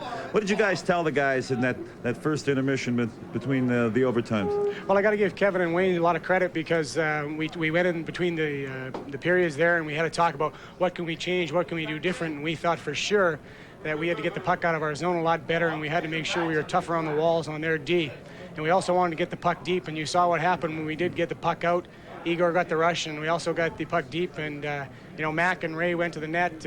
Just a great job by Ray to go in the net, and all you got to do in overtime is put it at the guy's feet, and we definitely said that about 1 billion times today. Just put it at his feet, and who knows what's going to happen. The pride of Saskatoon, Drew Remenda. At least I waited till the second overtime of Game 7 to make my first mistake this year. Thank you, Drew. Thanks, Ray. And we appreciate that, as Drew Remenda, obviously one of a group of Sharks coaches who has so much to do with the Sharks' success this year. Drew primarily involved, among other things, with breaking all down the videotapes and getting the teams ready to play the next game. Jeff Odgers joins us now, the captain. Jeff, this never gets to be old hat, but here you guys do it again. You send that shot around the hockey world. You're upset guys again.